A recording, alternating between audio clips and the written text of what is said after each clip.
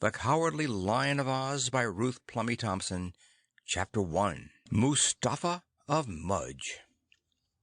"Tazzywaller, I must have another line," said Mustapha of Mudge, giving his blue whiskers a terrible tweak.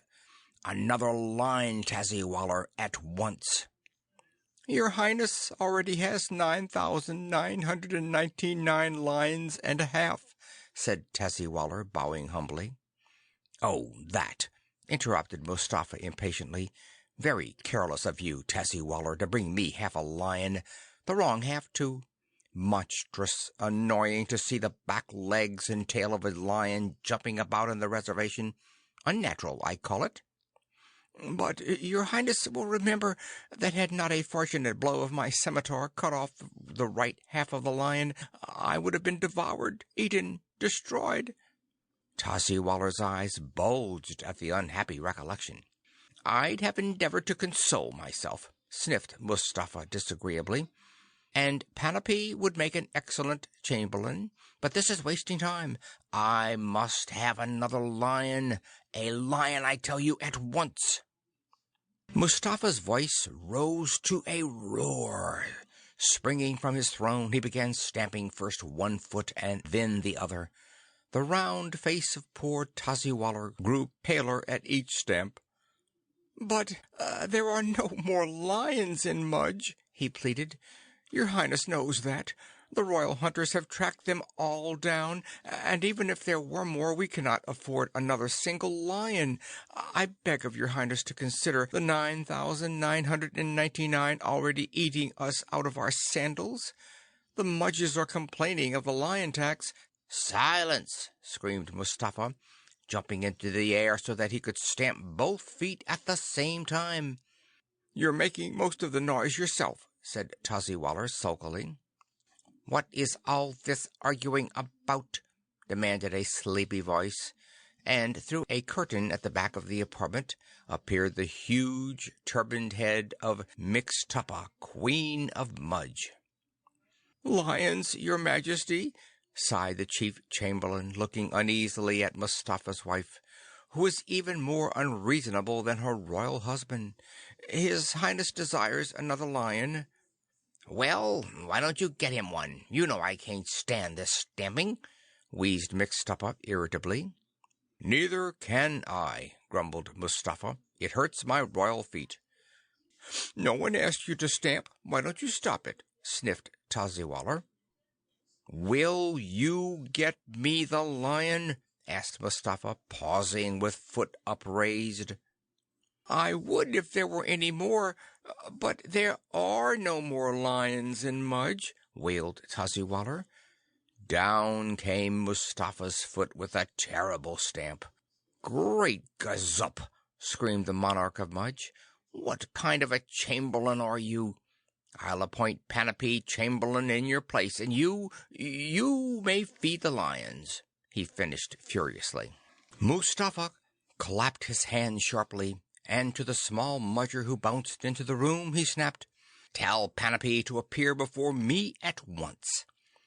He paid no attention to the pleadings of Tazzywaller, who was bumping his head on the floor, not to the advice of Mixtuppa, who was wagging her head through the curtain. The next moment Panapee stood before the throne. He was as tall and thin as Tazzywaller was round and fat. His little eyes snapped with glee at the sight of the chamberlain rolling about on the floor.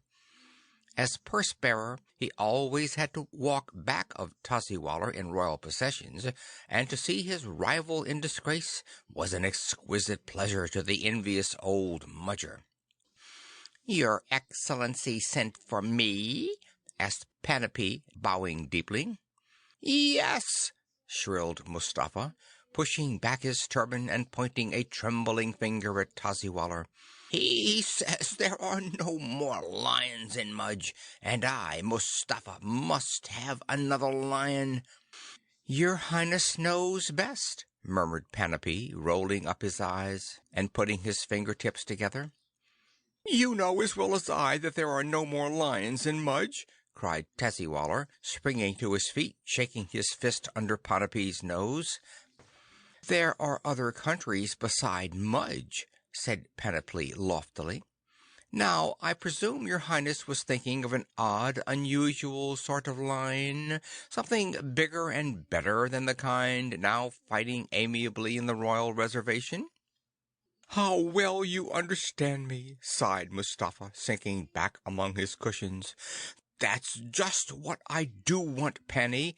A strange, rare, royal sort of lion who will keep the rest in order and add to the honor and dignity of our court.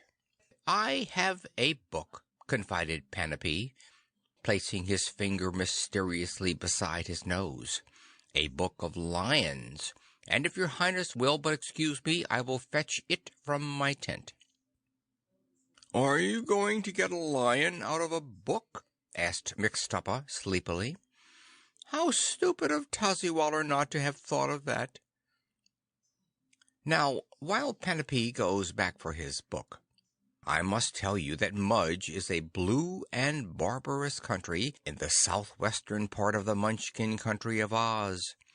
It is a hot, dry desert land, and the Mudgers themselves are a short-tempered, long-legged tribe of troublemakers. They live in blue striped tents, and, if it were not for their bright blue whiskers, you would take them for Arabs, as they wear sweeping white robes and turbans to protect themselves from the heat and desert sands. In olden Oz times, the Mudgers used to descend upon the helpless little countries that surrounded them and carry off everything of value. But Glinda, the good sorceress of Oz, put a stop to that.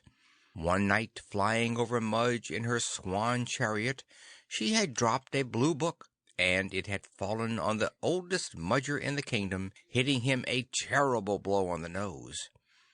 It had been a blow to them all, for in gold letters on the first page of the book stood this sentence: From this day on, any Mudger leaving the land of Mudge shall lose his head by order of Ozma, ruler of all Oz. There were other warnings in the Blue Book, but the first had changed the whole history of the country. No Mudger was brave enough to venture out of Mudge after that, so the thieving raids on other countries had stopped instantly, and the Mudgers, deprived of the pleasure of stealing from their neighbors, stole from each other and were always quarreling among themselves and moving their tents from place to place.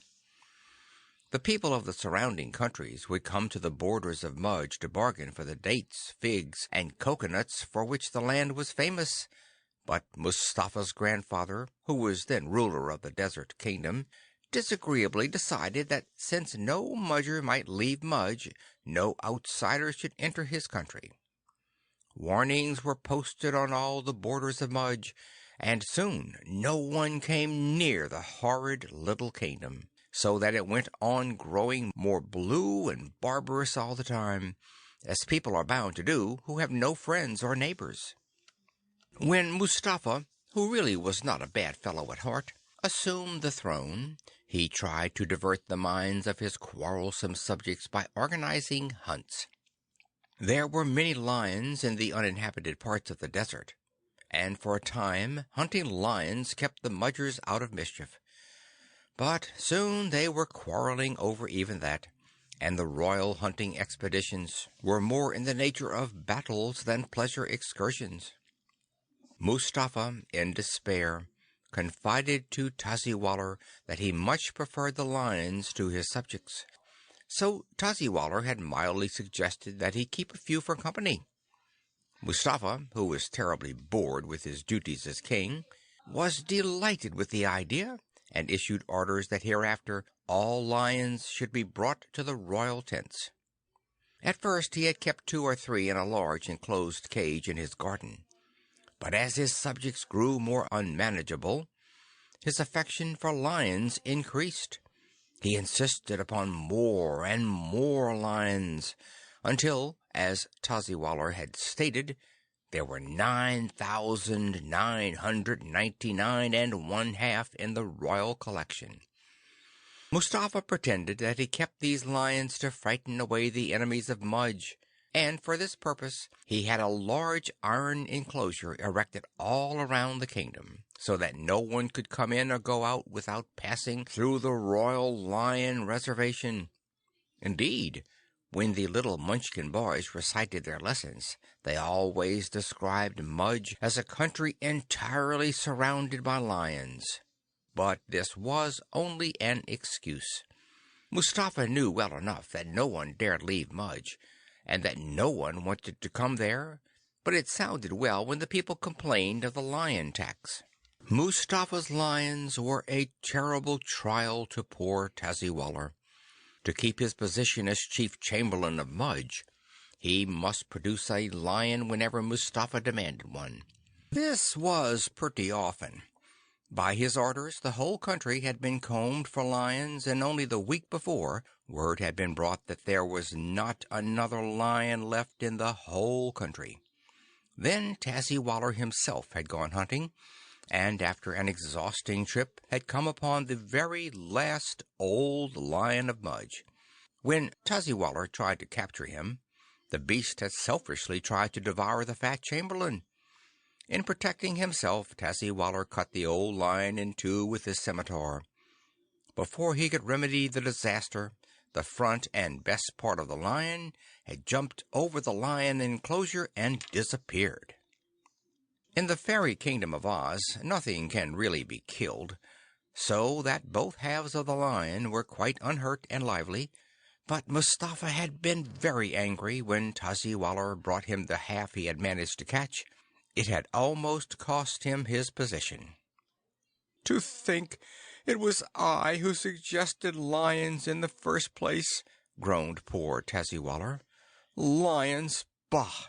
Mustapha has a taste for lions, and lions have a taste for me." "That's odd of them," drawled Mixtuppa, rolling her blue eyes at Tazzy. "Poor taste, I call it." "Silence!" exploded Mustapha so sharply that Mixtuppa hastily drew in her head. Mustapha was already regretting his unkindness, but he was too proud to take back his words. Yes, Tazzy would have to feed the lions. He sighed mournfully, but just then Panapee came whirling through the tent flap, a large book under his arm. "This book," puffed Panapee proudly, but he got no further. "Give it to me," commanded Mustapha, snatching the volume from Panapee. Even Tazzywaller edged nearer, and the sleepy head of Mixtuppa was again thrust through the curtain. "Famous Lions of Oz," read Mustapha, and opened the dusty volume with trembling fingers.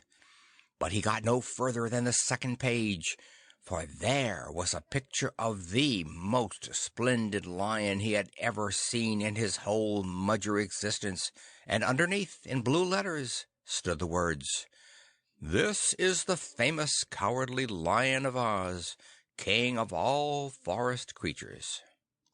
"Cowardly Lion?" gasped Mustapha. "How singular! How rare! Why, he doesn't look cowardly at all." "If your Highness will but read," exulted Panapee, pointing to the opposite page. Breathlessly Mustapha began. "The Cowardly Lion is one of the most unusual and celebrated lions in Oz. For many years he ruled over the forest kingdoms, but in the reign of the famous Wizard of Oz, the Cowardly Lion was discovered by a little Kansas girl named Dorothy. He became so attached to Dorothy that he accompanied her on her journey to the Emerald City, saving her life many times on the way, and proving so brave, in spite of his cowardice, that he won the love and admiration of all Oz. Since then, he has spent most of his time in the capital city, sharing in all the adventures of court celebrities and of Dorothy, who had been made a royal princess. He has, by his many brave deeds, endeared himself to the whole populace, and— "Panny!" burst out Mustapha, without waiting to read any more. "Panny, that is the lion I want, the Cowardly Lion of Oz." "That is the lion he wants," repeated Mixtuppa, nodding her head approvingly. "And of course he shall have it," sniffed Tollywaller, relieved to think he was no longer Chamberlain. "Panapee, produce this cowardly lion at once."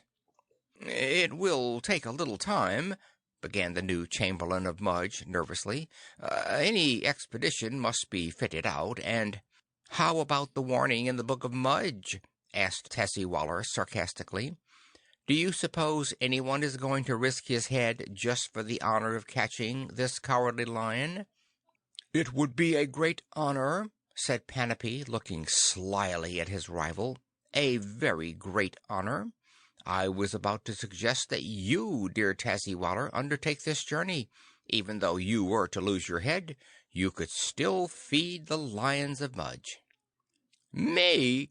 screamed Tazzywaller, almost turning a somersault. "Oh, no, my brave Panapee. It would be too great an honor for me. I am only the lion feeder. I must feed them at once." Tazzywaller started on a run for the door, but Mustafa called him back. "You used to give me good advice, Tazzywaller," sighed the ruler of Mudge.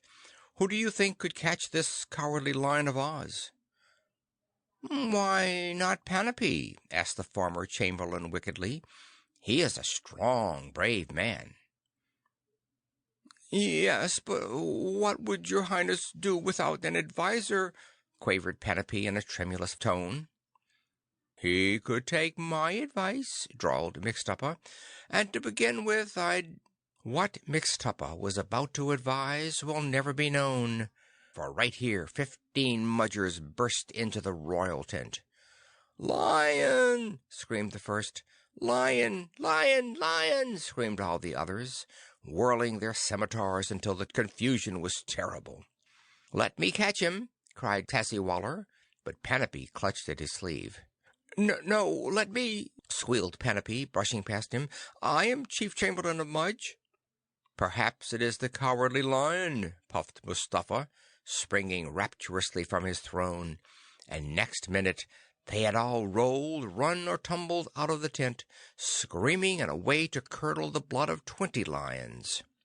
Under the largest palm tree in the shady waste Mustafa was pleased to call his garden stood a very lumpy and peculiar-looking lion.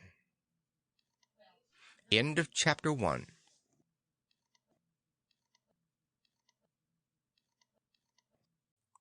Chapter 2. Magic at the Circus. It was raining outside. It was hot and stuffy inside, and it was the last day of the circus in Stumptown.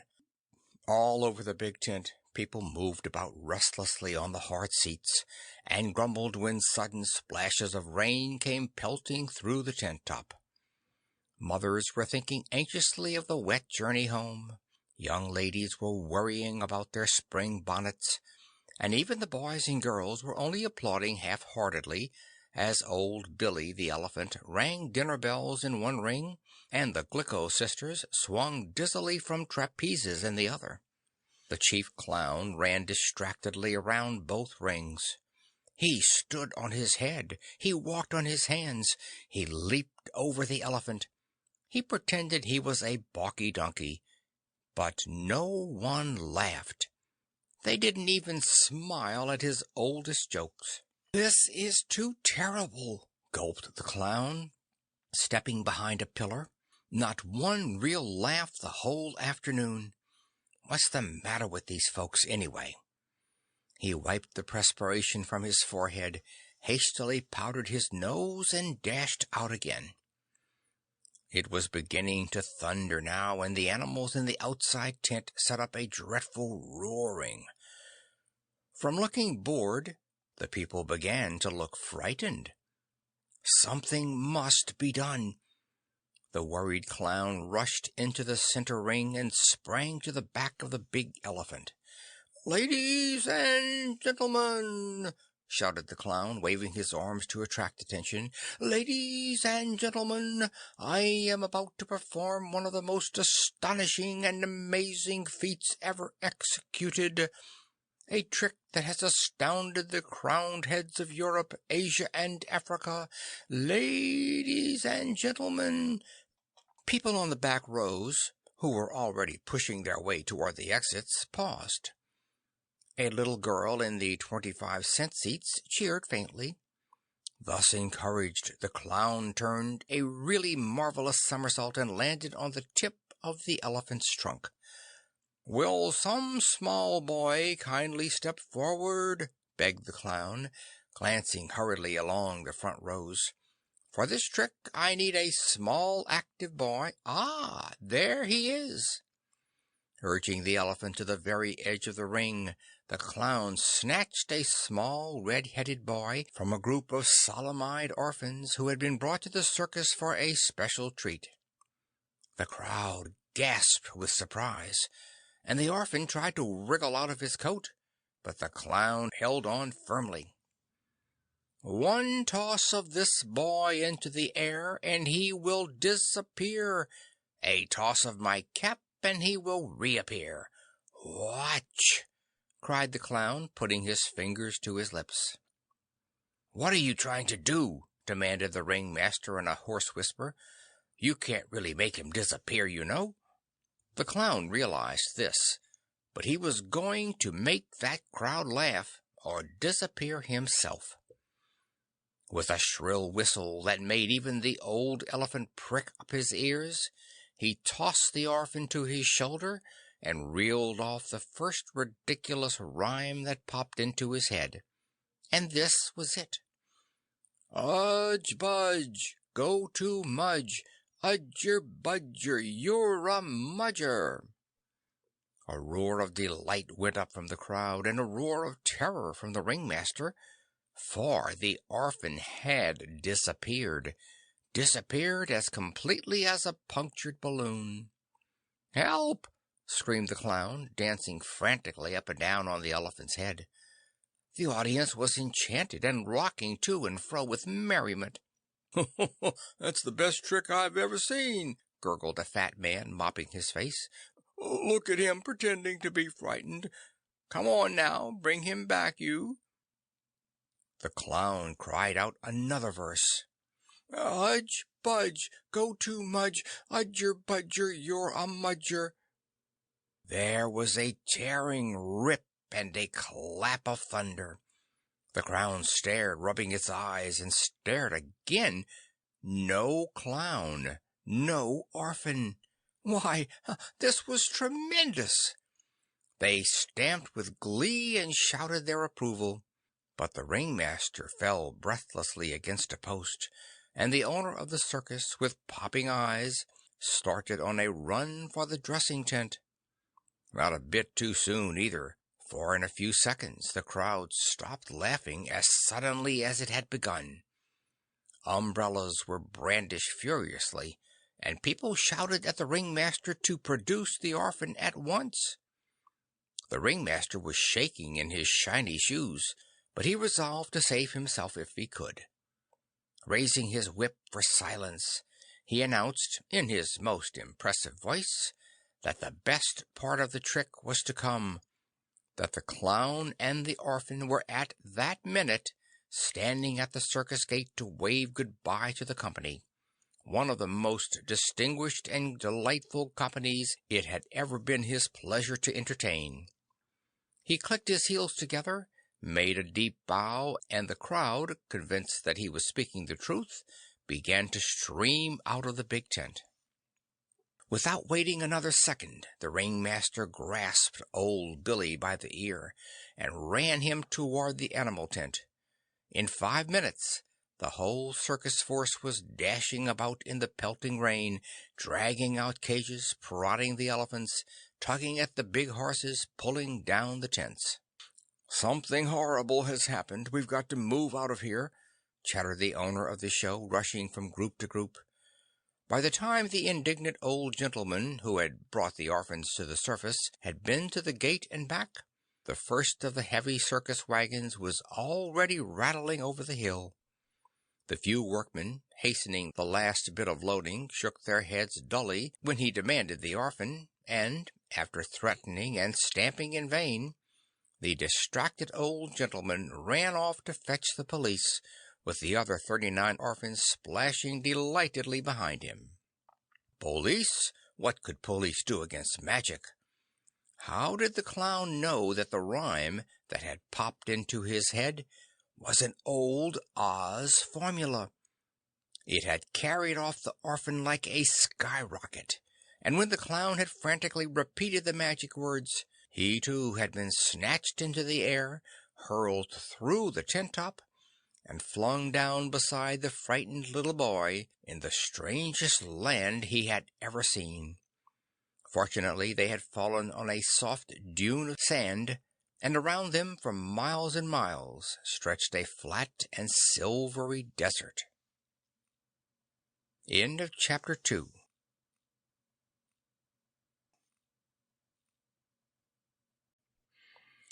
Chapter 3. At the Court of Mudge. Neither the clown nor the boy spoke for several minutes. To tell the truth, they were breathless. Then the clown sat up and looked doubtfully at the orphan. "Well, here we are," he said, winking more from force of habit than because he felt particularly jolly. "Yes, sir," gulped the orphan, swallowing hard. "Now, don't call me sir," begged the clown, making conversation to gain time. "Don't call me sir because I worked in a circus.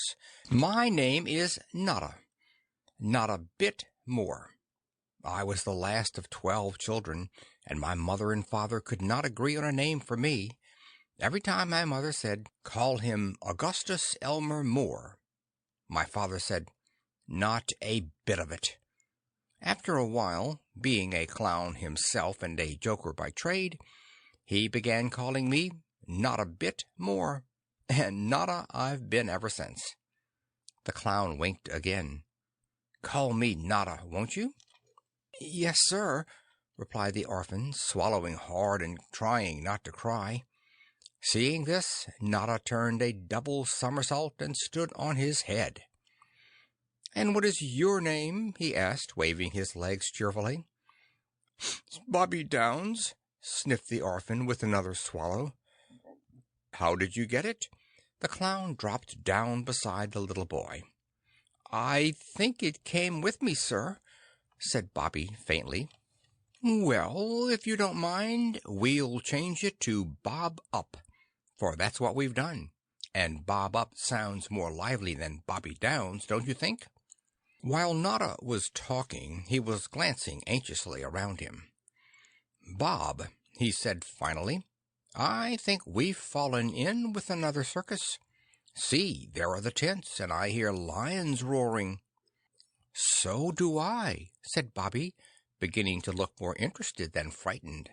"Yes, it's either a circus or a seashore without any sea," continued the clown, running his fingers through the sand.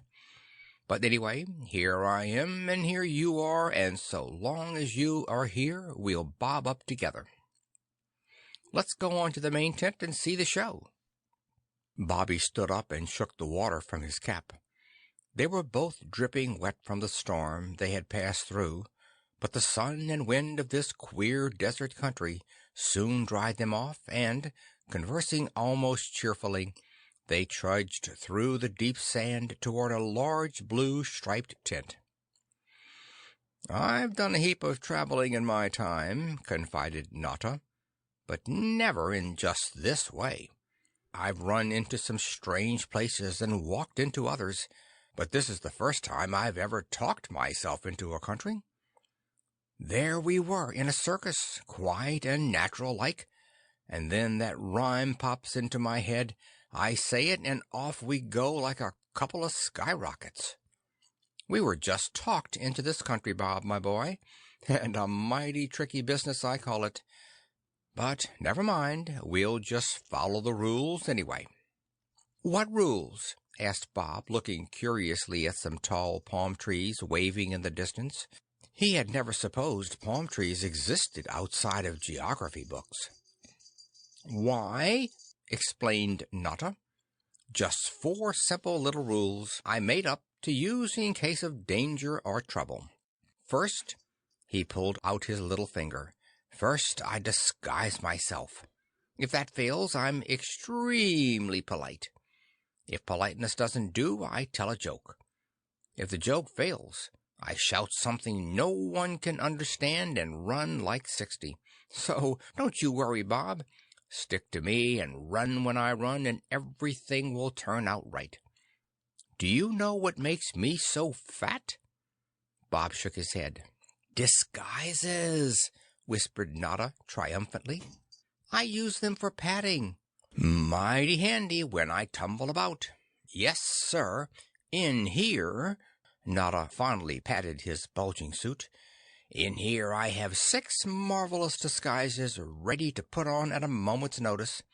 And in here," Notta tapped his powdery forehead, "in here I've 60 different jokes and lots of things I don't understand myself. So you see, we are prepared for everything." "Yes, sir," said Bobby solemnly, for he was a very solemn little boy. Living in an orphan asylum had made him that way, and as for adventures, he had never had an adventure in his life. There were lessons and meals and punishments, and once in a while a fight among the older boys, but no one in that big busy home had time to talk to Bobby Downs, nor answer his questions. So Bobby had grown quieter and more solemn each year of the 7 he had spent in the dull gray asylum.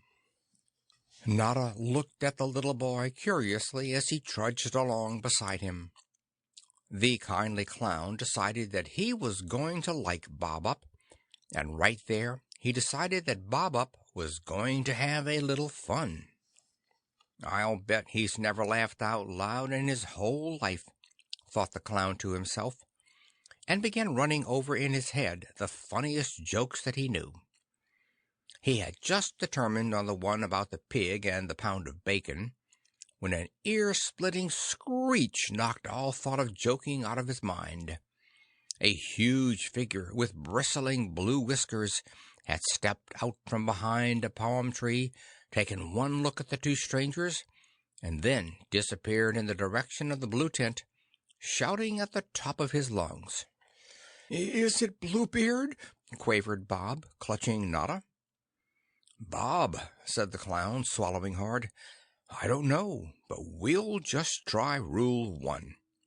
Fumbling in the bosom of his suit, he dragged out a brown bundle, and before the little boy could wink, had stepped into it and dropped on all 4s. "I'm a lion," panted Notta, "and if I roar loudly enough I may frighten them off. Stick close to me, Bob, and try to remember the rules. If I run, you run. Understand?" "Yes, sir," gasped Bob, his eyes as round as cookies, for Notta's disguise was so real that he was almost frightened himself. Scarcely had Notta cleared his throat for a growl than a white-robed company burst out of the blue tent and descended upon them in a whirl of sand and scimitars. Bob was as brave as any boy, but his retired life in the orphan asylum had not prepared him for anything like this. Tears started to his eyes. With a scream of fright, he grasped Notta's woolly mane.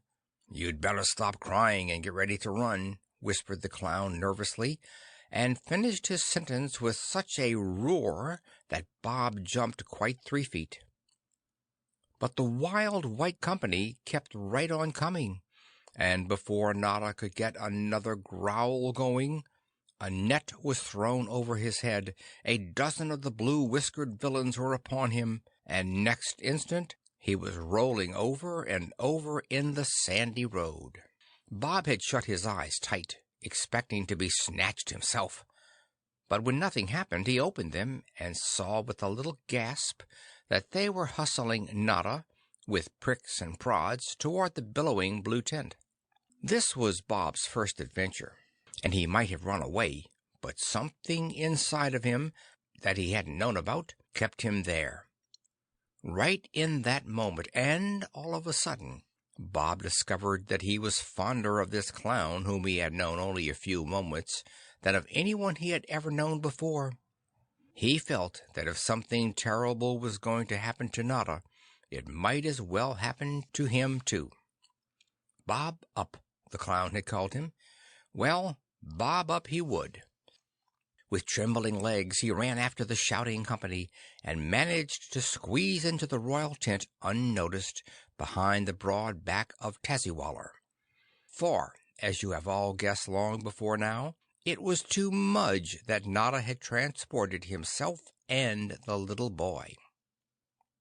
Notta's disguise, though somewhat askew, still held together, and he was growling terribly to keep up his courage, at the same time looking anxiously around for Bob. His lion head had been knocked sideways, so that he could only see out of one eye, but what he managed to see with one eye was enough to make him quake with terror. The Mudgers were shouting and hopping about in front of a large blue throne, pointing at him with their flashing scimitars. Then a tall, particularly thin fellow seized him by the ear. It was Panapee. "Lion," cried Panapee haughtily, "this is your new master, Mustapha of Mudge.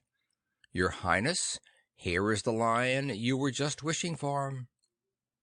"An odd-looking beast," puffed the ruler of Mudge, tugging his mustache. "An awful-looking creature, I call it," sniffed Tazzywaller, who was jealous to think another lion really had been captured after he said there were no more. "Maybe it's the Cowardly Lion," mused Mustapha. "I see that his knees are trembling. Are you the Cowardly Lion?" he demanded, pointing his scimitar at poor Notta. The clown roared dismally to prove he was no coward. How was he to know that in the Land of Oz all animals can and are expected to talk? Why, he did not even know he was in Oz and in the land of the Mudgers. "He refuses to answer," said Mustapha gloomily. "Well, a dumb lion is better than no lion at all. Take him away, Panny, and lock him up with the other lions. I hope he's a good fighter. Let me see, that makes 10,000 for you to feed, Tazzywaller, if the others don't chew this one up." He rubbed his hands joyfully together.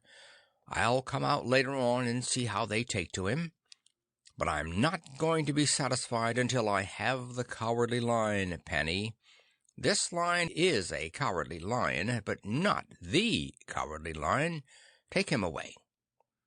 Mustapha picked up the lion book and, waving Notta out of the tent, fell to looking at the picture of the Cowardly Lion of Oz.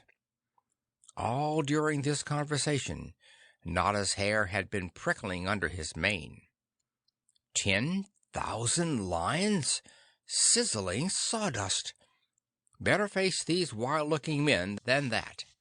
Rule 1 had failed. It was time to try Rule 2.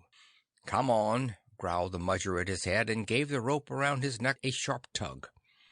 But before the clown had a chance to move or speak, there was a shrill scream, and out rushed Bob Up, almost upsetting old Tazzywaller. He flung both arms around the trembling lion. "You shan't take him away!" cried the boy stormily. "It isn't a lion, it's Notta."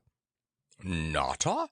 roared Mustapha, lurching forward and looking at Bobby with astonishment. "Not a lion!" cried the clown, rising on his hind legs and hastily removing his lion head. End of Chapter 3.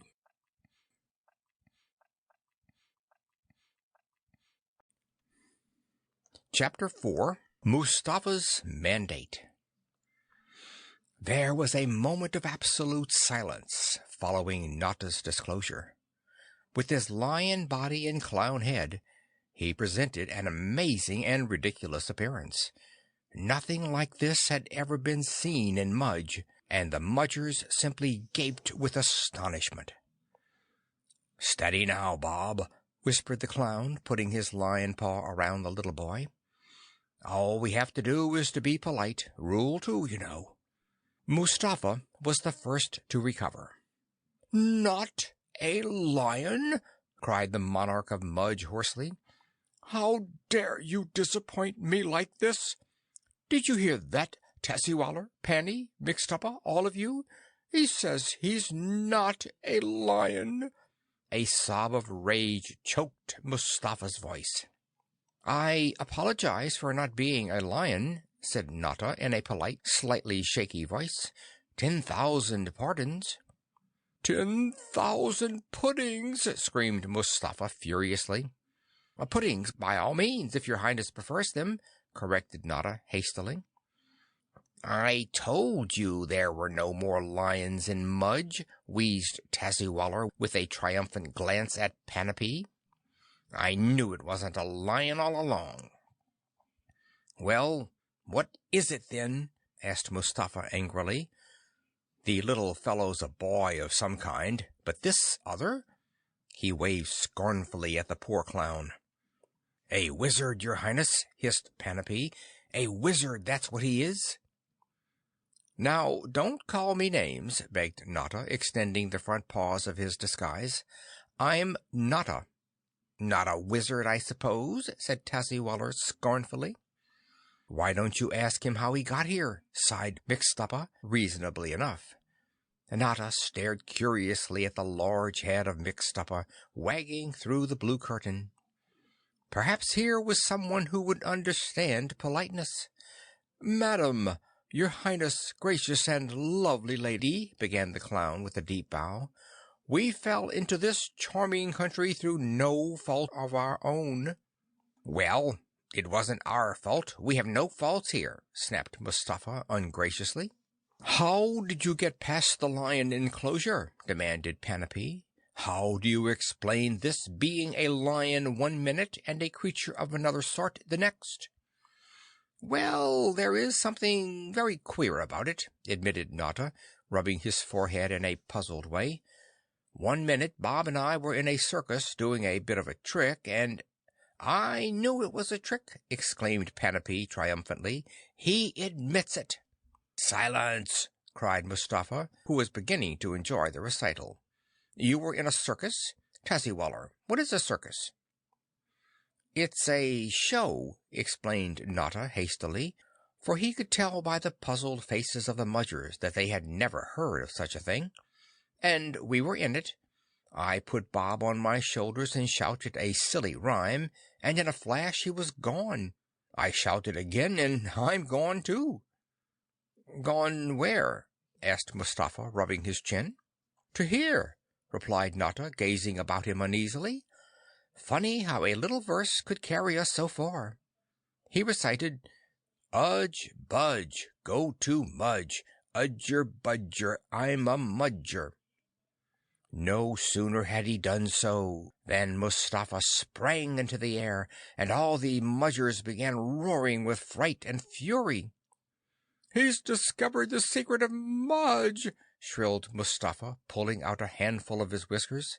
"How dare you use our own privately patented particular magic transformation formula? Now you'll be wishing all sorts of people into the country." "He's a wizard!" screamed Panapee. "I told you he was a wizard. Twist his tail, off with his head, throw him to the lions." "Wait, let me explain," pleaded the clown, but his voice was drowned in the angry hubbub. Then all at once a gong at the back of the tent rang thunderously. Mustafa, who had already seized the tail of Notta's disguise, paused. So did the others. On a platform at the other end of the tent stood Tazzywaller, thumping the gong with all his might. The noise was so terrible that even Notta and Bob, frightened though they were, had to cover their ears. Not until Mustafa ran to the little platform and commanded Tazzywaller to stop did the awful clangor cease. "What do you mean by this impertinence?" panted Mustafa, seizing Tazzy's arm. "It was the only way I could get your attention," said Tazzywaller calmly. "I have something important to say. About lions," he finished meaningly. "Well, what is it?" puffed Mustafa eagerly. "Be quiet!"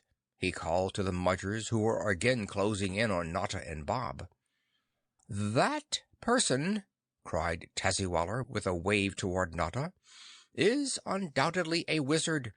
Instead of snatching off his head, which will be of no use to us even as an ornament, Why not compel him to serve us? He's a wizard, or he would not be in Mudge. Well then, let him go to the Emerald City and bring back the Cowardly Lion." Mustapha stared at his former chamberlain in amazed admiration. Then, flinging both arms around his neck, hugged him almost to suffocation. Next instant, he had clapped his hands and issued a dozen orders to as many little servitors. At the first, the shouting Mudgers retired backward from the tent. At the second, Panapee also retired, leaving Bob and Notta alone with Tazzy and their majesties. Outside, the marching and counter-marching of the Blue Guard could be heard as they surrounded the royal tent. "The rules aren't working at all well, Bob," breathed Notta anxiously. Bob said nothing. He just clutched the clown's hand a little tighter and stared at Mustapha in open-eyed wonder. "Now then," chuckled the monarch of Mudge. "Now then, my handsome wizard, what do you call yourself?"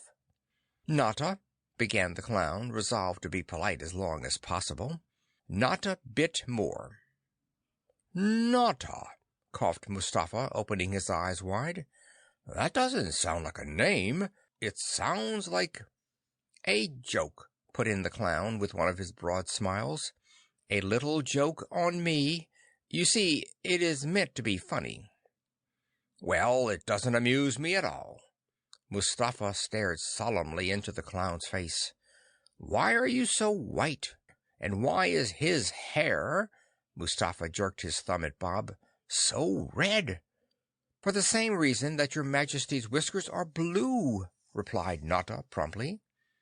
Mustapha did not quite like this answer. "Your business?" he inquired next. "I suppose you deny being a wizard?" "Oh, absolutely," said Notta. "But my business, if your Majesty insists, is fun. I make people laugh and thus prolong their lives." "A funny business," sniffed Mustapha, with a puzzled look at Tazzywaller. "Well, you will have to make me laugh to prolong your life. And the only thing that makes me laugh is lions." "Lions?" Notta wrinkled up his forehead. "I'm afraid lions are not in my line at all. You see, I didn't work in that part of the show." "You pretended to be a lion," interrupted Mustapha sternly, "and you have proved yourself a wizard. So unless you can capture the Cowardly Lion of Oz and bring him back to Mudge, you shall be thrown into the Lion Reservation, whereby 9,999 lions will tear you to bits. Do you agree?" "Tear me to bits?" gulped the clown. "Oh, my father often said I'd go to the dogs, but he never dreamed I'd be thrown to the lions. Say, is this Cowardly Lion very fierce?" Instead of answering, Mustapha handed him Panapee's lion book, saying, "You may read that while I make preparations for your journey." Smiling almost pleasantly, the monarch of Mudge linked his arm through Tazzywaller's and disappeared behind the blue curtain at the back of the tent. Mixtuppa also drew in her head, and Bob-Up and Notta were left alone. "Isn't it time to run?" asked the little boy anxiously. He had never in his whole life heard so much about lions. But Notta put his fingers to his lips and shook his head. "No use," whispered the clown. "The tent's surrounded. We must pretend, my boy. Pretend we are going to hunt this Cowardly Lion. Then, once out of the country, we'll take the first train home." He sat down on a huge cushion and began turning the pages of the lion book. Bob-Up looked curiously over his shoulder. They were both quite interested in the description of the Cowardly Lion and Princess Dorothy, when Mustapha came whirling back. He was followed by a small Mudger servant with 3 white packets upon his head. "Here," said Mustafa with a wave at the packets, "are provisions for 3 days. Travel straight north until you reach a yellow brick road, and follow that road till you come to the Emerald City. There you will find the Cowardly Lion." "But see here," began Notta, who had been doing some quick thinking. "Why does not your Majesty transport this line to Mudge by the magic verse?" "For a wizard," sniffed Mustafa, "you are astonishingly stupid. That verse only transports people, and one must touch the person." "Well then, why not send some of your valiant tribesmen to capture him? I am a stranger here, and have never captured a lion in my life." "Because it is written in the Book of Mudge that any Mudger leaving his country will lose his head," droned Mixtuppa, thrusting her turban through the curtain. "And if you take my advice, you will go at once. All this arguing keeps me awake, and when I'm awake, I lose my temper, and when I lose my temper, other folks lose their heads, and when that—" "I'll go," sighed Notta, seeing that no sense at all was to be had from this ridiculous pair. He stepped out of his lion disguise and, rolling it up into a small bundle, thrust it into his trouser leg. Next he slung the 3 packets around his neck and, taking Bob's hand, declared himself ready to go. Rubbing his hands gleefully, Mustafa led them out of the royal tent, through a double line of the Mudger guard, to the great iron enclosure that surrounded his kingdom. The lions were snarling and quarreling among themselves, but as soon as Mustafa came in sight, they began calling him names and screaming for their dinner. "Be quiet, my little pets," chuckled the monarch of Mudge good-naturedly. "This is not dinner, only a silly wizard." "Give us the boy, then," roared the largest of the lions, licking his chops. "Give us the boy!" roared all the other lions immediately. Notta and Bob-Up stared at Mustafa's pets in horror and disbelief, for neither had in their lives ever heard a lion talk before. Bob, especially, was terribly dismayed by the personal nature of their conversation. But while they were still trembling, 2 heavy doors were slipped through the bars, about 5 feet apart, making a safe and narrow passageway through the enclosure. The gates on the inside and outside of the enclosure were unlocked, and Mustafa waved imperiously for them to go. This Notta and Bob lost no time in doing. "Remember," called Mustafa warningly as they scurried through, "if you run away instead of hunting for the Cowardly Lion, I shall know of it. When a messenger disobeys me, my magic ring turns black. If it turns black, I shall know you are deceiving me, and in that case—" Mustafa held up his thumb so that Notta could see his ring. "In that case, I shall take it off, and if I take it off, you will both turn as blue as my whiskers and find yourselves unable to move until you decide to do as I have commanded. Goodbye, my chalk-faced wizard. A pleasant journey and a swift return." Notta was too shocked and astounded to answer. Grasping Bob-Up more firmly than before, he rushed out the iron gate and off through a field of blue daisies until the dreadful roaring of the lions of Mudge could no longer be heard. "Oh, and this," puffed the clown at last, sinking down under a great tree. "Oh, this is what comes of trying to be funny. Oh, never try to be funny, my boy." "No, sir," answered Bob, staring anxiously over his shoulder to see whether any of Mustafa's lions had followed them. End of Chapter 4.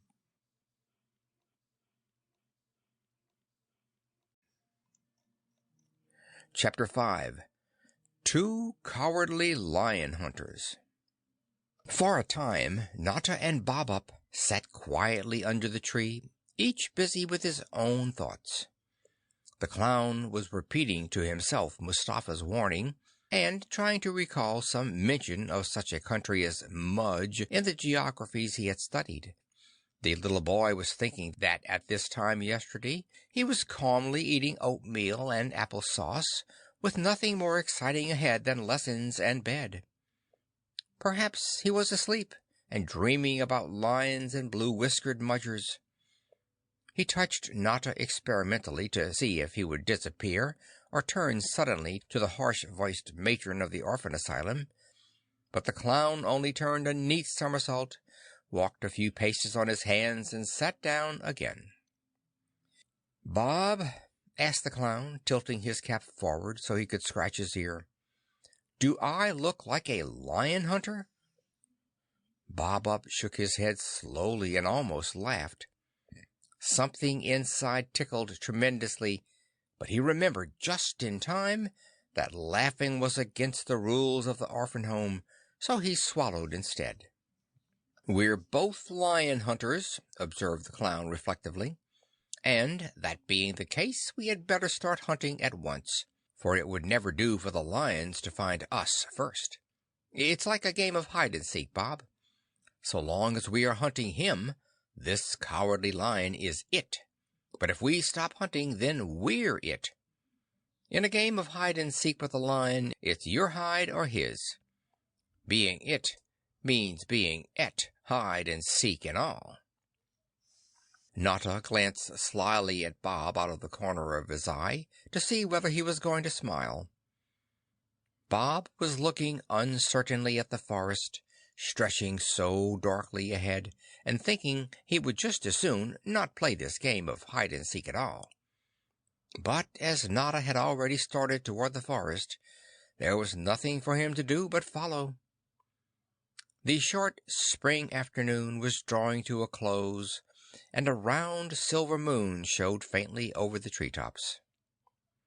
"Things might be a lot better, and again they might be a lot worse," mused Notta as they walked along under the trees. "Why, if you were in the home, you would probably be eating cornmeal mush for supper, and—" "What are we going to have for supper, Notta?" asked Bob, looking at the clown inquiringly.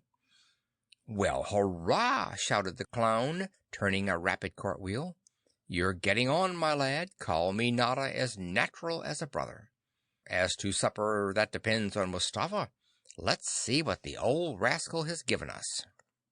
On a flat stump that happened to be near, Notta opened one of the packets and set out a regular feast. There were dozens of small meat sandwiches, there were ripe figs, a jar of honey, and a little jug full of blue tea, which they found most refreshing. After they had feasted, Notta carefully packed up the rest, and feeling more cheerful, the two cowardly lion hunters stepped along through the forest. "I can't make out where we are at all," said the clown presently.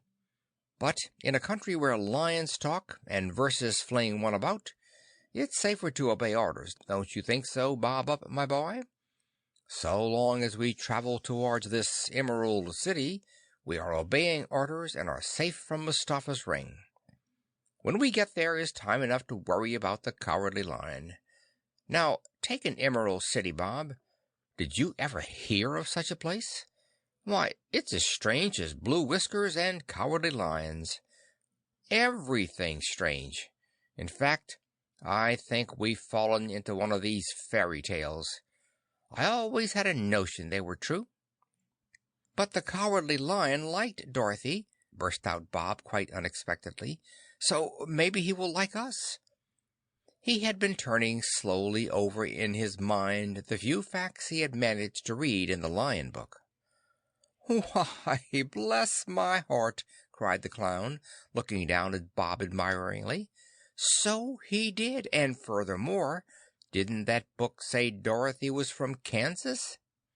Bob nodded solemnly. "Well, then, everything's clear as candy." Notta turned a somersault from pure relief. "We'll go straight to this Emerald City and tell our troubles to Dorothy, and when she learns that we are from the United States, surely she will help us to get back. And if we could take a couple of talking lions along, our fortune would be made. Why, even Barnum and Bailey never showed a talking lion." Notta was so enthusiastic by this time that he fairly bounced along. But Bob was growing sleepy. He found it harder and harder to keep pace with Notta's long legs, and finally fell sprawling over the roots of a large tree.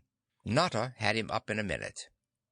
"Heh, lights out," chuckled the clown, touching Bob's eyelids gently. "Well then, let's go to bed. It's too dark to go on anyway." "I don't see any beds," sighed Bob, leaning wearily against the clown's knee.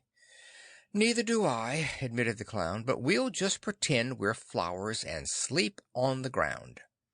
In a minute the clown had raked a pile of leaves together under the tree and placed Bob carefully in the center.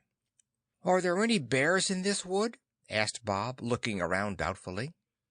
It was quite dark now, and the moonlight sifting through the leaves made queer shapes out of all the shadows. "This isn't a bear forest," said Notta positively. "I think it's a fairy forest, Bob, and that reminds me of a song I used to know."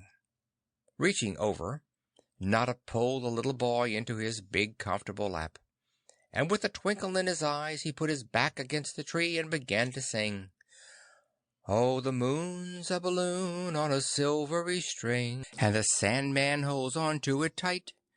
'Tis a ticklish task. What would happen, I ask, if he let it fly off some fine night? But he knows that there are 7 points to a star that might puncture the moon, and a steeple would finish it quite. How we'd miss it at night, for the moon means so much to some people."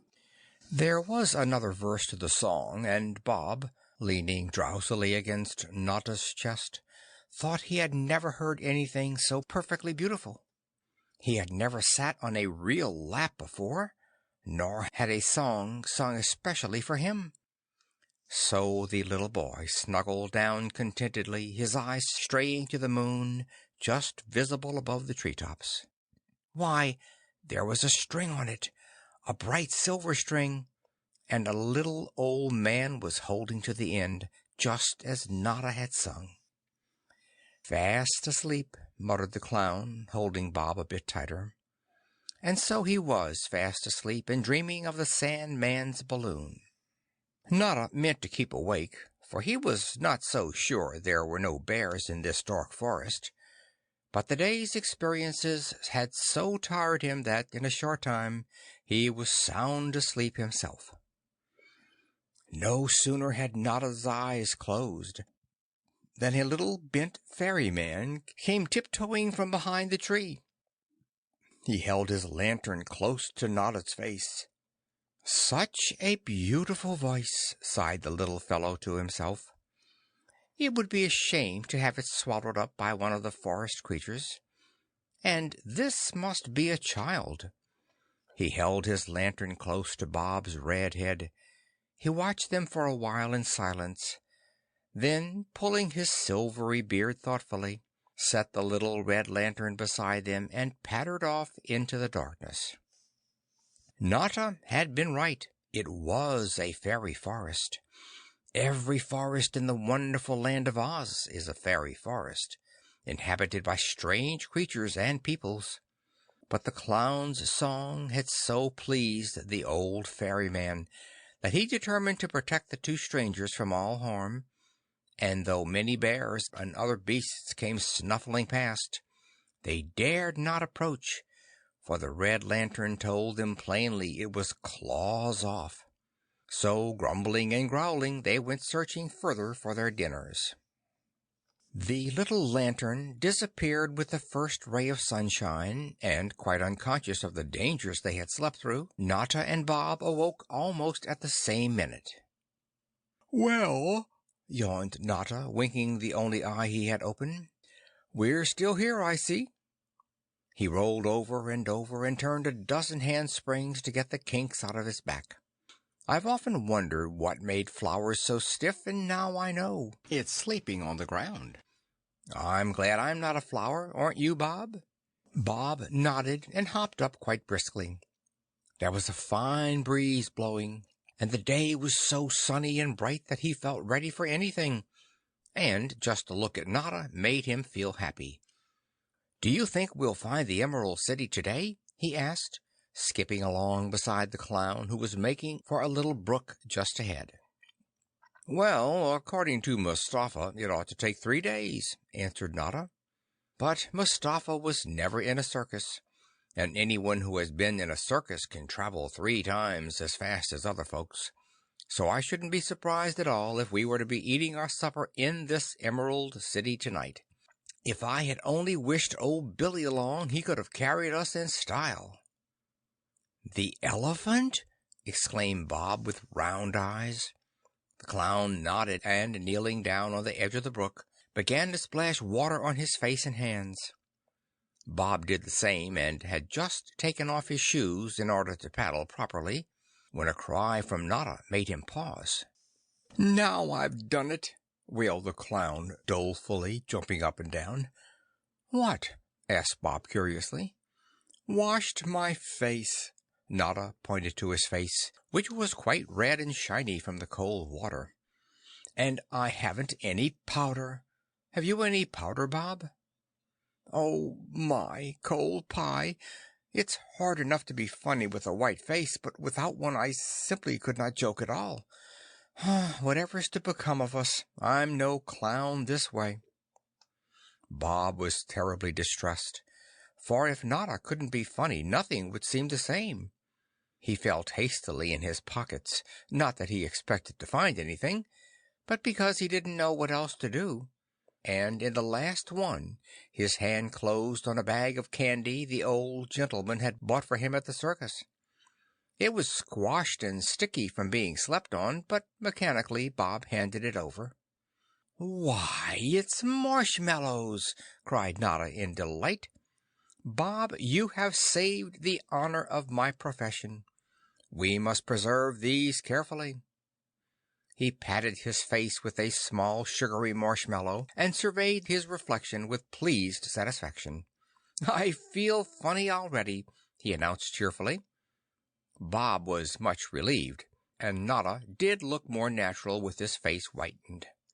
"Now for breakfast," said the clown, licking the sugar off his lips.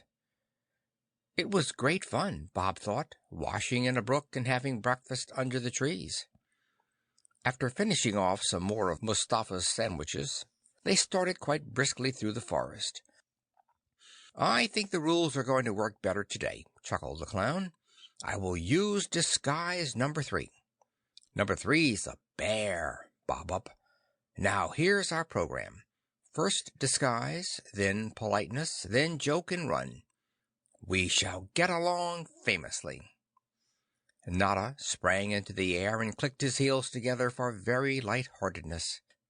Bob was thinking to himself that Notta's last disguise had not helped him much, but he was too polite to mention such a thing, and as there seemed to be no danger in sight, he trotted along contentedly, stopping now and then to pick the bright blue flowers that grew everywhere under the trees. The forest was not so large as it had seemed in the night, and in an hour they had come to the end of it and started down a narrow lane. "Well, we're still going north." Notta looked complacently at a large signpost that stood at the beginning of the lane. "North Road to D," said the sign briefly. "Wonder what D stands for?" "Because it can't sit down." The sign snapped out the sentence so suddenly that Notta tripped and fell over a stone, and Bob simply gasped with astonishment. "They didn't paint any line for it to sit on," explained the signpost patiently. "Where does this lane go to?" gulped the clown, edging over and taking Bob's hand. "It doesn't go any place. It stays where it is." "See here," puffed the clown in exasperation, "I never heard of a talking signpost, but so long as you can talk, you might give us a few directions." "I only give one direction, and that's north. You can take it or leave it." Notta tried the post with a few more questions, but it just sniffed sulkily, and seeing no more was to be got out of it, the two hurried on. "Maybe D stands for Dorothy," said Bob after a little silence. "Maybe," mused the clown, looking uneasily over his shoulder. "But this is a strange country, and we'll have to take it as we find it. Hello, what's this?" A sudden turn brought them up short, for the lane was closed off by a gray wall, so high one could not possibly climb over, and so wide that it would take days to walk round. And in the wall were 7 heavy oak doors. "This is the Kingdom of Doorways," announced a large sign posted halfway up the walls. "Be sure to use the right door." "But which is the right door?" gasped the clown, half expecting the sign to answer him. "There are 7," exclaimed Bob, who had been counting them up on his fingers. "And only one of them is right," choked the clown anxiously. The two stood perfectly still, gazing in fascination at the 7 doors. "Which is the right door?" repeated Notta, scratching his ear doubtfully. End of Chapter 5.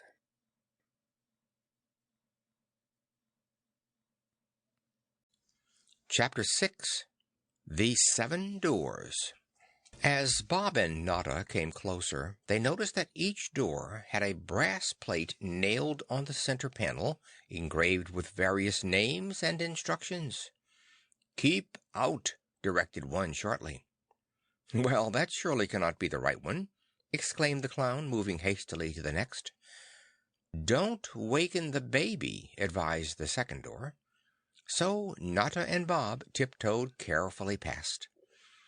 "This way to the dorms. No admittance till February," said the third door. "And it's only May now. We cannot possibly wait that long." Notta took off his hat and made the door a polite bow.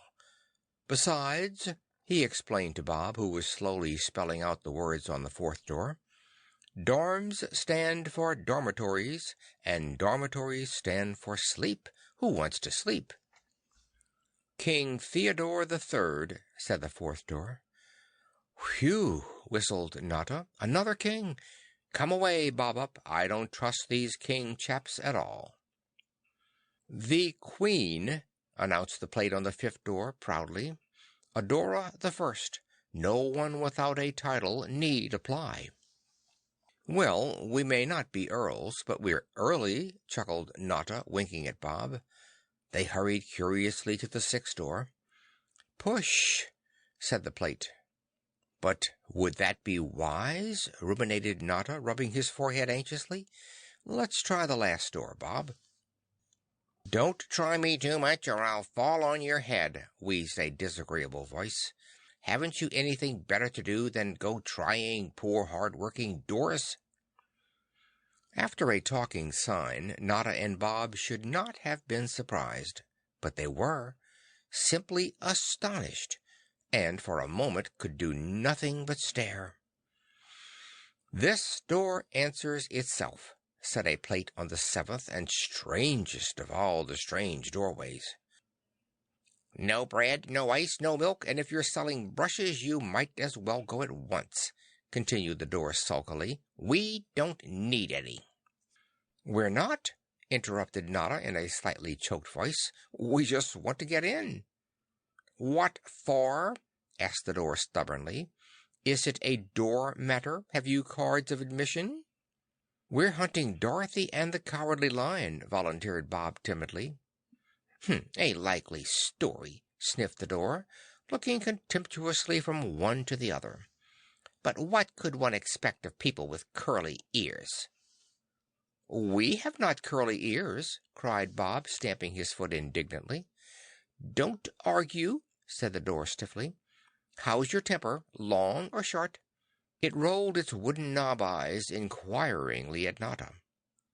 "What's that got to do with our getting in?" asked the clown impatiently. "Short," muttered the door triumphantly to itself. "No, you'd better stay out, I think. Her Highness is very slammish today, and the last time I let strangers in she nearly twisted my knob off. That's the trouble around here. When anything goes wrong, everybody slams the door. Sometimes I almost wish I were a sofa cushion." I wish you were myself, frowned the clown, for then I'd toss you out of the way instead of wasting my breath here. Are you going to let us in or not? Not, snapped the door, rattling its knob vindictively, and I don't care a slam what you wish. Bob, said Notta, turning his back on the door, did you ever hear anything like that? Let's try number 2. I'd rather risk waking a baby than trying to argue with a door that answers itself. I'm not afraid of babies, said Bob, following manfully. The knob of number 2 turned easily, and the door swung open with such a rush that both Notta and Bob fell through. At the first glimpse of that baby, Notta clapped his hand over Bob's mouth, and, rising with quaking knees, pulled him toward the door, for, you see, it was a baby dragon, a snoring, roaring baby dragon, as long and heavy as a freight train. It gave a shrill whistle and snort as the door slammed shut, and Notta and Bob sat down in a weak heap. "Baby!" choked the clown, rubbing his eyes, which were full of dragon smoke. "Well, if that's the baby, preserve me from the rest of the family." "Will it come after us?" shuddered Bob in a frightened whisper. "How do you like our little daughter?" The 7th door looked sideways at the two and chuckled wickedly. "Still want to get in?" "Certainly," said Notta, turning a dozen cartwheels to relieve his nervousness. "But not that way." He winked reassuringly at Bob. "Before I do anything else, I must put on my disguise. No wonder things are going so badly." "Don't you think you look silly enough?" wheezed the door rudely, as the clown drew on disguise number 3. Notta paid no attention to this remark, but turning his back, struggled hastily into number 3. Even Bob felt reassured, for this time Notta was disguised as a bear, a huge and terrible-looking bear. Grasping Bob's hand, he rushed at the door marked "Push" with such a ferocious growl that number 7 shook like a leaf. "Oh, my hinges!" chattered the door. "That went through me like a sword." But immediately afterward it broke into derisive laughter, for no sooner had Notta and Bob pushed number 6 than number 6 pushed back, and so hard that the two went flying into a clump of blueberry bushes. "That's the doorway to treat 'em, brother," roared 7, and Notta picked himself up and straightened his bearskin. "Now, some people," muttered the clown, helping Bobby out of the bushes and shaking his paw at the door, "some people would be discouraged. But no more sideshows, Bob. Let's try the Queen's door. If we're to be thrown out, it might as well be done royally." There was a silver bell on the Queen's door, and Notta rang it quickly before either of them had time to change their minds. For a moment nothing at all happened. Then the door knob disappeared.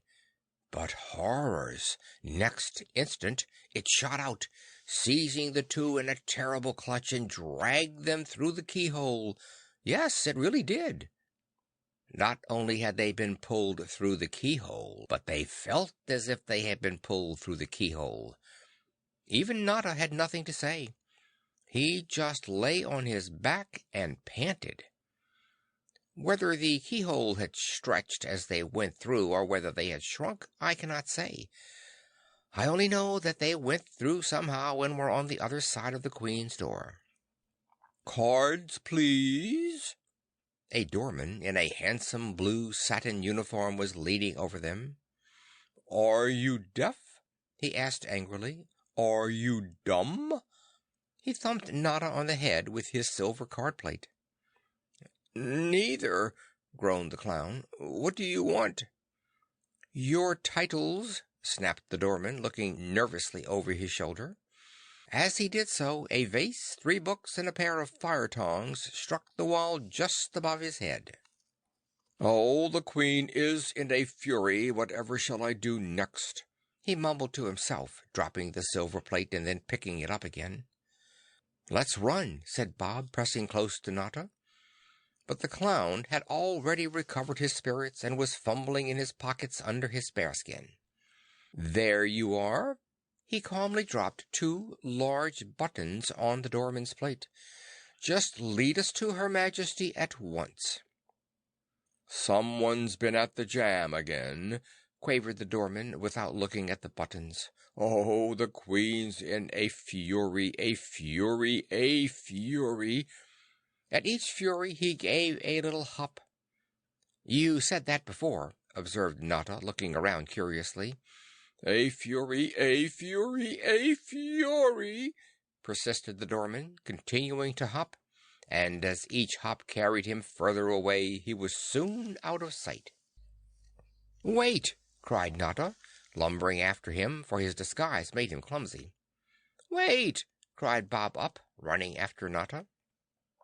Down the long hall they both ran, and, turning suddenly, found themselves in a large, impressive throne room. The entire wall space was taken up by doors of every size and shape imaginable, and before each door stood a doorman similar to the one they had already seen. In the center of the room were 2 magnificent thrones. On the first sat a large, handsome queen, and on the second a small, nervous king. The king's crown was entirely made of china doorknobs, mounted on gold bars, while the queen's was made of many gold door keys. The queen was looking at the buttons as Bob and Notta entered. "Buttons?" hissed Her Majesty contemptuously. "What do buttons stand for?" "Us, your Highness," replied Notta, bowing as low as his disguise would permit, and drawing Bob forward. The king twiddled his thumbs and recited, "B stands for buttons, and B stands for bears. B stands for buttons and boy. Bring 2 chairs." "Nonsense!" thundered the queen. The doorman hastily brought 2 chairs, and Bob and Notta sat down. "I think he'll appreciate rule, too," whispered Notta. "He's quite polite himself." "Theodore," said the queen, her face beginning to work curiously. "Theodore, I do believe they stole the jam. Bears and little boys are always stealing jam. And what right have they here without titles? Where are their titles?" "Adorable Queen," said the clown, half rising and pointing with his paw to the buttons, "those are the badges of our order. We belong, your Highness, to the ancient and honorable order of bachelors, and are at present lords of all we survey." "Do you believe that?" The queen turned and squarely faced the king. "No," said Theodore emphatically, turning to squarely face the queen. "How could I, when there is no such place? Where is this all we survey?" he asked sternly. "Is it in Oz?" Notta was so surprised at the sudden turn the conversation had taken that he sat down with a thump. "He's a dorm!" screeched the queen, her voice rising higher and higher. "He's a dorm, that's what he is!" "What's a dorm?" gasped Bob, so surprised that he forgot to be frightened. "A dorm is an animal that lies dormant in cold weather, like a bear or a possum, my dear Buttons," explained the king, shaking his finger at Bob. "But he's got no business here now." "I see it all," panted the queen, beginning to wave her arms. "He didn't come here to sleep, but to steal. Theodore, he has stolen the jam." The king wagged his head from side to side as he repeated this verse. "He's come without a reason and quite out of season. I agree with you, ma'am, he has stolen the jam." "Put out your tongue," commanded the queen, waving a bunch of keys at Notta. This Notta was unable to do, for his bare head had no tongue. "You see!" shrilled the queen triumphantly. "He is afraid to put out his tongue. Slammer," she called, turning to a huge doorman who stood behind the throne, "what is the punishment for door jam stealing?" The doorman whisked a little book from his pocket, and after flipping over a number of pages, read in a high nasal voice, "Anyone caught stealing the Queen's door jamb shall have his knob twisted and every door in the kingdom slammed on him besides." "How fearfully unhealthy!" muttered Notta, rising to protest his innocence. But the Queen waved him back, and banging her keys on the arm of her throne, called loudly, "Slammer, carry out the sentence." Slammer immediately blew a sharp whistle, and every doorman in the room sprang toward the trembling Notta. "Stop!" cried Bob, doubling up his fists. "He didn't steal your old jam. 'Tain't a bear at all. It's Notta." "Notta?" gasped the King, rubbing his watery blue eyes and leaning forward. "Not a bear!" puffed the clown, hastily snatching off his bare head, just as the first of the doormen grasped him by the shoulders. End of Chapter 6.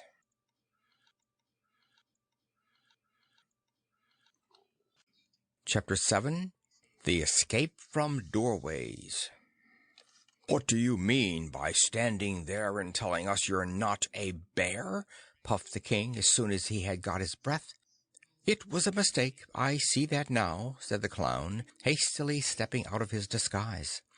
"If your Highness will overlook it this once, it will never occur again."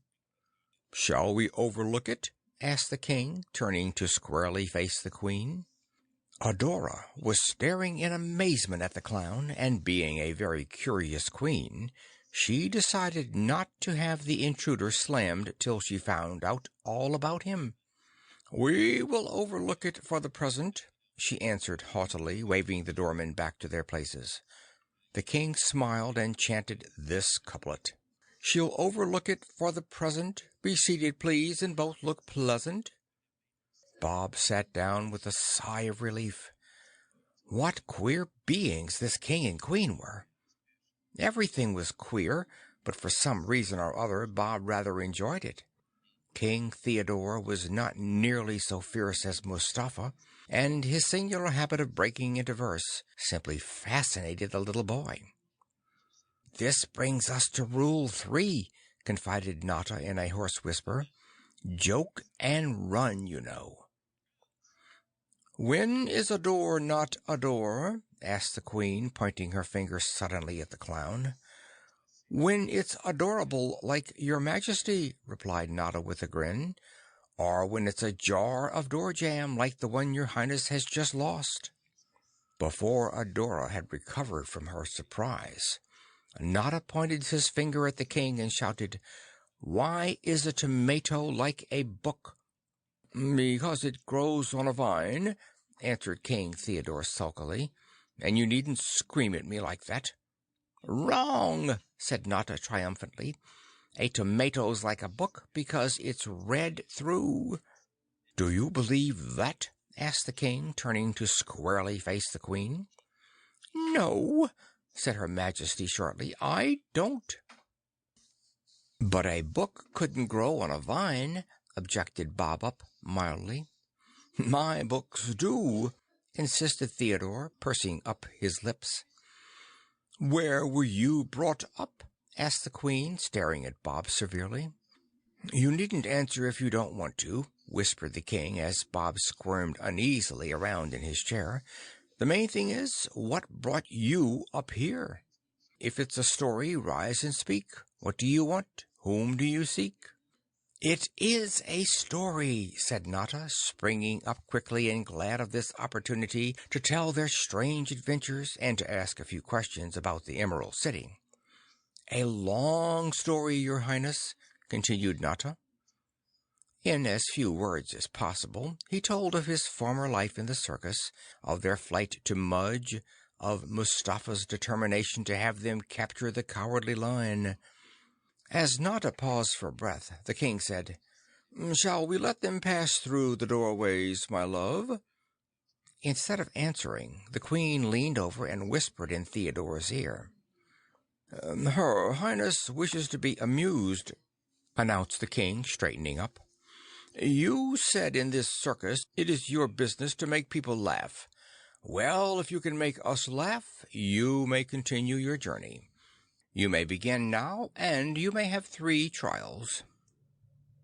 The king folded his hands on his stomach and leaned back, vastly pleased with himself. Notta's forehead wrinkled anxiously, for Queen Adora looked as if she had never laughed in her life. But with a wink at Bob, the clown began. First, he let out an ear-splitting screech that so alarmed the king his crown fell off. Then he turned a complete somersault, chair and all, ran across the room on his hands, and cartwheeled back so fast one could not have told whether he was a person or a pinwheel. Next he bent double, seized his ankles with his hands, and jumped in this singular position entirely over Bob, finishing with a neat bow before the Queen's throne. "Do you think that's funny?" puffed the Queen, turning to squarely face the king, who was mopping his brow with a silk handkerchief. "No, no," stuttered Theodore in a slightly cracked voice. "It quite upset me, my love. Slammer, where's my crown?" Slammer recovered the king's crown, and then both their majesties stared solemnly at Notta. The clown stared back, a puzzled expression on his round, jolly face. Then, dragging a huge handkerchief from his pocket, he whirled it over his hand, and instantly it tied itself into a foolish rag baby, which the clown clasped to his bosom, crooning, "I love my baby, 'deed I do, indeed, indeed I do. He has no hair upon his head, but neither, sir, have you. But his will grow, it will, I know, as soon as he is big. But yours will never grow, and so you'd better buy a wig." "What?" screamed King Theodore furiously, and Notta, dropping the handkerchief baby, noticed for the first time that the king's head was entirely bald. Bob-Up was holding himself together and smiling into his collar. "Shocking!" coughed Adora, looking at the clown through her eyeglasses. "I was singing about Slammer," gulped Notta, noting in an instant that the chief doorman was bald too. "Now just let me tell you a little joke. There was once a triangular pig who could dance a triangular jig, and—" "Do you believe that?" shrilled King Theodore, again turning to face his queen. "No," snapped the Queen, shutting her lips very tight. "How could I?" "Then, if the clouds rolled away, would they be mist?" roared Notta before they could continue their disagreeing. He bounced 4 feet into the air and pointed playfully at the king. "I wouldn't miss 'em," replied the king sullenly. "Do you think that's funny?" Again he turned to the Queen, who shook her head emphatically. "Well, I think it's funny," said Bob, jumping out of his chair. He looked indignantly from the king to the Queen. "Then why don't you laugh?" asked the king accusingly. Poor Bob couldn't explain that laughing was a hard matter for an orphan, so he sat down rather suddenly, while Notta began looking all around as if he were hunting something. He searched on each step of the king's throne. Then he looked into his majesty's lap, and finally, running around to the back, peered under Theodore's collar. "What's the matter?" asked his majesty irritably. "What are you looking for now?" "My joke," sighed the clown. "I'm looking for my poor little joke. It was lost on you. When I asked, if the clouds rolled away, would they be mist, you should have said it's according to the way you spell 'em, see?" "No," said Theodore sternly, "I don't. I only see you are a dunce. You haven't made us laugh, not once." The Queen nodded emphatically at this and, glaring scornfully at the 2 intruders, swept out of the throne room. "Last rule," whispered Notta, winking at Bob, for out of the tail of his eye he could see the king signaling Slammer. Rushing forward impetuously, he flung up his hand. "Could your Majesty tell me a word to rhyme with toboggan?" he said pleadingly. Immediately King Theodore's face lit up with pleasure. He closed his eyes and began to drum with one hand on the arm of his throne. If there was one thing he adored, it was rhyming. He forgot to finish his directions to Slammer, and instead mumbled hurriedly under his breath. "Togging, fogging, dogging, nogging, logging, jogging. Ah, I have it. Jogging."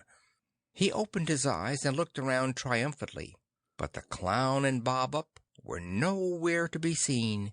In fact, they had run as soon as the king's eyes closed, for Notta, while endeavoring to make sure their majesties laugh, had discovered that one of the doors said, "Out," and out they went, bowling over doormen like tenpins in their headlong flight.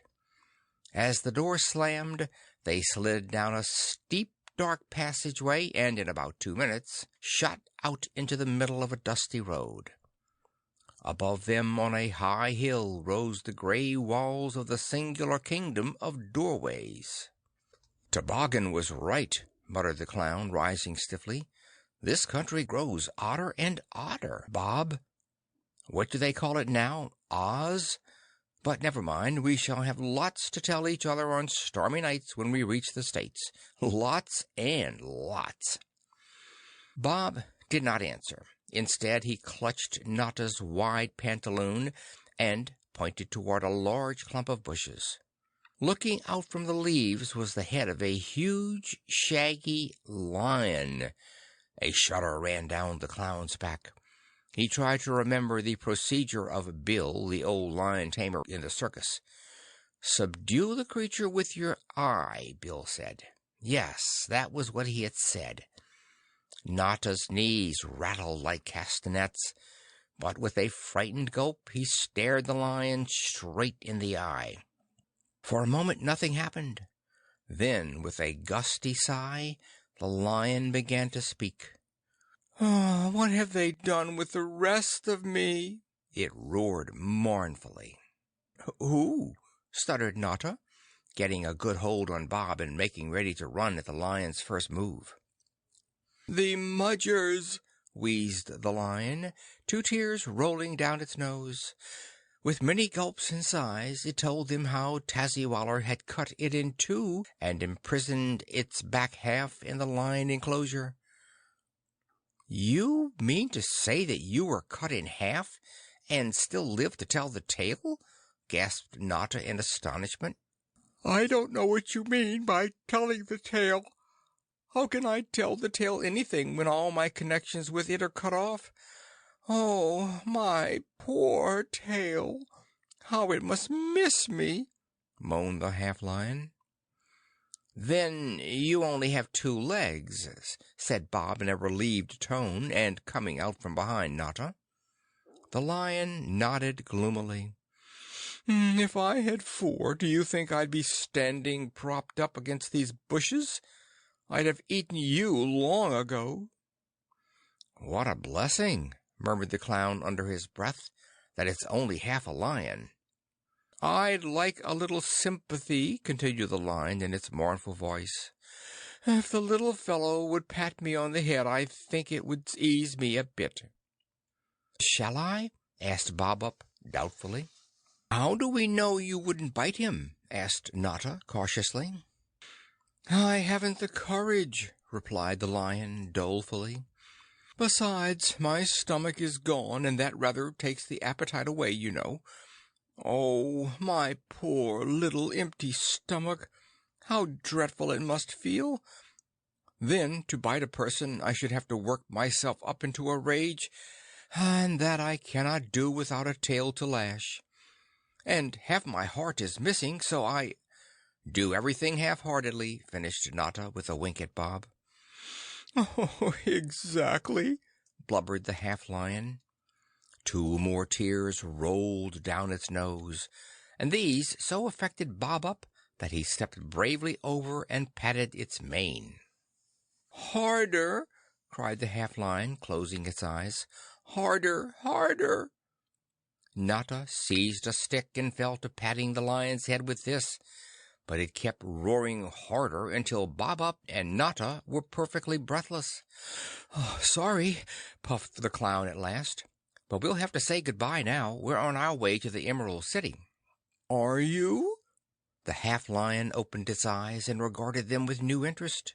"There's a wonderful wizard in Emerald City," it began in a more cheerful roar. "Oh, would you tell him about my sad separation? Tell him I am pining for my better half, and perhaps he would put me together again. Promise to tell him." The poor beast was so earnest that he almost lost his balance. "Why, certainly we will tell him," said Notta, who was the most obliging soul imaginable. "We'll be glad to, old fellow, but I didn't think there were any more wizards." "No wizards?" coughed the lion, surveying the clown in amazement. "Why, Oz is full of wizards. Just keep going north and you'll soon find that out. I would go along with you, but I haven't quite learned to travel on two legs, and I'm so tired of standing." "Why don't you sit down?" asked Bob thoughtlessly. The lion roared and looked at him reproachfully, and seeing it was going to cry again, Notta began to move off. "By the way," he asked, pausing suddenly, "did you come through doorways?" "Yes," sobbed the lion, sniffing with each word, "through the right door." "Which door was that?" "I don't remember," sighed the half-lion drearily. "I remember nothing nowadays. When I used to forget a fact, all I had to do was to scratch my head with my hind leg, and instantly it came back. But now—" The lion began to sob heavily. "Well, goodbye," said Notta uneasily, taking Bob's hand. "If we see this wizard you've mentioned, we'll tell him your sad story." "Goodbye," choked the lion, waving his paw feebly. "I'd like to see a real wizard, Notta," said Bob-Up, as they trudged down the dusty road. "Odder and odder," murmured the clown, shaking his head in bewilderment. "I declare, Bob, if you weren't along I should think I was asleep and dreaming all this." "Here's another sign," whispered Bob-Up in a low voice so the sign would not hear him. "Wonder if it talks, too." "I dare say they all can if they want to," replied Notta. "At any rate, a sort of sign language." "North Road to U," said this sign in large blue letters. "D stands for doorways. I wonder what U stands for," mused the little boy, staring up at the sign with both hands in his pockets. "Maybe it stands for us," chuckled the clown, turning a handspring. "You!" sneered the sign, giving itself a little shake. "Why, I wouldn't stand for you a single minute. I'd rather—" What it would rather, Notta and Bob did not wait to hear. Seizing hands, they ran gaily down the road toward the unknown and curious country of U. End of Chapter 7. Domain. Chapter 8. The Cowardly Lion's Quest. Quite unconscious of Mustafa's evil plans for his capture, the Cowardly Lion of Oz paced to and fro on the wide veranda of the loveliest palace in Oz. It was early morning in the Emerald City, and Ozma and her court had not yet risen, but many of the palace pets were abroad and talking sociably together in the garden. Ozma's Sawhorse was running races with Hank. Betsy Bobbin's small mule, the Comfortable Camel, and Doubtful Dromedary were ambling down the paths in their wobbly-kneed fashion, while Dorothy's little dog Toto and the Glass Cat were arguing over the Patchwork Girl's last verses. They all seemed happy and contented, and the Cowardly Lion, noting this, sighed heavily. "Not one of them is ever afraid," he murmured sorrowfully. I, of all creatures in Oz, am the only cowardly one." "What say?" The Cowardly Lion jumped, as he always did at an unexpected sound, then gave a little roar of relief as the Soldier with the Green Whiskers stepped out from behind a pillar. "What say?" repeated the Soldier, putting down his gun, which was never loaded, and regarding the Cowardly Lion inquiringly. "I was saying that I am the only cowardly person in Oz." "Well, you can fight, can't you?" The Soldier tugged his green whiskers thoughtfully as he asked this question. "Now, I am a very brave man, but I can never fight. So there you are." This was perfectly true. The Soldier with the Green Whiskers, who was Ozma's entire army, never was afraid, but he always ran at the first sign of danger, while the Cowardly Lion trembled terribly as enemies approached. He always fought until he overcame them. "So what's the difference?" said the Soldier with the Green Whiskers, shouldering his gun and marching down the steps. "You feel cowardly and act bravely. I feel brave and act cowardly." "It makes a great difference to me," mumbled the Cowardly Lion. "I want to feel brave. Oh, if only once I could feel brave." Shaking his mane mournfully, he padded down the steps after the Soldier with the Green Whiskers, and soon came upon the Comfortable Camel and Doubtful Dromedary, who were swaying idly under a tall breakfast tree. "Morning," wheezed the Comfortable Camel, twitching his crooked nose. "Handsome as ever, I see." "I doubt that, Cammy," said the Doubtful Dromedary, eyeing the Cowardly Lion solemnly. "He's always doubting things," smiled the Comfortable Camel, rolling his large limpid eyes. "Now, I never do." "He's right this time. I'm not handsome at all. No coward could be handsome," said the Lion gruffly, flinging himself on the ground beside the strange pair. "Ah, if I could only feel courageous." "You're nice as you are, you dear cowardly old thing," snorted the Camel, wagging his head affectionately. "Why, if you were brave you would be just like any other lion. It's being cowardly that makes you so interesting." "I'd rather be brave than interesting," rumbled the Lion sadly. "You know perfectly well that courage is the finest thing in the world." "I doubt that," put in the Dromedary, shifting a mouthful of grass from one cheek to the other. "I doubt that very much." "What's the matter?" cried the Patchwork Girl, bouncing out merrily from the other side of the tree. "You all sound as solemn as Pokes." The Patchwork Girl is a great favorite in the Emerald City. She was made long ago by a magician's wife and brought to life by the Powder of Life. But Ojo, a little Munchkin boy who happened to be present while the magician was mixing Scrap's brains, put in a large portion of cleverness and curiosity while the old Wizard's back was turned, so that instead of being a good and obedient servant as the Wizard had intended her to be, the Patchwork Girl was full of fun and mischief. Indeed, she refused to be a servant at all, and ran off to the Emerald City, where Ozma has allowed her to live ever since. The Emerald City is the capital of Oz, and located in the exact center of that great and magic wonderland. It's a palace of green marble and emeralds. Its flowering gardens and quaint green cottages make it the loveliest of all fairy cities. And so many strange and delightful people live there, it is the most interesting place you could imagine. First in interest is Ozma, the fairy ruler of Oz. No one could help loving her. Then there is Dorothy, who has had more adventures than any little girl you have ever heard of, and who prefers to be a Princess of Oz to returning to her old home in Kansas.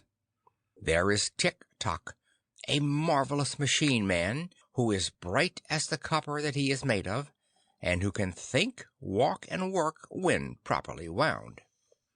And there's the Scarecrow, so lively and accomplished a gentleman as ever advised a queen. Oh, think of a live Scarecrow! There's Jack Pumpkinhead, made entirely of wood excepting his pumpkin head. And there's Sir Hokus of Pokes, a knight so many centuries old that only in Oz could he be alive at all. There's the Tin Woodman, Emperor of the Winkies, who comes often to the capital to visit his old friends. There are hundreds of the gentle Oz folk who live in the little green cottages and bow politely when friends pass. There are the magnificent courtiers and palace servants, ready at a moment's notice to pass round lemonade, while the Scarecrow dishes out Oz cream and cake. And, last but not least, there are the amusing animals who have come to live in the royal stables. No wonder everyone is anxious to visit the Emerald City. If I could just find a magic umbrella or a handy cyclone, I would go myself. Why, it would be worth the journey just to hear the Cowardly Lion and Comfortable Camel talking together like old cronies.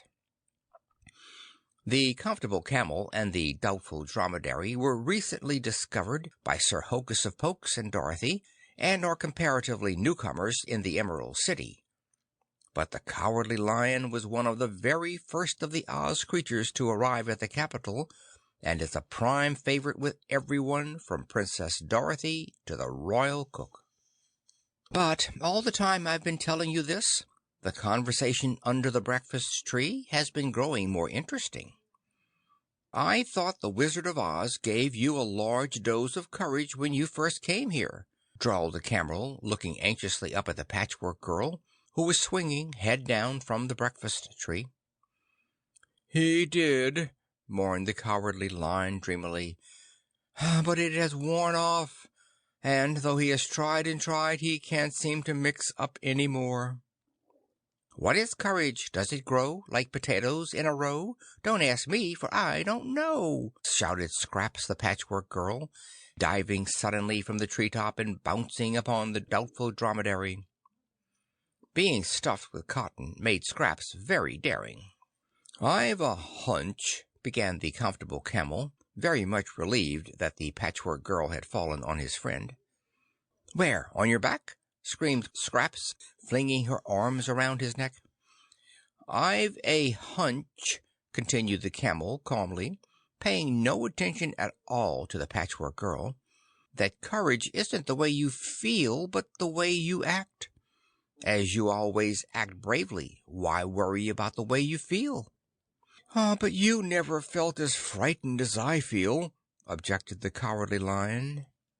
"His knees do quake, his teeth do chatter, his big old heart goes pitter-patter, but what's the odds, though stiff with fright, he still can fight with main and might," cried Scraps, sitting down with a thud. "The more main, the more might," she finished brilliantly. "So rub some tonic on your brain and just increase your might and main." "I doubt that," rumbled the Doubtful Dromedary, looking at Scraps reprovingly. "There might be something in it," said the Camel, chewing a wisp of grass in his slow, precise fashion. "My mane is a little thin," mused the Cowardly Lion, rubbing it thoughtfully with his paw. "If I were you," said the Patchwork Girl, rising unsteadily, "I should find a very brave person and then eat him up. That ought to give you a big dose of courage." "I doubt that," said the Doubtful Dromedary sharply. "Think how uncomfortable it would be for the poor brave person," sighed the Camel. "My dear, I'm afraid you have no heart." "Of course I have no heart," cried Scraps, starting to run down the path, "but I have a marvelous head." The Comfortable Camel sighed and glanced uneasily at the Cowardly Lion. The Cowardly Lion had a far-away look in his eye, as if Scraps' naughty suggestion had given him an idea, and it was not long before he made some excuse to get away from the two gentle creatures. He wanted to think. After all, why should he, the most famous lion in all Oz, forever be called cowardly? He would tell no one, but he would go off on a long journey and perhaps Even to himself the Cowardly Lion did not say it, but the idea of swallowing a brave person did seem a reasonable way to acquire courage. "I need never tell little Dorothy," muttered the great beast uncomfortably, "but how proud she will be when I return, full of courage."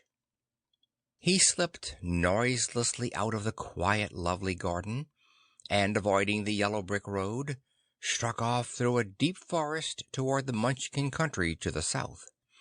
Many brave woodcutters live in the Munchkin forests, and the Cowardly Lion was resolved darkly to swallow the bravest of them, axe and all.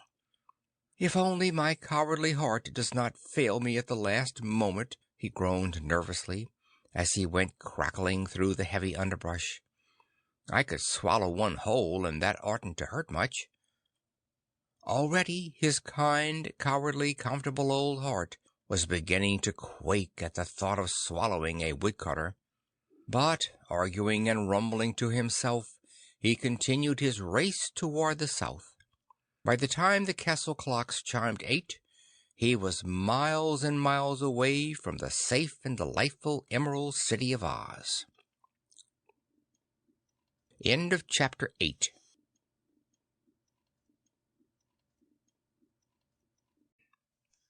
Chapter 9. In Search of a Brave Man.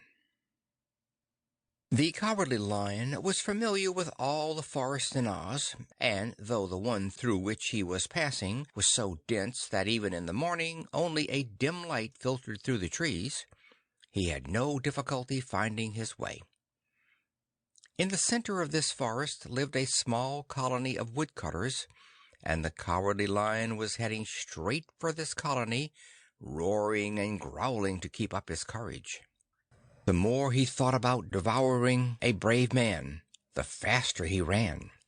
The thing would have to be done quickly or not at all, quickly before his heart failed him entirely. As the hollow blows of an axe came echoing through the stillness, a shiver ran down his back, and when a sudden leap brought him upon a tall Munchkin forester, he stopped altogether. At the sound of the crackling branches, the man turned, but when he saw the newcomer was a lion, he calmly went on with his work. "There's bravery for you," gulped the Cowardly Lion to himself. Now was his chance, for the man's back was turned. But it was no use. He simply could not spring on a man brave enough to turn his back, so instead he sighed heavily and sat down. "How's the hunting?" asked the woodcutter gruffly, after he had brought down his tree. "Why, not very good, thank you," replied the lion pensively. This was worse still. How could one eat up a man in the middle of a conversation? "Well, now, that's too bad." The woodcutter mopped his brow and turned round slowly. "Tell me," asked the lion, blinking his eyes unhappily, "are you a brave man?" "Well, that," pondered the woodcutter, sitting down on a stump and wiping off his axe with a bunch of leaves, "that I hardly know." "Don't you think talking to a lion is pretty brave?" asked the great beast hopefully. He gathered himself for a spring. If the man said yes, he would certainly eat him up and have an end to this disagreeable business. But instead, the woodcutter regarded him closely. "Say!" he burst out, hopping to his feet and giving the Cowardly Lion a resounding whack on the back. "Say, this is an honor. Sorry I didn't recognize you at once. Boys," he raised his voice joyfully, "boys, here's the good old Cowardly Lion, the Cowardly Lion himself. Come on out." "We've often heard about you," explained the big man, fairly beaming upon the embarrassed lion, "but as none of us ever go to the Emerald City, this is the first we've seen of you. How is the Scarecrow and Ozma, and how's Princess Dorothy? You see, even though we live in the woods, we know all about you famous folks." The Cowardly Lion put his paw to his head and tried to think. It was upsetting to have a man you intend to devour so frightfully polite. "How did you know I was the Cowardly Lion?" he asked in a husky voice. "Why, First I thought you were like any other lion. Then I saw you were all of a tremble, and I says to myself, says I, Wilby, my lad, you're looking straight at this famous Cowardly Lion of Oz. I tell you it's a proud day for me. To think I'm talking face to face with a lion who has saved his country as many times as you have. I declare now it's a pleasure." Before the Cowardly Lion could answer, a dozen more woodcutters came running toward them, and when he had been introduced by Wilby Wutt to each woodcutter in turn, and to the wives and children of each woodcutter, he had neither the breath nor the inclination to devour anybody. The children hastily wove him a flower chain and crowed with delight when he trotted them about on his back. The women brought out their choicest meats and dishes of honey to refresh him, while the men sat around and listened solemnly to all he had to say of doings in the Emerald City. Why, there had not been such a holiday in the forest since the Wicked Witch of the West had been destroyed by little Dorothy. The Cowardly Lion, ashamed of the dreadful purpose that had brought him to the forest, outdid himself to entertain them, and so enchanted were the kindly woodcutters with his conversation that he could not tear himself away until late in the afternoon. "Oh, I'll never be able to eat a woodcutter," groaned the Cowardly Lion, trotting slowly along in the gathering dusk. "Oh, never after the way they have treated me.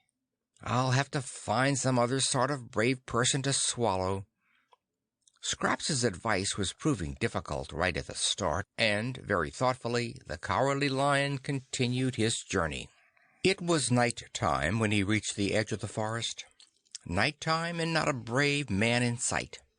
But in the southern part of the Munchkin country there are many great mountains, and among the sturdy Munchkin mountaineers surely there would be a brave man. So the Lion, who did not mind at all traveling in the dark, ran steadily toward the south, through quiet little villages, through fragrant fields and meadows, even swimming the broad and turbulent Munchkin River. It was rather lonely, and he wished Dorothy or Sir Hokus of Pokes were along, but he well knew that neither would approve of his plan for acquiring courage.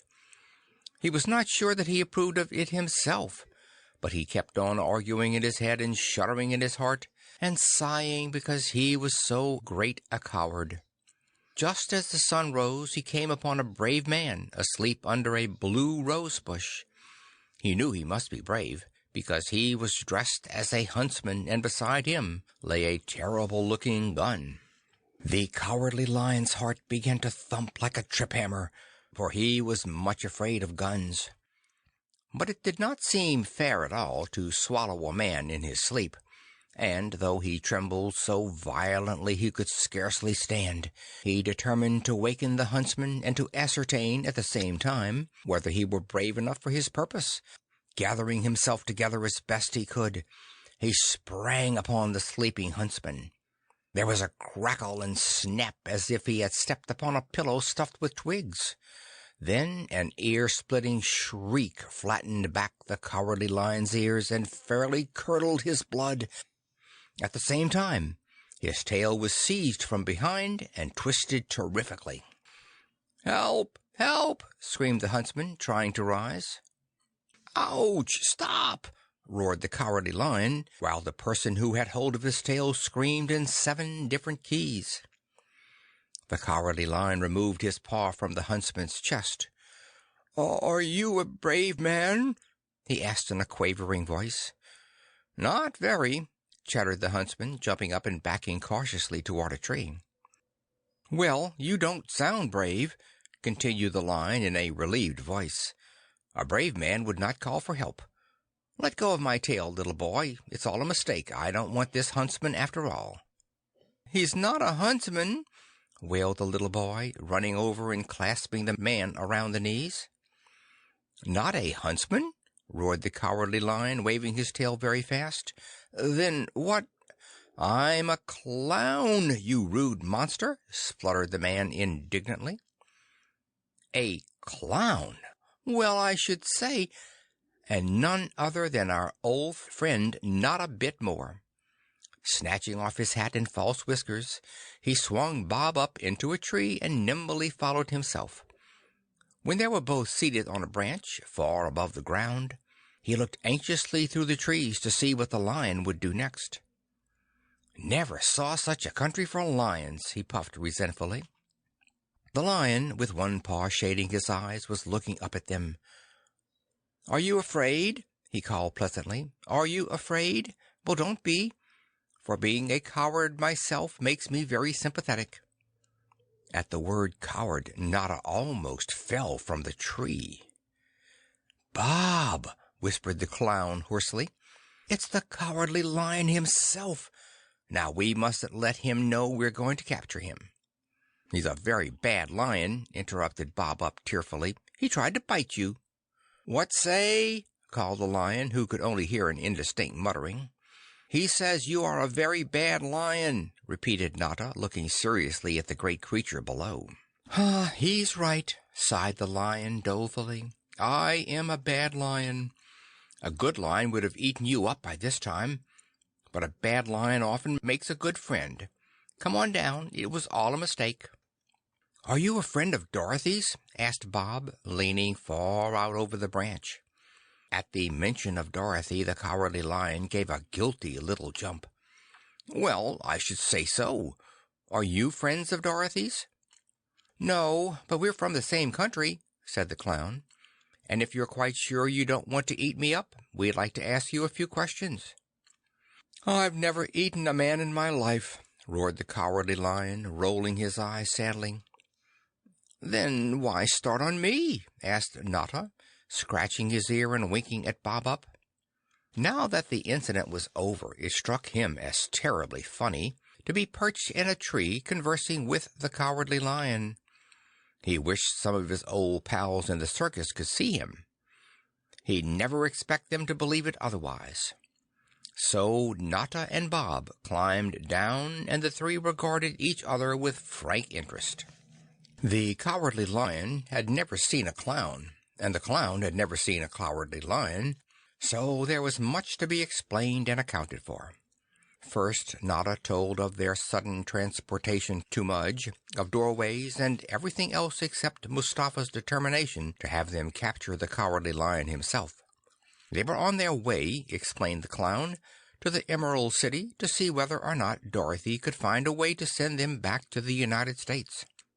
"Ozma can do that very easily with her magic belt," said the Lion. "But I will go with you, for Oz is full of dangers for mortal folks like you, and Dorothy would not want anything to happen to anyone from her country, I am very sure." He then told them a lot about the marvelous Land of Oz, with its 4 big countries and its many little ones. "This," roared the Cowardly Lion with a sweep of his paw, "is the Munchkin country. To the north is the kingdom of the Gillikins, to the west is the Winkie country, and to the south the Quadling country, ruled over by the good sorceress Glinda. But all of Oz is under the rule of Ozma." Bob's eyes grew rounder and rounder as he told them how Dorothy was first blown to Oz by a cyclone, of her discovery of the Scarecrow, how she had lifted him down his pole and, with the Cowardly Lion and Tin Woodman, traveled to the Emerald City, then ruled over by the Wizard of Oz.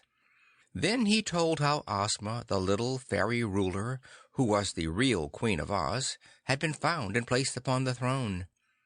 Then came the story of Scraps and Sir Hokus and of Tik-Tok, and of every other amazing person living in the amazing Emerald City.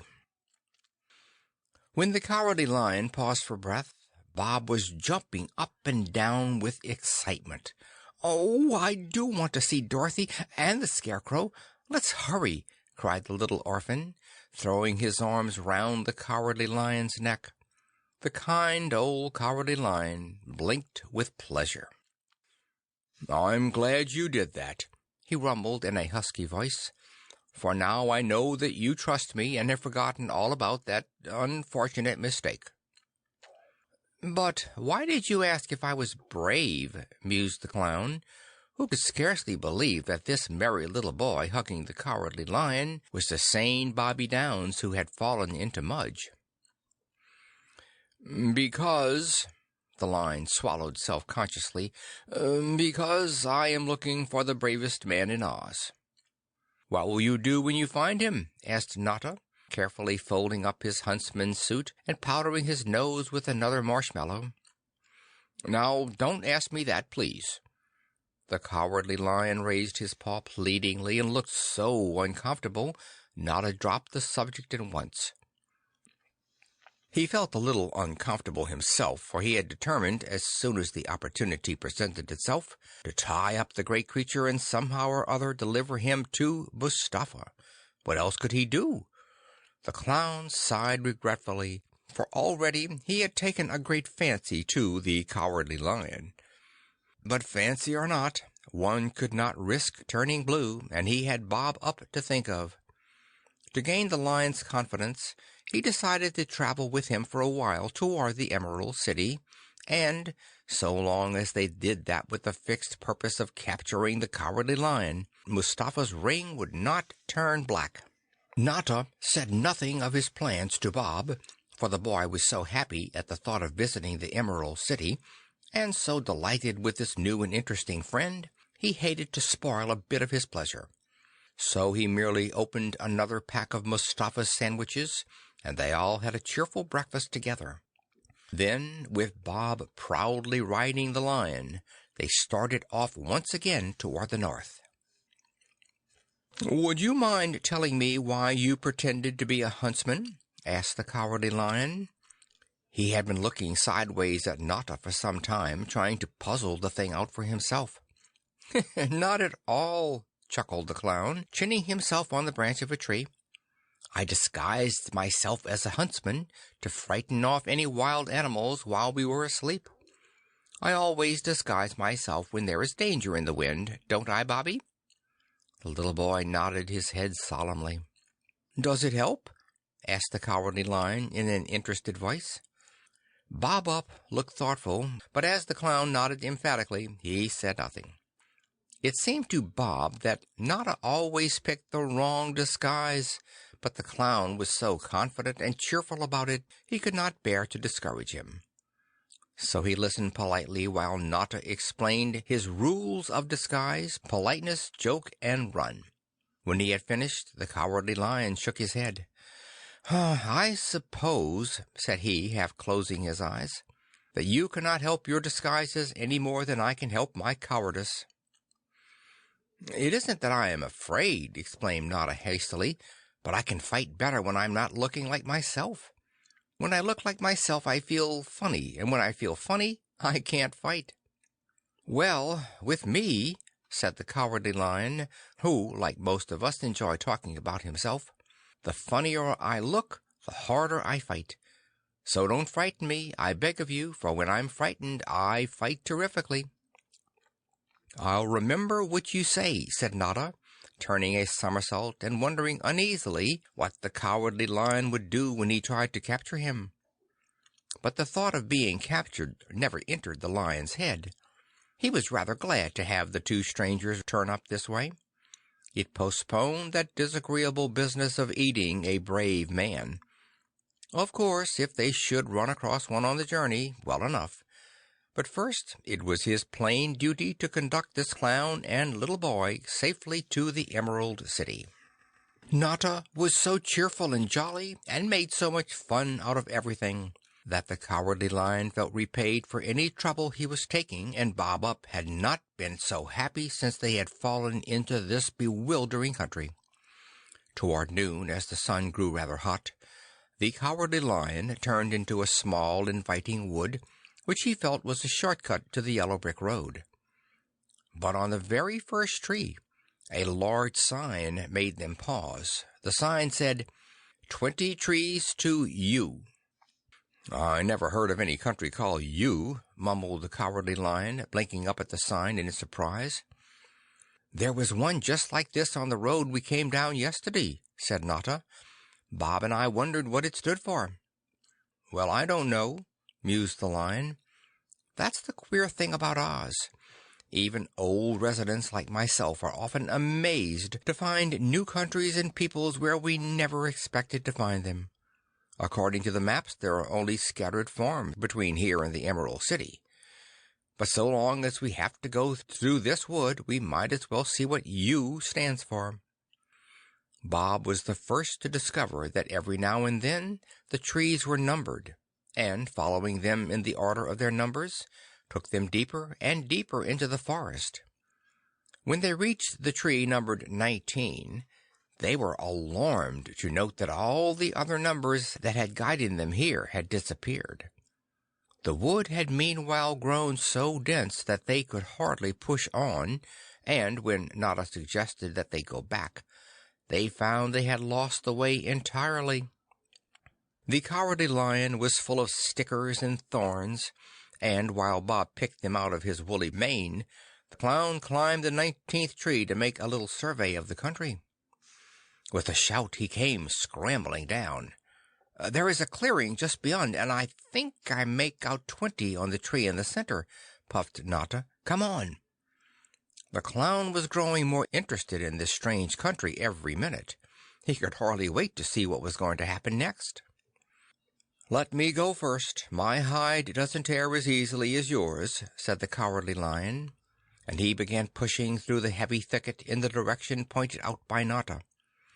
Holding up their arms to protect their faces, the others followed, and in almost no time they had come out on a small clearing.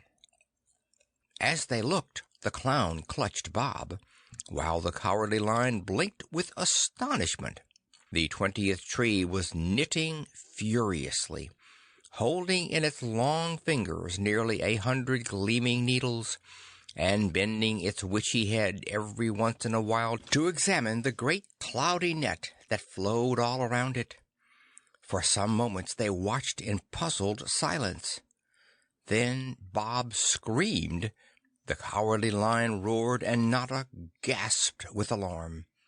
For the net suddenly swooped down and swooped them up like a school of fish. The tree gave a disagreeable little laugh, quickly knitted the top of the net together, and lifting all its branches at once, tossed the luckless travelers high over its head. Miraculously, as it struck the air, the big porous bag filled out like a balloon and went sailing upward at a terrible rate. The Cowardly Lion, Bob Up, and Nada rolling over and over in the bottom and bumping and banging together in a most painful and unpleasant fashion. End of Chapter 9.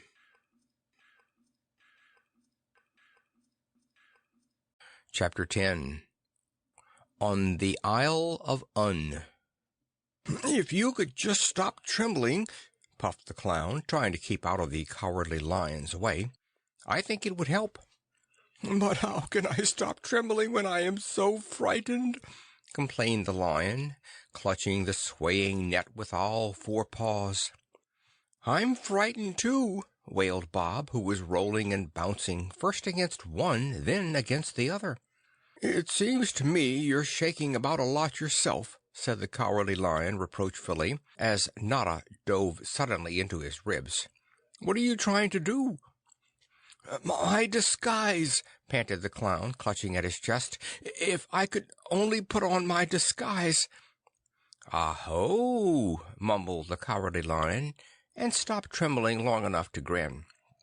But just then the balloon calmed down, and changing its course, sailed gently and levelly through the sky, so that the three huddled together in the bottom were fairly comfortable. "I guess U stands for up. You surely bobbed up this time, didn't you?" Nada winked merrily at the little orphan, and then peered curiously through the holes in the net. "This reminds me of a balloon trip I once made for the circus. Wonder where we'll land." "Are we to land at all?" sighed the Cowardly Lion unhappily. Two of his legs had slipped through holes in the net, and he was feeling uneasy and uncomfortable. "Climb on me, Bob, my boy. It will be a little softer. When you've been in Oz as long as I have, you'll take nothing for granted." He looked mournfully at the Clown, who was that moment below him. "Then I'll just take it Oz is," laughed Nada. "Why, here's land now. and we're slowing down." So they were, down, down, down, until they were over a rocky island.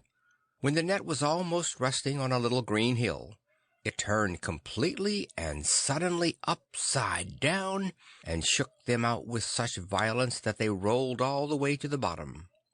The Cowardly Lion jumped up first and hurriedly placed himself in front of Bob.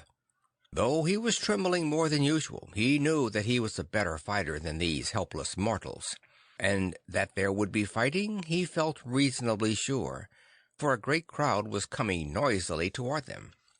Notta nervously jerked Bob to his feet and stood beside the Cowardly Lion.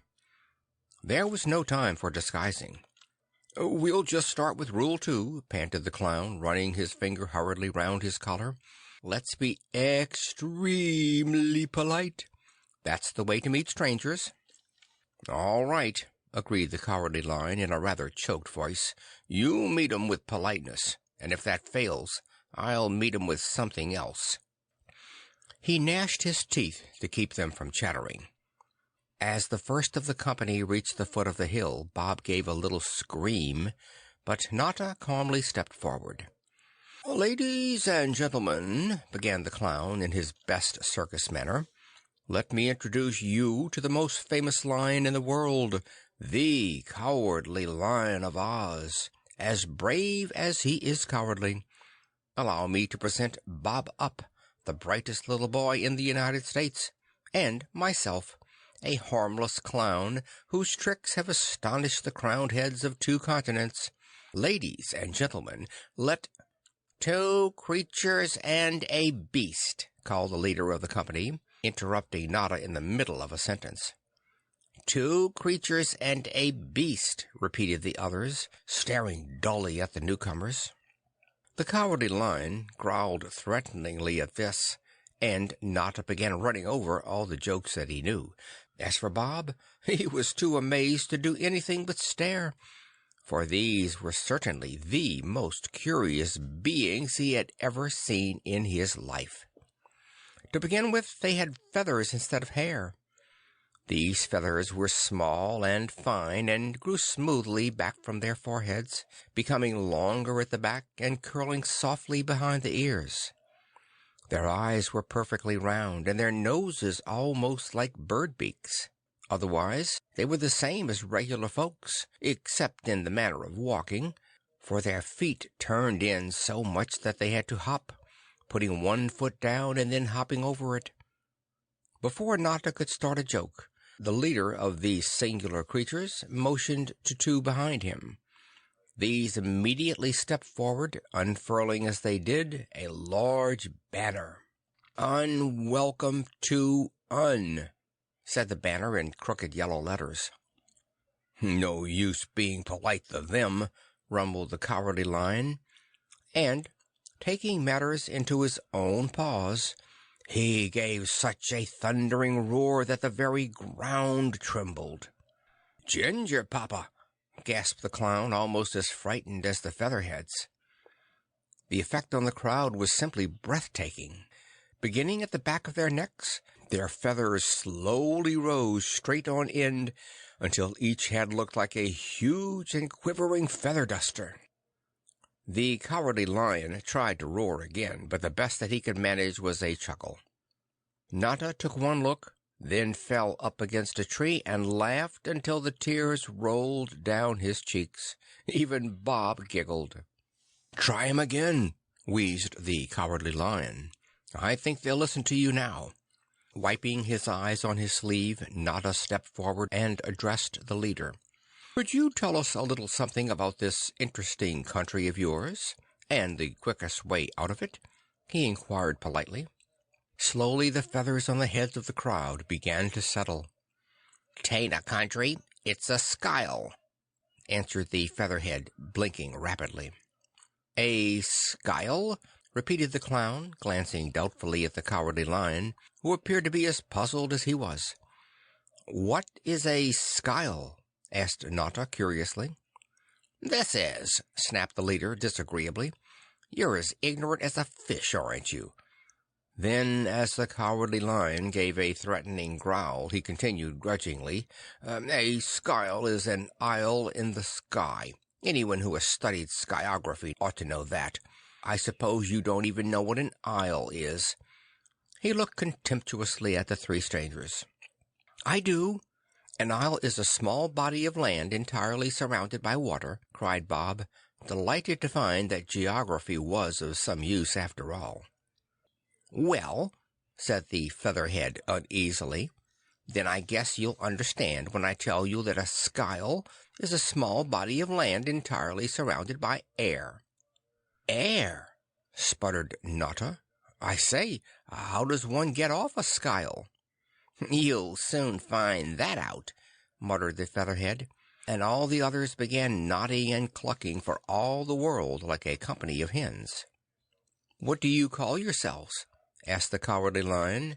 Now that he knew how to frighten them, he no longer felt afraid. "We're Uns, we are, and nobody but Uns are allowed on this skyle. We'll have to take you along to the palace, and his royal skyness will decide what's to be done with you." "Another king," groaned the clown. "Isn't it time to run?" asked Bob, tugging at Notta's pantaloon, for the Uns were drawing closer this time, paying no attention to the roars of the Cowardly Lion. "No use running, Bob. We might fall off. Perhaps this king is a better fellow than his subjects." "Take us to your king," cried the clown, settling his cap determinedly. Hopping and muttering, the Uns formed two crooked lines, and with the three travelers in the center marched the way to the palace. There were many tall trees on the skyle of Un, and, more remarkably still, every tree had a rough box-like structure built in its branches, like enormous birdhouses.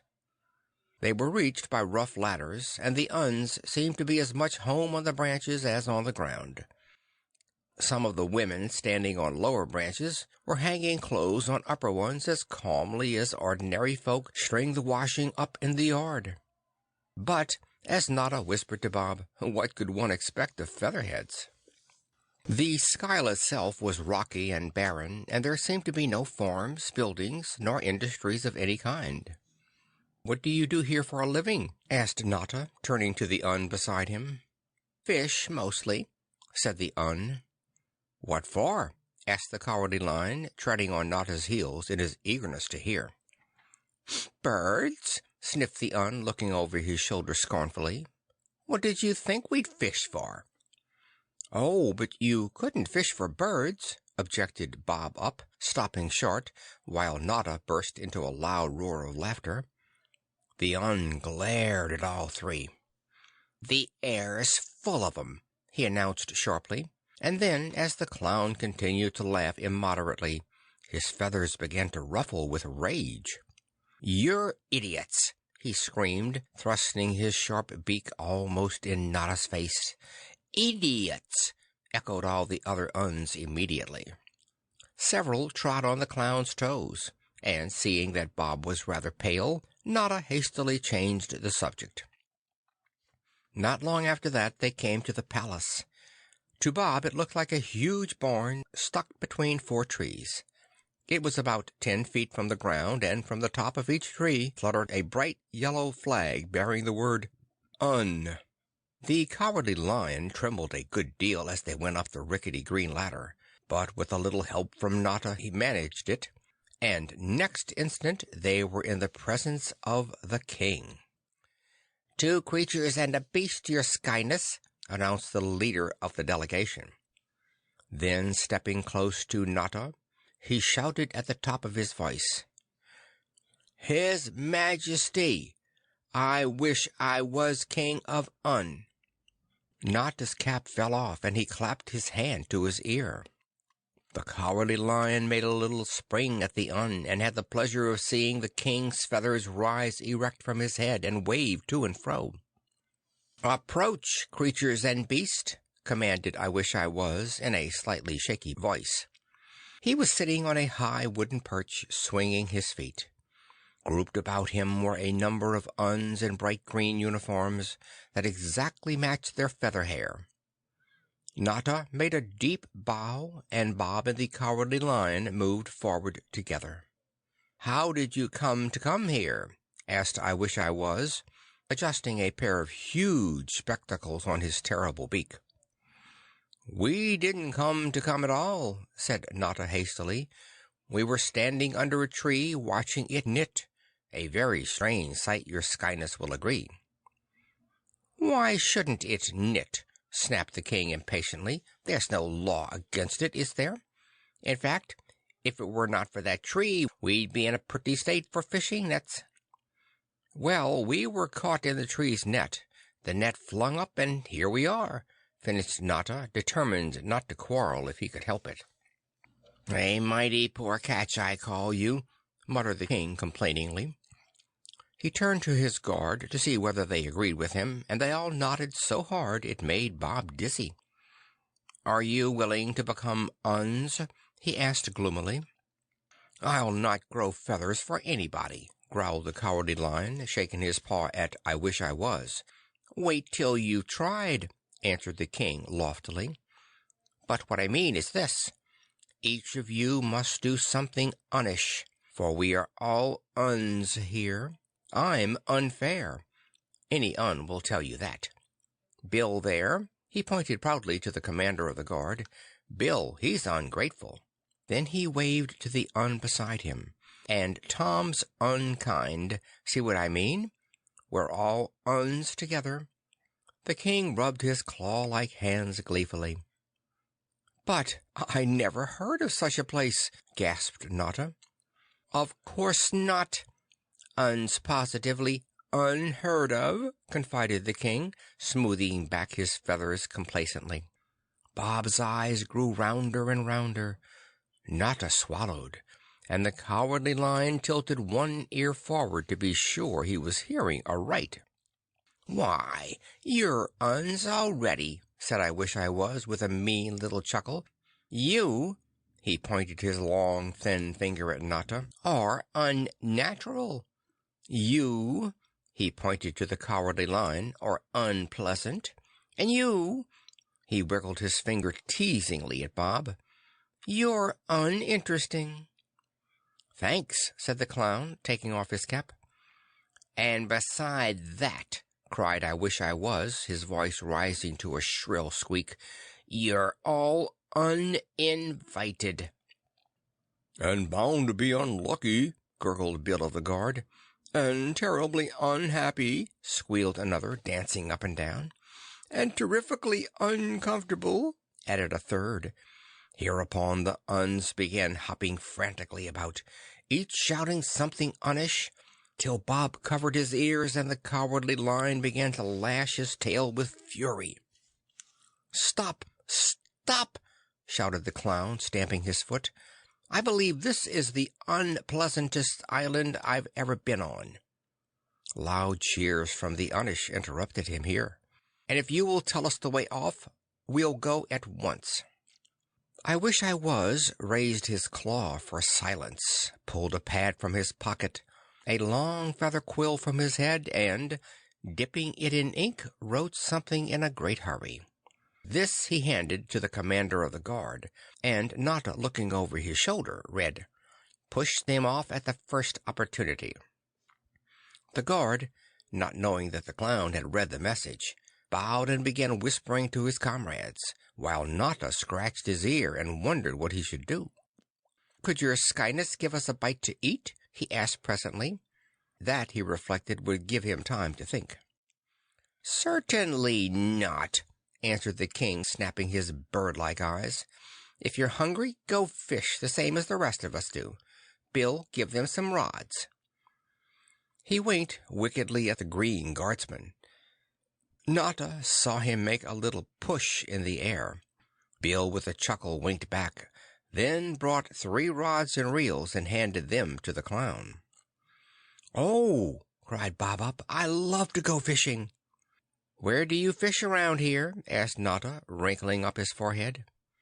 "Just go to the edge of the sky and drop your line over," said the King, and nudged the Un nearest him. At all this the Uns began nudging and winking first one eye and then the other.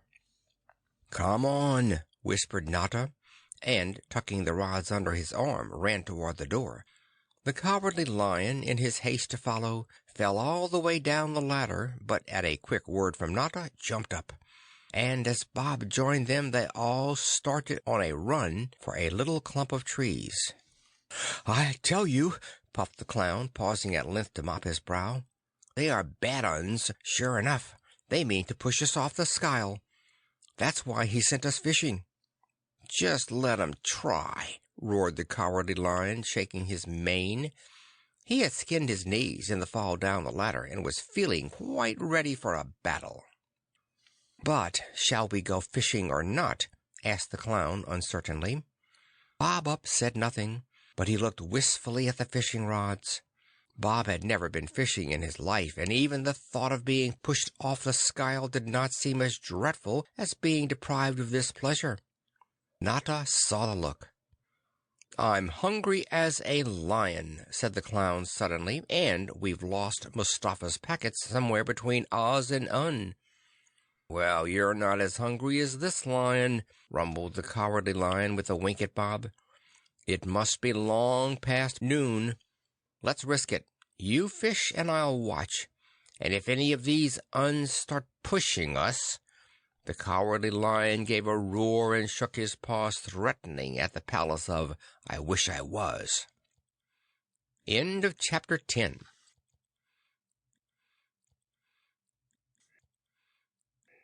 Domain. Chapter 11.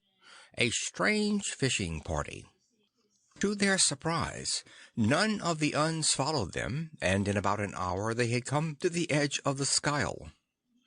The Cowardly Lion shuddered as he looked down into the clear blue air, and even Notta had a queer feeling in the pit of his stomach as the white clouds went rolling and tumbling past them. "Do you think we'll catch any birds, Notta?"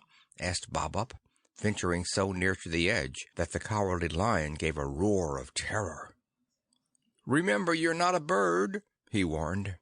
"I'll fix him," said Notta. Cutting the line from one of the rods, he doubled it many times and fastened Bob securely to the tree. With what was left, he made a safety belt for himself. Then, while the Cowardly Lion shivered with fright, they sat upon the edge of the skyle and cast their lines far into the air below. "Now, Bob, my lad, don't expect a bite too soon," said the clown, "for fishing is a mortal slow business, but a fine one for thinking, and all of us must think of a way to get off this island before we're pushed off by the Uns." The Cowardly Lion, with his back to the two fishermen, kept a sharp lookout for the enemy, and all three tried to think. But thinking when you're hungry is hard work. Besides, there were so many things to distract one's attention. The sky, as the afternoon advanced, turned a soft and dreamy pink, and the clouds drifting by were of every shape and color imaginable. Green, purple, amber, and gold, and of such marvelous form that each seemed lovelier than the last. There were castles and tall masted ships. There were caravans and chariots, and once a white and wonderful princess waved to the little boy from the back of a feathery swan. So it was small wonder Notta and Bob forgot the Uns and even their fishing lines, blowing gently to and fro in the soft pink airwaves. Then, all at once, Bob's line gave a jerk, and had he not been tied to the tree, he would certainly have been pulled off the skyle. "Oh, oh!" screamed the little boy in delight. "I've caught something!" Giving his rod to the Cowardly Lion, who was blinking dreamily at a wonderful cloud city, the clown ran to help Bob, and hand over hand they pulled up the line. What do you suppose was on it? A goose! A simply enormous goose! It was smoking gently as they drew it over the edge. "Why, it's cooked!" marveled Notta, unfastening the line which had caught in the bird's legs. And so it was, cooked in all its feathers, with its head tucked under its wing. "Aha! So our goose is cooked, is it?" observed the Cowardly Lion, sniffing the air hungrily. "Must have flown too near the sun." "Well," chuckled Notta, "that I don't pretend to know. Fishing for birds is strange enough, but catching a cooked goose is almost too good to be true." "But it is true," exulted Bob, clapping his hands, "and I caught it." While the Cowardly Lion watched the two rods and Bob proudly picked his goose, Notta ran off in search of water. In a few minutes he came running back with a bucket full, which he had drawn from a small sky well. The bucket, one of the canvas collapsible kind used in circuses, the clown had fortunately stowed under his capacious belt. As neither meat nor drink was now lacking, they sat down under a small tree and dined quite merrily. The Cowardly Lion ate one half the goose, bones and all, and Notta and Bob finished off the rest. "It looks," said the clown, rising to take a drink of water out of the bucket which he hung on a branch of the tree, "it looks as if the Uns had forgotten us." "Maybe," mused the Lion, shaking his mane, "but we mustn't forget them. Have you thought of anything yet?" "Not a thing," confessed the clown cheerfully. He turned a dozen cartwheels, walked a few paces on his hands, and ended up with a somersault over Bob. "You're a spry one," said the Cowardly Lion admiringly, as the clown sat down with his back against a tree. "As spry a one as I've ever met." "Thank you," laughed Notta. "If thinking came as easily as cartwheeling, we'd be off this skyle in no time. But now that we're fed and comfortable, suppose we think again." "I'd rather fish," said Bob Up promptly. "Can't we fish a little longer, Notta?" "Well, there's no harm in it," replied the clown, winking at the Cowardly Lion. "And as we'll probably have to spend the night here, we may as well catch something for breakfast." "Try to catch something uncooked this time, won't you?" asked the Cowardly Lion, thumping his tail lazily on the ground. "You know I prefer my food uncooked." Bob smiled a little at this and, moving his rod gently to and fro, thought about the comical adventures he was having. Notta, with his back to the tree, was fishing too, and everything was very quiet. All around them the light was fading, and the clouds turned from pink to a dull gray and rushed past with an angry sort of singing. Night was coming on, and soon the stars began to twinkle above and below the little skyland. Bob had never seen stars so large nor so bright, but then Bob had never been so close to them before. He was thinking rather solemnly that it would be fun to catch a star, when Notta, oppressed by the silence, burst into a merry song. "A little chocolate cookie man went calling on a plate. She said, 'Sir, it is 10 o'clock. Why do you come so late?' 'Because I'm made that way,' said he, 'my little China girlie. I'm always chocolate, you see, so how could I come early?' 'And is it not, my darling, better chocolate than never?'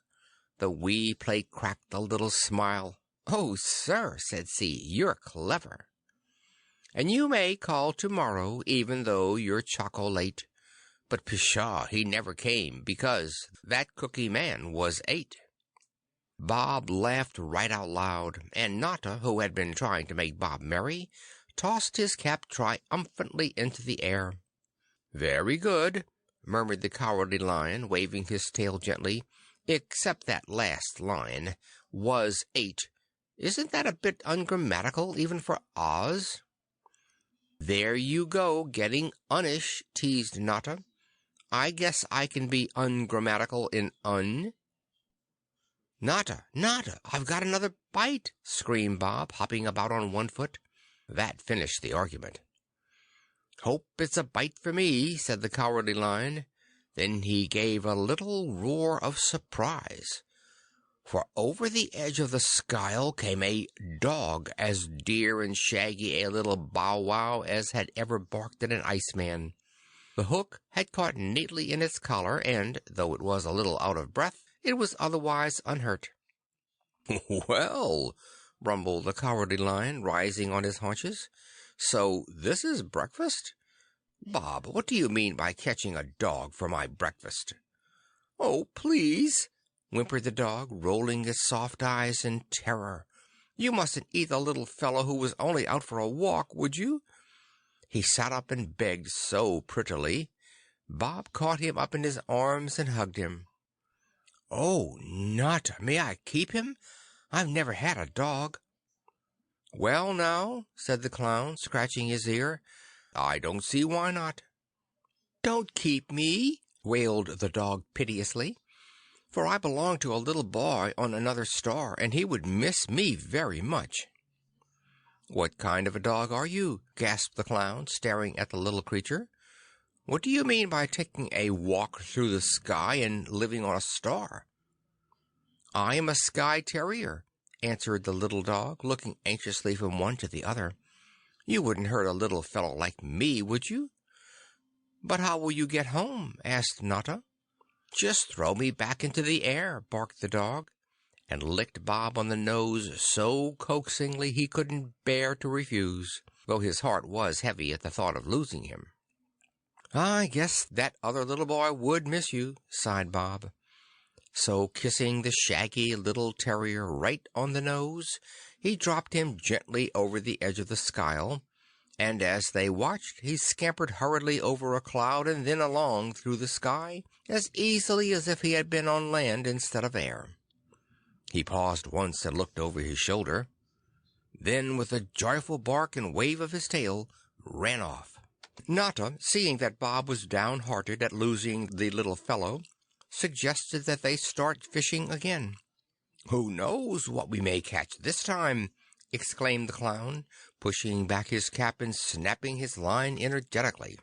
Almost at once both lines became taut, and when they were drawn up, two shiny silver packages fell from the slender hooks. "Dreams for a little boy," said a small label on Bob's package.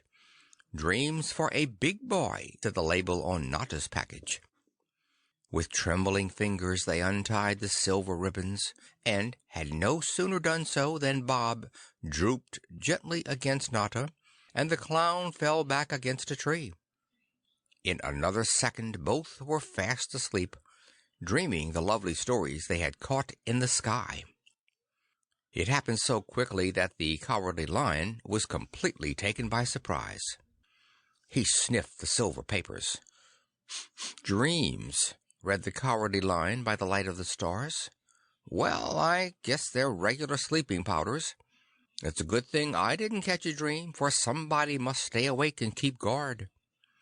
The big beast yawned and stretched, then, carefully dragging Bob and Notta back from the edge of the skyle, set himself to keep watch while they slept. He was terribly sleepy himself, and keeping awake was a hard fight. But the Cowardly Lion knew that the lives of these two mortals depended upon him, so he walked up and down and up the edge of the skyland, and presently he heard a sound that made him quake with terror. Footsteps in the woods, hundreds of them, coming nearer every minute. "The Uns!" choked the Cowardly Lion, and hesitated between waking Notta and Bob or advancing to meet the enemy. Before he could make up his mind, a whole party, their feathers gleaming strangely in the moonlight, burst out of the trees. "Push 'em off! Shove 'em off!" screamed the leader, waving on the rest. It was I Wish I Was, and in little hops and springs they came tumbling toward him. With a roar that sounded more terrible than anything you can imagine, because it was mostly made up of terror, the Cowardly Lion sprang straight at them. Down went I Wish I Was and a dozen of his warriors.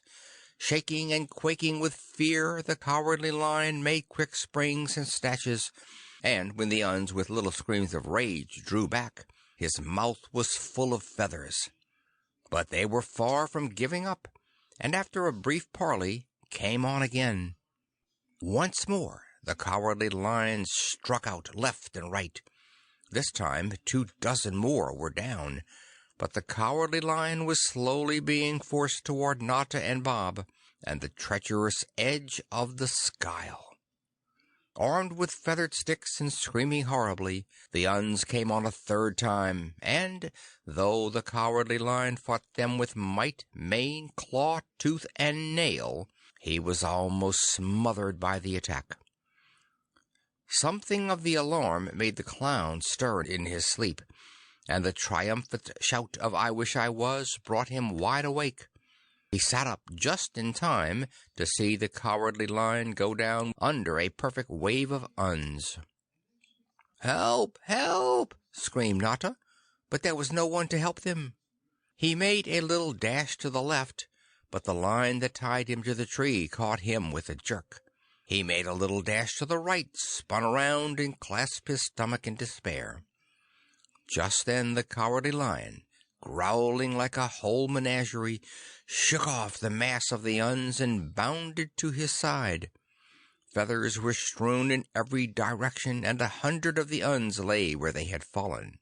The poor Cowardly Lion was shaking with exhaustion and fright, but he never thought of giving up. And when the Uns made another rush, he met them as valiantly as ever. Wild screams from the featherheads in the rear made him pause and look over in alarm at Notta. The clown, with staring eyes, was mumbling continuously under his breath and touching first one and then another of the crowd swarming around him, and each time he touched an Un, the Un disappeared. The Cowardly Lion stopped fighting and sat down with a thud. The Uns stopped fighting, and those in front began to tread on the toes of the ones in back in their anxiety to get away. When 20 had vanished in as many seconds, the rest ran, howling, into the woods. "Oh, well," panted the Cowardly Lion, rolling his eyes wildly at Notta. "You saved my life, old fellow," cried the clown, giving him an impulsive hug. "And you saved mine," gasped the Lion as soon as he had breath enough to gasp. "But how did you do it, and where are they?" "In Mudge," explained the clown, drawing his knees up to his chin and winking at the Cowardly Lion. "In Mudge, and scaring the life out of Mustafa, I'll wager. Remember the magic verse that brought us here? Well, every time an Un came near, I said, 'Udge, budge, go to Mudge. Udger budger, you're a Mudger.'" "Marvelous!" sighed the Cowardly Lion. "But how did you think of it so quick?" "I had to," replied Notta modestly. "You see, when there's nothing else to do, I think, and not thinking very often makes me do it rather well.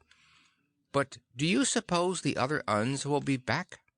The Cowardly Lion shook his head. "Not in 100 years," he yawned. "And now that they are good and frightened, let's all get some sleep." The Cowardly Lion was bruised and ruffled, and so tired he could not keep his eyes open another minute. Stretching himself beside Bob, who had not even heard the battle, he fell instantly into a heavy slumber. Notta, laying on the other side of the little boy, was soon enjoying the rest of the dreams in his silver package. Toward morning, faint cries aroused the Cowardly Lion. Though only half awake, he sprang up, blinking his eyes nervously. Then he gave a howl of dismay, for Notta and Bob were nowhere to be seen. End of chapter 11.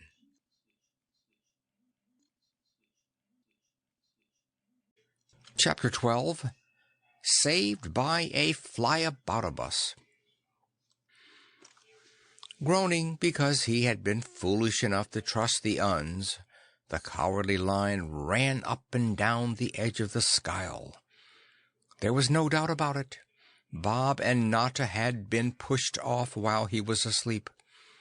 Then a tree jutting far over the edge attracted his attention. It was swaying and trembling in a most unusual fashion. At the same time, The faint cries that had awakened him were repeated. With a frightened gulp, the Lion saw the 2 fishing lines tied to the tree and, winding his tail firmly around the slim trunk, began pulling up the first of the lines. It was hard work, and 2 or 3 times he was almost drawn over the edge. But he never hesitated, and presently he had dragged Notta safely back to land. The clown waved his hands feebly, then lay on his stomach and panted like a fish. Without waiting to restore him, the Cowardly Lion began to pull up the other line, and presently Bob, also breathless and panting, lay beside the clown. They were not only breathless, but quite wet, having fallen into a cloud. The Lion, puffing a little himself, watched anxiously. Notta, with a long and final gasp, sat up and gave a little sigh of relief. "That makes the 2nd time you've saved my life," said Notta faintly. "What happened?" asked the Cowardly Lion. "Well, first," said the clown, taking in little jerks and pausing every few minutes to pat Bob on the back. "First I fell asleep, then I fell awake, and if it hadn't been for these disguises I should have been cut in 2. "The Uns?" asked the Lion, opening his eyes very wide. "Yes," said Notta, and told how the Featherheads had pushed both Bob and himself from the skyle, and, without stopping to notice that they were tied or to touch the Cowardly Lion, ran off without making a sound. "It was a mighty good thing we were anchored, eh, Bob, my boy? Feel better?" Bob shook his head uncertainly, for he was still frightened and dizzy from swinging through the air. The stars had faded out and the sun had not yet risen, and in the cold gray mist of early morning the 3 huddled together and tried to think what to do. "First, let's get away from the edge," shuddered the Cowardly Lion, cutting the fishing lines that had saved their lives. Notta set Bob on the Cowardly Lion's back, and they moved slowly in the half-darkness toward the center of the skyle. The Uns, evidently, had gone off to their homes, and with some matches Notta had tucked under his wonderful belt, they kindled a little fire and soon were dry and much more cheerful. Bob immediately went to sleep, but Notta and the Cowardly Lion kept watch. For an hour there was not a sound. Then the noise of someone sawing wood came distinctly through the still air. Leaving the Cowardly Lion on guard, Notta went to investigate. He tiptoed along quietly, resolved, if it were an Un, to wish him away to Mudge. As he advanced, the sawing grew louder and louder, and peering round a large tree, he saw a huge and ridiculous bird flopped over against a rock, snoring at a great rate. As Notta looked, the bird opened one eye, stamped its big claws fretfully, and immediately fell to snoring again. The clown took off his cap, scratched his ear, and then burst into a loud peal of laughter, which he could not have helped had he died the next minute. The bird stopped snoring instantly and opened both eyes. "What do you mean by waking me when I was sound asleep?" it chirped crossly. "A great many sounds asleep," corrected Notta, winking at the singular creature. "I thought someone was sawing down a tree." "Did you?" The bird looked rather proud and began to puff out its feathers. "I'm the loudest snorer in the sky," it announced, strutting about self-consciously. "That's why my beak curls in this convenient fashion." It was the bird's beak that had made Notta laugh in the first place. It was long and blue, and curved so that it could fit over the comical creature's ear like a personal telephone connection. "But why does it curl?" asked Notta, sitting down and staring at the bird intently. "So I can hear myself snore," replied the bird. "As soon as I snore in my own ear, I wake up and stop snoring." With its claw the Snorer adjusted its beak, much as one would adjust a pair of spectacles, and looked blankly at Notta. "I'm unusual, don't you think?" "Unusual," whistled the clown. "I'll say you are. And never have I seen such a country. Why, if I could take along a few of these freaks, I'd have the finest show on earth." He rubbed his forehead thoughtfully as he thought of the Mudgers, the half-lion, and now this bewildering bird. Snorer was the size of a small child, with enormous feet, short legs, and pink feathers. His head was somewhat like that of a large crane, and his eyes were as blue as his beak. "Why are you on the Isle of Un?" asked Notta, as the creature continued to look solemnly at him. "Because I'm unusual," said the bird with a triumphant little hop. "But why are you here?" "Because I'm unlucky, I guess," sighed the clown ruefully. "Why don't you come along and meet my friends?" "Yes, I'll come with you," said the bird calmly. It put its head on one side and looked at Notta. "You're beautiful," it sighed tremulously. "Beautifully beautiful. I love you."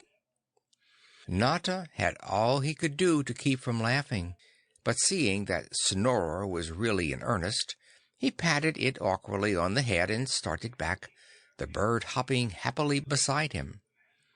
"What's this you've caught?" asked the Cowardly Lion, blinking suspiciously at Notta's odd companion. As for Bob, who had wakened a moment before, he gave a little shout of laughter.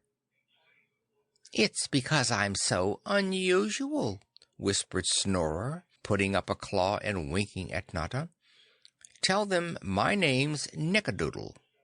So Notta gravely introduced Nick to Bob and the Cowardly Lion, and after Nick carefully explained his queer telephone nose, the four regarded one another with deep interest. "Maybe you can tell us the way to escape from Un," suggested the Cowardly Lion in a rather choked voice, for every time he looked at Nick he felt like roaring. Before Snorer could answer, Bob, who had been staring fixedly at the Cowardly Lion, burst out laughing. "What's the matter?"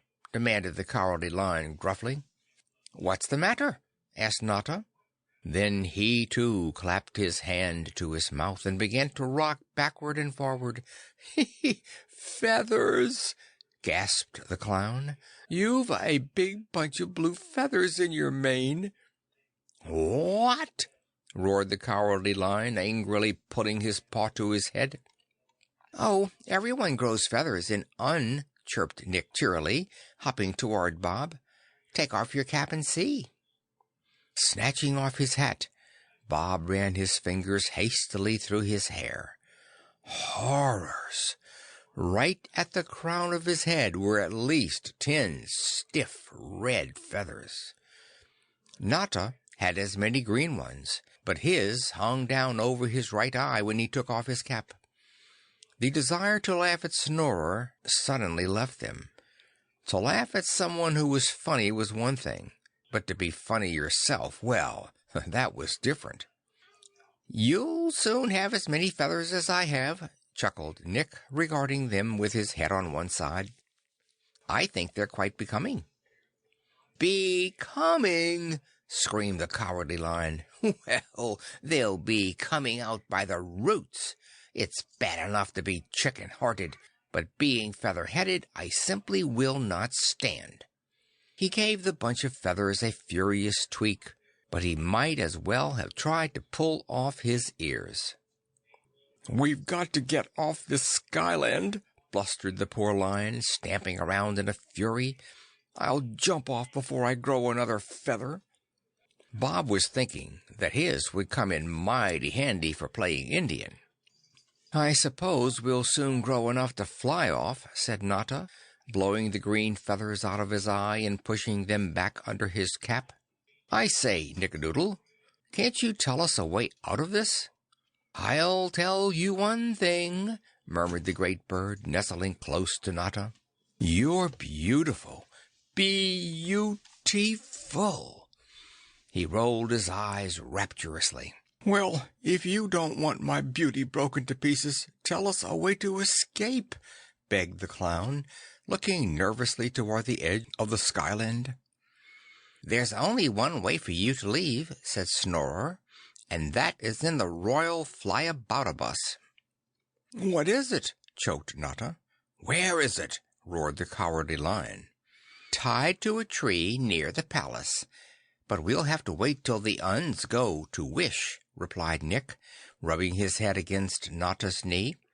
And while the three listened in amazement, Snorer told them a bit about life in the Isle of Un. "No one on Un," explained Nick gravely, "ever worked. But each morning they went regularly to wish, and nothing was allowed to interrupt their wishing. For 3 hours they shouted their wishes as loudly as they could, and I Wish I Was, because he could wish faster and shout louder than any of the rest, had been made king." "You'll hear them at it soon," said Snorer, adjusting his nose, "and that's the best time for you to leave. Afternoons they fish, and evenings they fight. Wish, fish, and fight, that's the program here." "But how do they get anything done?" asked Notta, standing on his head to settle his feathers. "They don't," replied Snorer calmly.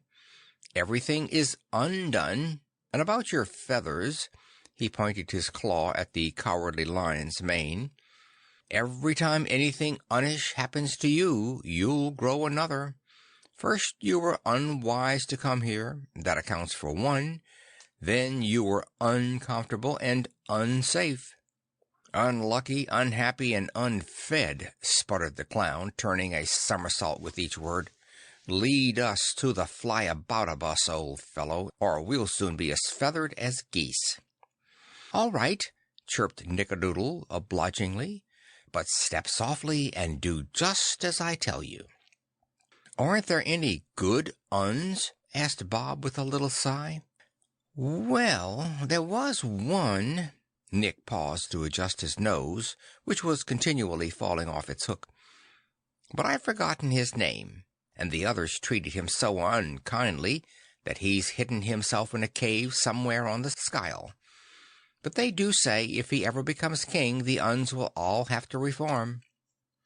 Bob was hungry and far from rested, but as he stumbled along the rocky beach, he fell to thinking about this good Un, and wishing he might see him before they left the Skyland. But Notta was so cheered at the thought of leaving Un that every few seconds he sprang into the air or somersaulted over the Cowardly Lion. The Cowardly Lion was dreadfully downhearted. The feathers preyed on his mind, his ears drooped and his tail dragged, and nothing Notta could say made him feel any better.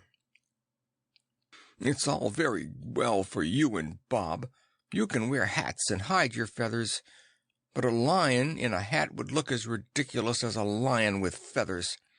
I shall be the laughing stock of Oz," groaned the poor beast.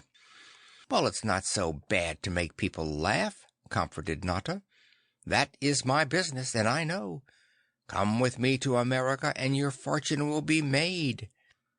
But the Cowardly Lion only shook his head and padded sadly over the rough stones. "This is a punishment," thought the poor lion, "a punishment for my wickedness in planning to devour a brave man." And perhaps he was right. By this time they were so near the palace that Nick held up his claw for silence. Hiding behind a huge rock, they watched the Uns climb down from their tree houses and hurry off to wish, just as sensible folk hurry off to work. "Too bad I didn't send I Wish I Was to Mudge," whispered Notta. "Hush," said Nickadoodle. "As soon as you hear an ear full of noise, run for that third juniper tree." He pointed out the tree with his claw, and the three watchers waited anxiously for the signal. Soon there was not an Un in sight, and a second later a perfect explosion of screeches rent the air. It was, as Notta explained afterward, an elephant ear full of noise, for every Un on the skyle was wishing at the top of his lungs. As soon as they had recovered from the first shock, Notta, Bob, and the Cowardly Lion rushed toward the juniper tree. Nick had flown ahead and was already calling down directions when they reached it. From the top branch of the juniper tree, the king's feathery fly-about-a-bus was tugging merrily at its rope. Following Nick's instructions, Notta climbed to the top of the tree and, hanging onto the rope, managed to bring it down a bit. Nick, bidding Bob catch him around the neck, flew up next, and their weight brought it down still further.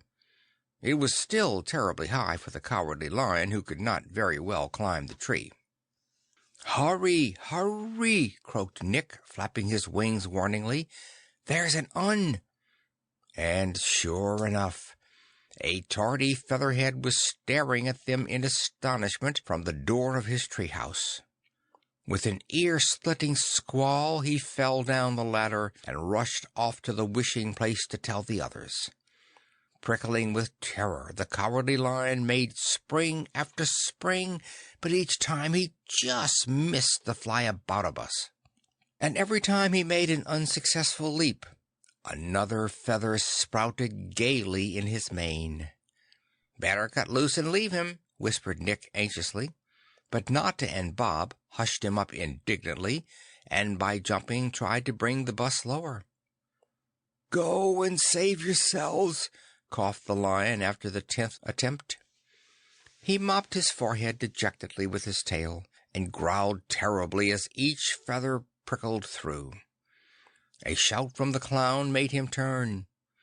Rushing toward them in tumbling waves of fury were the Uns, led by I Wish I Was. In a last despairing frenzy, the Cowardly Lion hurled himself into the air, and this time his front paws caught the feather wheels of the bus, and Bob and Notta, pulling together, helped him aboard. There was not a minute to lose, for the Uns were already surrounding the tree. Just as I Wish I Was sprang into the lower branches, Snorer cut the rope with his knife-like beak, and up sailed the fly-about-a-bus like a balloon released from its spring. Up, up, up they went, till the wild screams of the Uns could no longer be heard.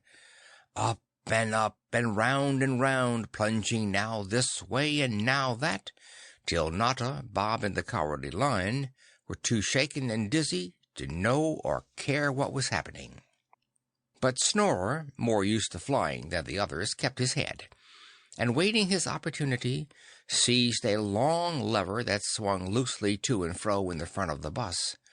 He had never been in a fly-about-a-bus before, but something told him that the lever must guide the movements of this strange vehicle.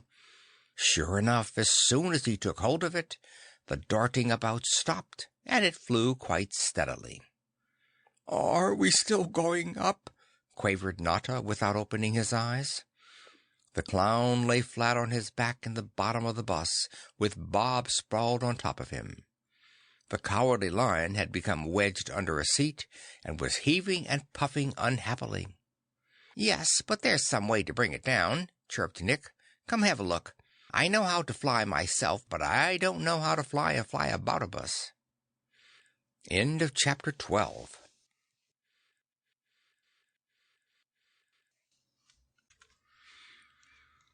Chapter 13.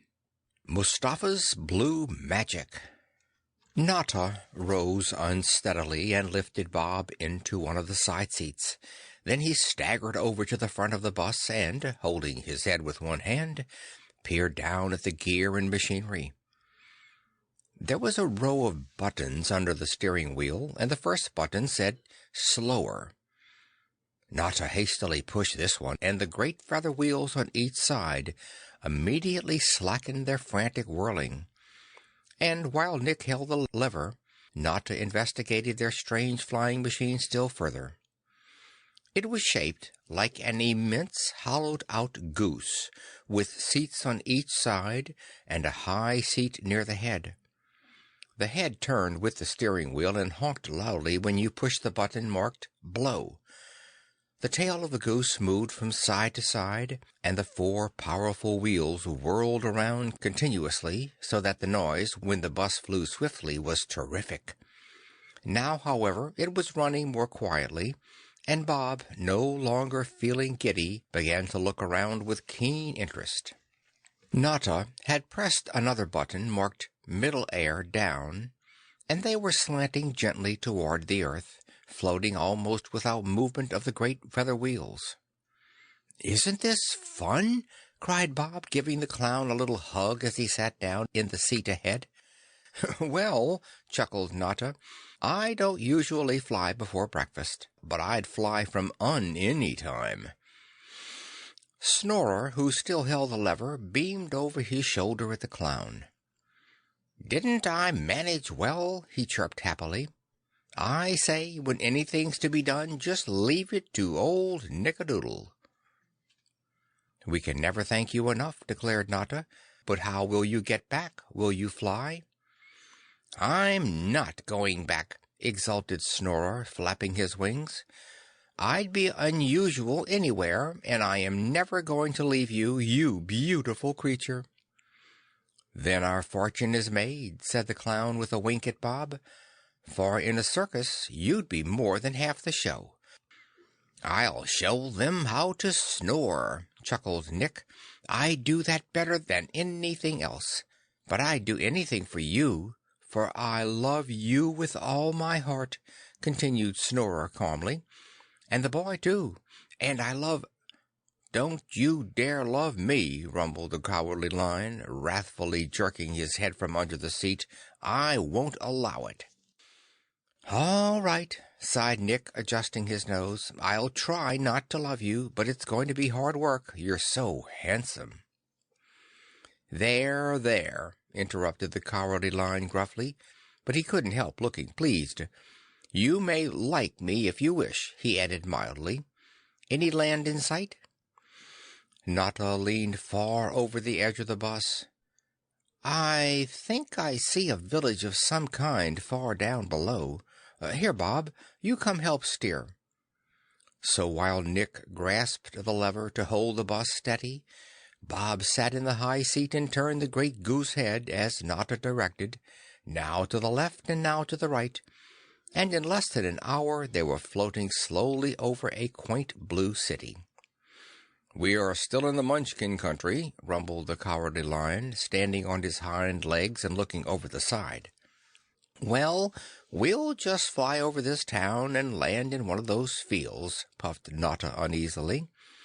He was not sure he wouldn't impale the fly-about-a-bus on a steeple, or run over some of the inhabitants if he attempted to land in the city itself. As it was, they flew quite a distance before he located all the buttons necessary to make a landing. The fly-about-a-bus came to Earth with such a bounce that they all flew up like rubber balls, while the bus continued to fly and bump around the field until Notta ran after it and tied it to a tree. "And now what?" asked Nick, carefully putting his troublesome nose on its hook. "Breakfast!" wheezed the Cowardly Lion, rolling out of a huge bramble bush. "Aren't you hungry, Bob?" Bob nodded. "But where are we going to get it?" he asked, looking rather puzzled. "One never knows in Oz, but if we look carefully we'll be sure to find something," answered the Lion easily. "Let's make it a game," suggested Notta, patting his figure in various important places to see whether his disguises were still safe. "Now then, all ready for a breakfast hunt. I'll take this field, Nick can take the air, and Bob and the Cowardly Lion may have the woods." Bob smiled a little to himself. Hunting breakfast in the woods did seem ridiculous, but as the Cowardly Lion went poking his head in bushes and sniffing around trees in a businesslike manner, Bob began to look too. There were plenty of flowers in the woods, and for a time Bob found nothing else. At last, pushing through a tangle of vines, the little boy found himself standing under a stout little tree that rattled curiously when the wind passed through its branches. There was a sign on the tree. Standing on his toes, Bob spelled it out laboriously. Then he called Notta in excited little shrieks. "What is it?" panted the clown, breaking through the vines with the Cowardly Lion one leap behind him. "Are you hurt?" "No," cried Bob, "but I've won." He pointed gleefully to the tree. "Traveler's Tree," read Notta, "planted by the wizard Wham in the year 1120 OZ. "Well, hooray for Wham!" chortled the clown, and began walking all around the tree, while the Cowardly Lion sat down and panted a little from his long run. The lower branches were gay with many pink cups, and on the next, poised over the cups, were the sauciest little tea, cocoa, and coffee pots imaginable. Higher up grew clusters of covered dishes of every kind. In the very top of the tree was a large nest of some sort. Snorer, who came flying back just then, declared it was full of eggs. Instead of leaves, the tree flaunted many bright paper napkin blossoms. "Be sure to plant your dishes when you have finished eating," directed another sign quite sternly. With a happy little chuckle, Bob picked a napkin for each and 3 for the Cowardly Lion. Then Notta broke a coffee cup from its stem, and no sooner had he touched the cup than the coffee pot on the next branch tilted gently and filled the cup with fragrant hot coffee. The clown was so startled that he accidentally brushed off another cup, at which a cocoa pot poured a cup full of cocoa over his head before he had time to duck. Spluttering and coughing, Notta drew back, but that was the only accident, and as the clown said, it saved him from washing his face. The Cowardly Lion drank a dozen cups of coffee, one right after the other. Bob had 2 cups of cocoa, and Snorer, holding a teacup in one claw, sipped the beverage suspiciously, then flew off to find something more to his taste. Next, Notta picked 5 dishes of Ozish stew for the Cowardly Lion, a plate of meat hash for himself, and a chop and baked potato for Bob Up. Nothing could have been jollier than that breakfast. The Cowardly Lion forgot to worry about his feathers. Bob forgot he had ever been an orphan, and Notta forgot that he was lost in a strange magic country and in the power of the wicked monarch of Mudge. When they could not eat another bite, Snorer flew to the top of a tree and brought down dozens of eggs from the nest. Strangely enough, they were hard-boiled, and Bob filled his blouse with them, for, as Notta said, there was no telling where they would be by noon. The Cowardly Lion now dug a deep hole, and they buried all the dishes, which was lots less trouble than washing them. Then back they went to the Flyaboutabus. Bob chattered quite gaily to Nickadoodle, but Notta and the Cowardly Lion walked along in silence. Notta, after the valiant way the lion had defended them from the Uns, could not bear the idea of betraying this strange new friend. Better 1,000 times turn blue than have the kind-hearted Cowardly Lion fall into the merciless hands of Mustafa. "Perhaps the old Mudger's ring will not work anyway," reflected Notta uncomfortably. "Perhaps it was just a threat to frighten us. If they could just reach this wonderful Emerald City and tell their story to Dorothy, everything would turn out happily." And that, decided Notta, was what he would do. The Cowardly Lion, on his part, was thinking how terrible it would have been had he eaten Notta on that first morning of their meeting. He felt guilty every time he looked at the jolly, companionable clown. The more he thought about the Patchwork Girl's suggestion, the more ashamed of himself he felt. Why, it was perfectly unish, this idea of devouring a brave man. No wonder he had grown a larger bunch of feathers than Notta and Bob. If there was no other way to acquire courage, he would stay a coward forever, and that was the end of that.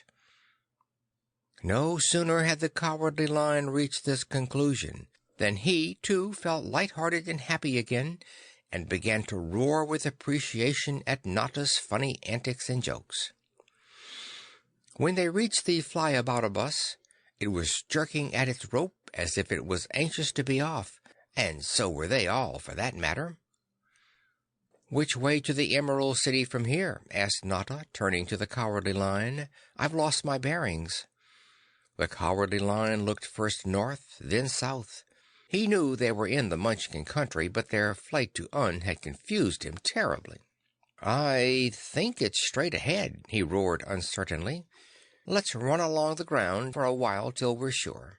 "All right," agreed the clown, and calling to Bob, started for the bus. But halfway he stopped in horror. Bob, though perfectly unconscious of it, had turned as blue as wash day. At the same time, Notta caught the Cowardly Lion staring at him fixedly. "What's the matter?" choked Notta. "Am I blue, too?" "Not very," faltered the Lion, whose heart was in his throat at the awful change in his friends. Notta looked down at his hands with a shudder. "I'm as blue as the Danube," he muttered unhappily. "But that's all the better. Why, a blue clown ought to be the greatest curiosity yet. Wait till I reach America with my new skin and feathers." Notta went on, trying to make a joke of it, but his voice shook a little in spite of himself. And when he tried a light double somersault, an even worse thing happened. Halfway around he found himself unable to move, and there he stood on his head, powerless to straighten his arms or legs. There was no doubt about it. Mustafa had taken off his magic ring. For when Bob tried to run to Notta's assistance, he was caught with one foot in the air. "Help! Help!" croaked Snorer, flying frantically from one to the other. His nose came off the hook and hung straight down, but he never even noticed it. "Fly up a tree, can't you?" roared the Cowardly Lion as Snorer flapped into his face and almost blinded him with his wings. With a quick spring he reached Notta's side. "Better lift me down," puffed the clown, for under the blue he was turning crimson from standing so long upside down. The Cowardly Lion obeyed and placed him gently on the ground, where he lay as stiff as a statue. "It's magic," growled the Lion. "Blue magic." "It's Mustafa," groaned Notta, looking dismally at Bob. "I guess I'll have to tell you the whole story." In short jerks and gasps, for he could barely move his lips, he told how Mustafa had sent them to capture the Cowardly Lion, and how he had threatened them with the magic ring if they failed to obey him. "But you did disobey him," breathed the Lion, flashing his tail. "Even when you knew what would happen, you made no attempt to capture me." Tears of gratitude rolled down his nose. "You are the bravest man in Oz," he choked miserably. "But look what it has brought you to." "Weren't you looking for the bravest man in Oz?" asked Notta, suddenly remembering their first conversation. "That's how we happened to meet you, I think." The Cowardly Lion turned gloomily, for it was now his turn to confess. With many apologies and sighs, he told Notta of his quest for courage, and his determination to devour a brave man, the bravest man that he met. "But you didn't do it!" shouted Notta triumphantly. "And many a chance you had if you had cared to take it. Cheer up, old fellow, there's some way out of it." Snorer, with suppressed gurgles and sobs, had listened to both stories. Now he held up his claw. "As I understand," croaked the bird, pushing his curly nose back of his ear, "Mustafa's ring has turned black because you have not captured the Cowardly Lion." "That's about it," admitted Notta, trying to wink at Bob, but finding it impossible to move his eyelid. "Well, then," sniffled Snorer with a little hop, "why not capture him? Wait, I'll get a rope."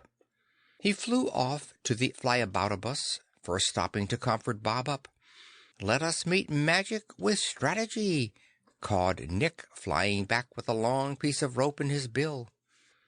"I'll never urge him a step," declared Notta firmly. "Not if I have to stay blue and still for the rest of my life." "You won't have to," rumbled the Cowardly Lion, who was beginning to look quite cheerful. "I'll run all the way to Mudge and give myself up to this ridiculous Mustafa." He made a little spring, but Snorer with a screech barred the way. "Have you no sense?" shrilled Nick sharply. "I said strategy." He tied the rope hastily around the Cowardly Lion's neck and placed the end in Notta's stiff hand.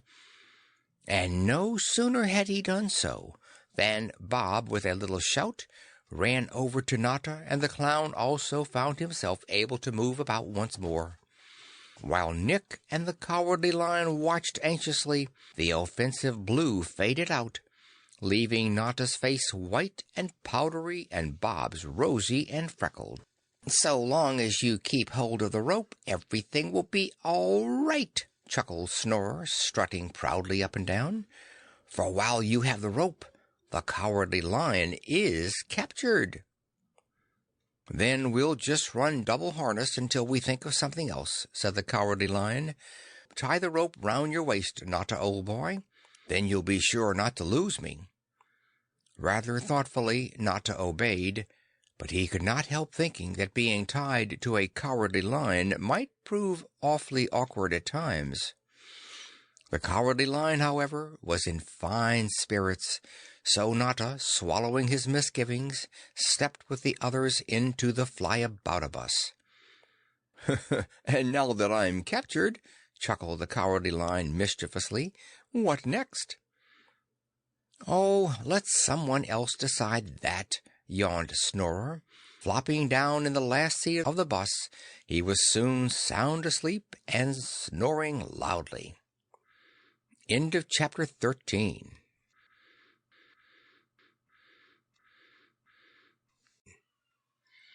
Chapter 14. Flying in a Deluge. "Let's find Dorothy," shouted Bob. It was necessary to shout, for Nick's snores rattled in their ears like a series of explosions.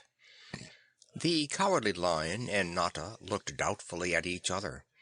They were not sure that Mustafa's magic ring would allow them to proceed toward the Emerald City. "We'll try it," shouted Notta. "Which way is it?" "I don't know," roared the Cowardly Lion. "Let's fly up and look around till I see a familiar landmark."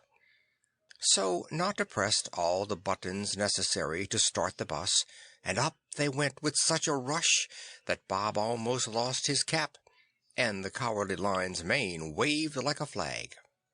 Bob put both fingers in his ears, for with Nick's snores and the whir of the feather wheels the noise was deafening. When they were about 100 feet above the ground, Notta slowed the bus down and ran it gently and evenly over the pleasant blue fields and forests of the Munchkins. Bob, slipping into the seat beside Snorer, put his nose, which had fallen off his ear, back on its hook. Immediately Snorer awoke and stamped his foot, but in a wink he was asleep again, and Bob watched in open-eyed wonder, for snoring in his own ear wakened him about every 3 minutes, and when he wakened he stamped, so that between snoring and stamping the noise was worse than ever. "I wish our friend was not such a loud sleeper," growled the Cowardly Lion. "I can't even hear my own heartbeat. Say, was that thunder or Snorer?" "Thunder," quavered Notta anxiously. "See how dark it's growing? Let's go down." "It's raining," cried Bob Up in the same breath. Notta touched the button marked faster and was about to press the one marked down when a blinding flash of lightning zigzagged across their path. The Cowardly Lion, with a roar of terror, dashed under the last seat of the bus, dragging Notta with him. In his clutch to save himself, the clown pressed the button marked turn so that the flyaboutobus not only increased its speed, but churned round and round till the four occupants were almost knocked senseless. To make matters worse, the rain came down in perfect torrents. Snorer, awakened by the awful clamor, put his wing around Bob and clutched the arm of the seat with his curling claws. Even so, they were shaken up and down till Bob's teeth chattered, and nearly drowned by the storm. Notta and the Cowardly Lion in the bottom of the bus were faring even worse. Every time the clown scrambled to his feet, the Cowardly Lion, terrified by a new flash of lightning, would spring in another direction, and, tied to him by the stout rope, Notta would be dragged along. "Help! Help! I'm drowning!" gurgled Notta after the eighth fall. A sudden flash of lightning showed Snorer that the flyaboutobus was more than half full of water, and Notta lying entirely immersed. "Bob!" cried Nick. "Can you hold on a minute by yourself?" Bob nodded his head and with closed eyes grasped the side of the bus. He did not even dare open his eyes, for flying in a circle made him dreadfully dizzy. Snorer sidled cautiously to the edge of the seat, and with a little spring jumped on the Cowardly Lion's back. The big beast was trembling like a runaway racehorse, and the beating of his heart shook Snorer up and down, but holding on to his mane with one claw, he felt about in the water till his other one fastened in the belt of Notta's baggy suit. Then he pulled with all his might, till, dripping and breathless, the poor clown lay across the Cowardly Lion's back. "Climb on the seat," directed Nick sternly. "Do you want to drown the most beautiful person in Oz?"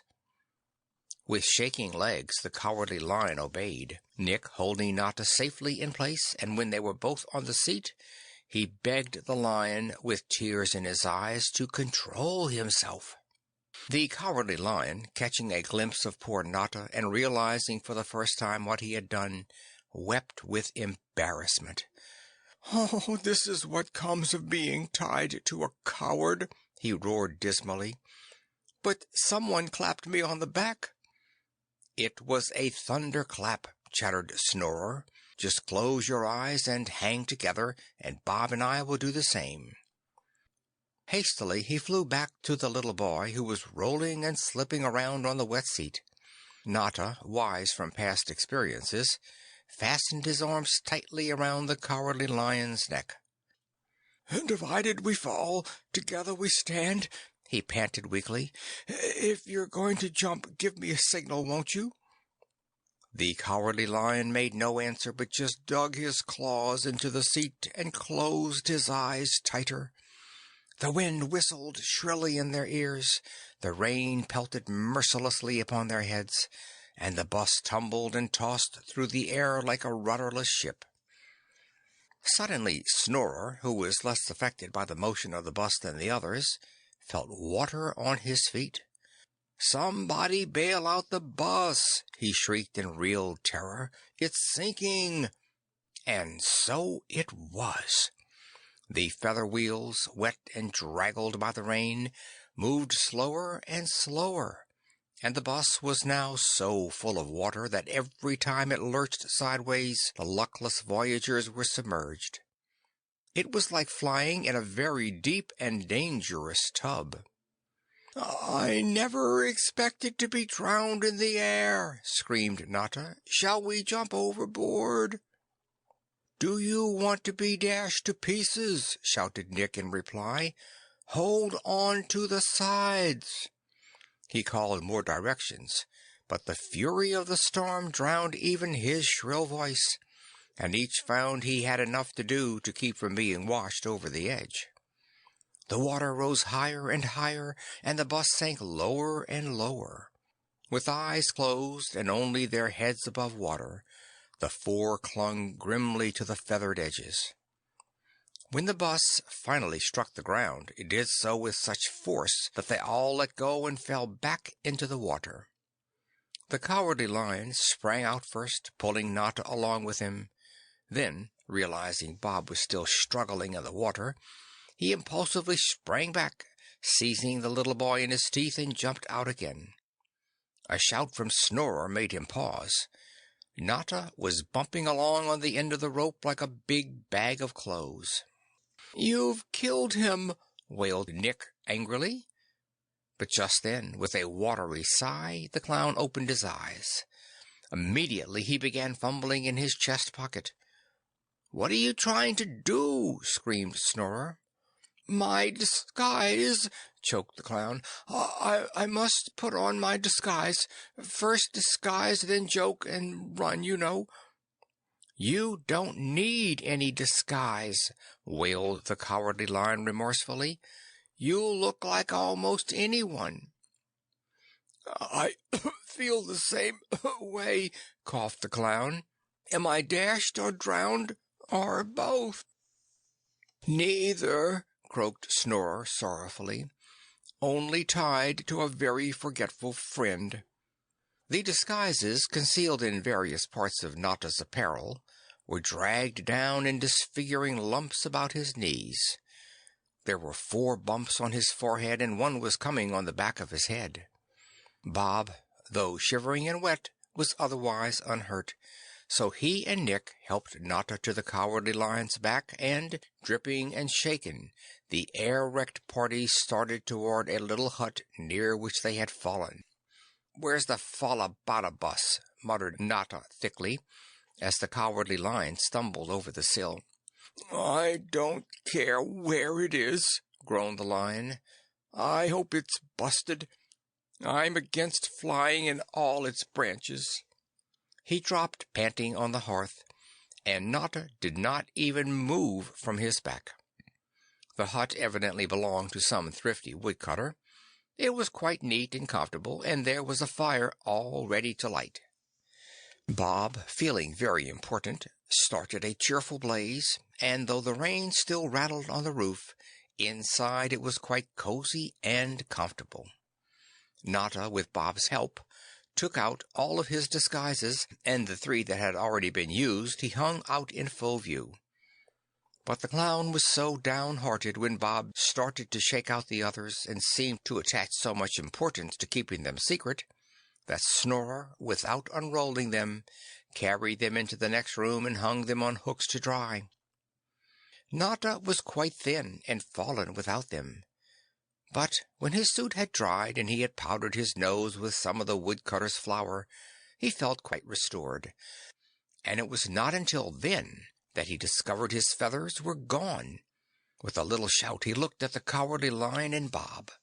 "We've all shed our feathers!" he cried exultantly. "They must have washed away." The Cowardly Lion was so pleased that he jumped for joy, and started to run and look in the woodcutter's mirror, upsetting Notta as usual. "It's because you're no longer unish," explained Snorer wisely, as Notta scrambled to his feet and hastened to accompany the lion to the mirror.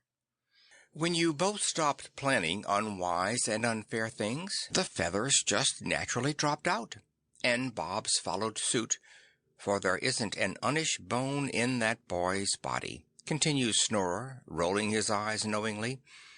"And now that we've all decided to stick together, everything will be as happy as possible." "We don't stick together very well," sighed the Cowardly Lion, hanging his head. "Did I hurt you, Notta, old fellow?"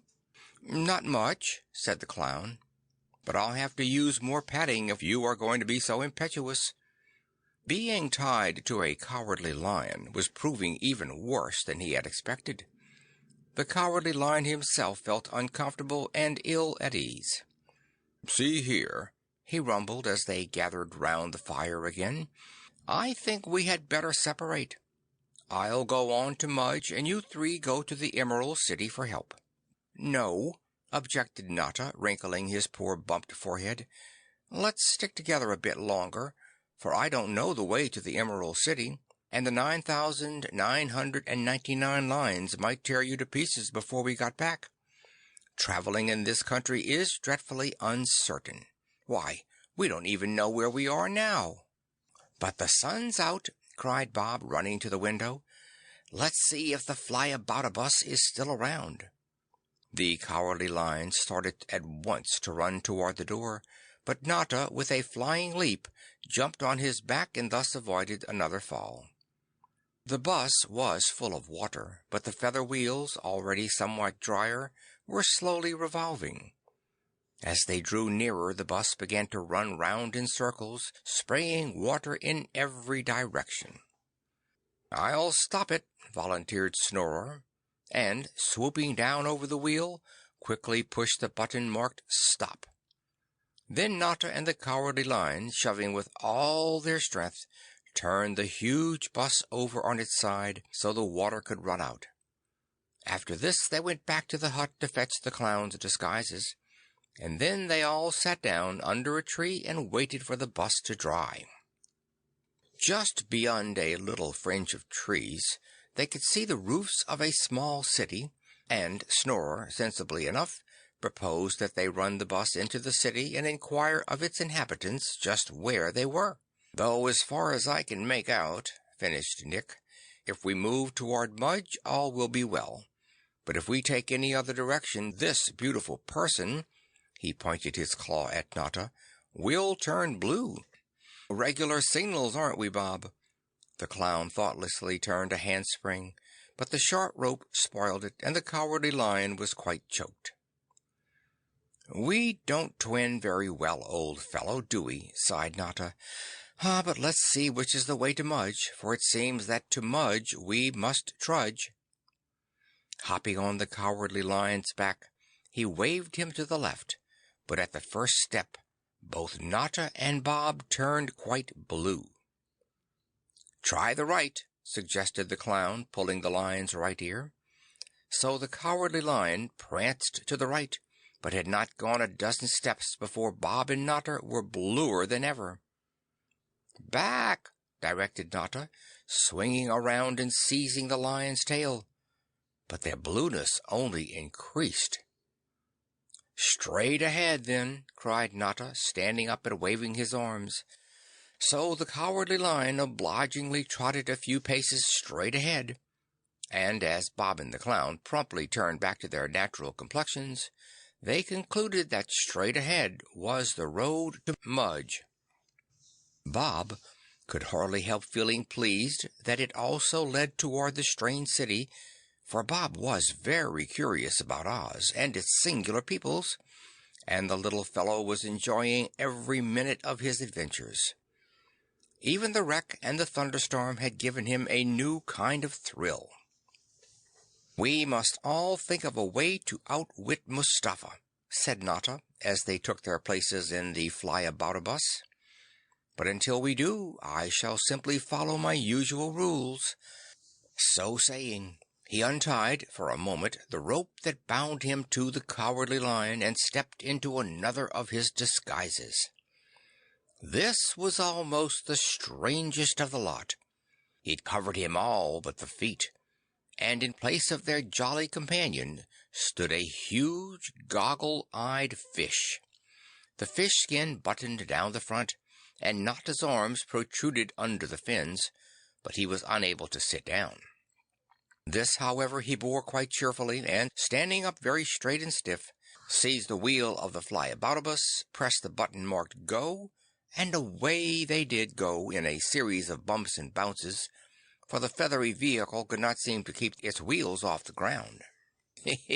"Too bad you didn't put on that rig during the storm," chuckled Nick, hanging on with both claws. "Then you could have swum to Earth.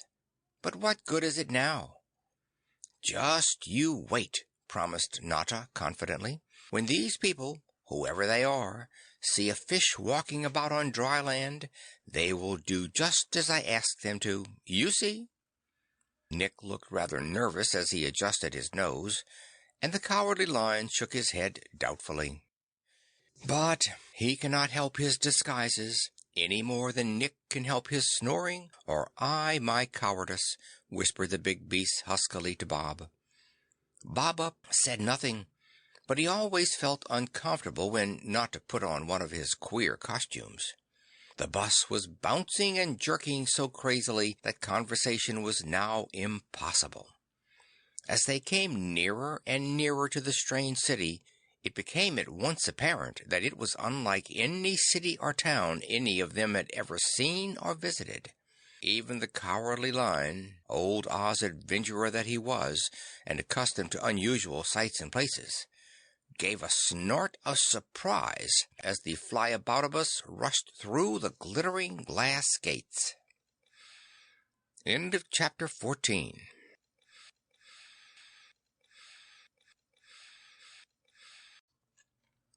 Chapter 15. Mustafa Keeps Watch. Mustafa, seated on his blue throne, stared steadily at his magic ring. He had done little else since Bob and Notta's departure, and in consequence was beginning to squint fearfully. On his lap lay the lion book, and when he was not gazing at his ring, the blue-whiskered monarch looked longingly at the picture of the Cowardly Lion. In one corner of the tent, in a large cage, crouched the 20 Uns Notta had wished into Mudge, and in the tent top were 20 blue patches where they had burst through. At first Mustafa had been terribly angry and ordered the featherheads thrown to the lions. But Mixtuppa, pleased by the color and brilliancy of their feathers, begged that they be saved, so she might always have fresh feathers for her turbans. Then the Uns, seeing that Mustafa was almost so wicked and bad-tempered as themselves, promised to teach him all the Unish they knew, so that every hour Mustafa was growing unhappier and unpleasanter. Panapee stepped about breathlessly on tiptoe, for each time Notta had done anything to turn Mustafa's ring black, the ruler of Mudge had flown at his royal chamberlain and shaken him unmercifully. "He is escaping, you villain!" screamed Mustafa the first time. That was when Notta had determined not to betray his faithful four-footed friend. "Help! Ouch! Does your Majesty expect to stop him by pulling my beard? Let go! Take off your ring!" spluttered the unhappy Mudger. "There is no magic in my whiskers." Realizing the truth of this, Mustafa snatched off his ring, with what alarming consequences to Bob and Notta we all know. Since then his watchfulness had increased, and even while he ate he held his thumb before his eyes so that no move of the clown would escape him. While Mustafa kept watch, the royal jewelers worked day and night upon a gold collar studded with sapphires, and the forgers of swords and scimitars hammered early and late upon a heavy gold chain. For once the Cowardly Lion entered Mudge, Mustafa was determined he should never leave the kingdom. Tazzywaller, who was still Lion-Feeder, peering at intervals through the tent flap, thanked his lucky stars he was no longer High Chamberlain of Mudge. "When this Cowardly Lion actually appears, will be time enough for me to be reinstated," muttered the wily fellow to himself. "Meanwhile, let Panny take his Majesty's ill-tempered thumps and shakings." End of chapter 15.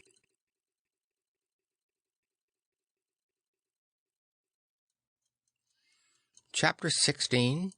A Fall from the Sky. "Tents and trapezes!" shouted Not a Bit More, as he tried to keep the Flyaboutibus in the center of the glass street.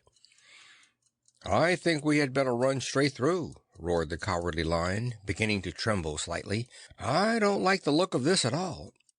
"Well, whatever happens, try to remember you're tied to me," begged Notta, straightening his fish head hastily. "Then woe betide us," sighed the Cowardly Lion. Nick put his wing around Bob, and all of them gazed in bewilderment at this bewildering city. "Preservatory," said a large sign just beyond the glass gates, and over the whole city hung a sweet, smoky haze. The houses had glass fronts, and were more like cupboards than ordinary dwellings. Each had 3 stories, or, as Bob-Up explained later to Dorothy, 3 shelves. And on these shelves, swinging their legs, sat the oddest individuals in Oz. From head to knee they were enclosed in glass jars, Their arms and legs came through especially cut places, but these were carefully soldered so as not to let in any air, and their heads, somewhat flattened by the glass lids, had a squashed and foolish look. As the fly-about-a-bus bounced merrily along the main street, they began to tumble off the shelves and run down the glass steps of their comical houses. They made no attempt to keep out of the way, so Notta hastily stopped the bus. But even so, one managed to get under the wheels, and Bob shivered as the creature's jaw splintered to bits on the glass paving stones. "Now you've done it," groaned Nick, slamming his nose back on its hook. The jarred populace evidently thought so too, for they began hopping up and down, shouting all sorts of threats and abuse. The four travelers could only hear a dull muttering, for the voices of the creatures did not carry through their lids, but the visitors could tell from the dreadful faces they were making through the glass that they were being threatened and abused. The cries of the unhappy victim under the wheels were quite distinct. "Save me, or I shall spoil!" he cried in heart-rending tones. Notta was so moved by his evident distress that he impulsively started to jump out of the bus, forgetting the tie between himself and the Cowardly Lion.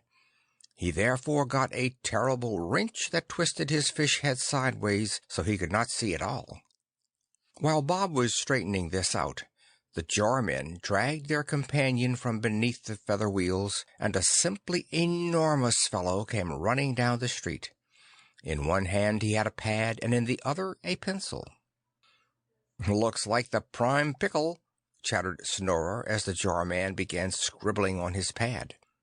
"You have broken the peace," read Notta as the angry official held up his pad. He was magnificently attired under his jar, and was evidently a person of some importance. He had, however, been preserved by pickling, and was of an unhealthy shade of green. Notta leaned out of the bus, and, seizing the pencil and pad, wrote back, "He broke himself. Save the pieces." The rage of the preserves, as they read these words, increased to a perfect fury.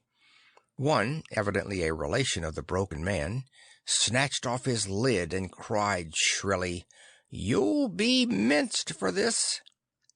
The Prime Preserve again scratched furiously on his pad. "You are under arrest. Come with me," directed the pad when he held it up. "This is because I forgot the rules," sighed Notta. "If I had been more polite, this would not have happened. Shall we fly or follow?" "Let's follow," rumbled the Cowardly Lion. "We can fly any time, and I'd like to see all the preserves while I'm about it, for I think Dorothy would enjoy hearing about them." Notta ran the fly-about-a-bus slowly and carefully down the glass street after the solemn jarmen, the rest of the population following at a safe distance. Bob's eyes grew larger and larger, and when a preserved dog ran briskly in front of the bus, he gave a shout of glee. "I think Oz is the funniest place in the world, don't you, Nick?" cried the little boy merrily. "Well," chirruped Snorer, "as I was never any place else, I can hardly say. Look, there goes a canned cat."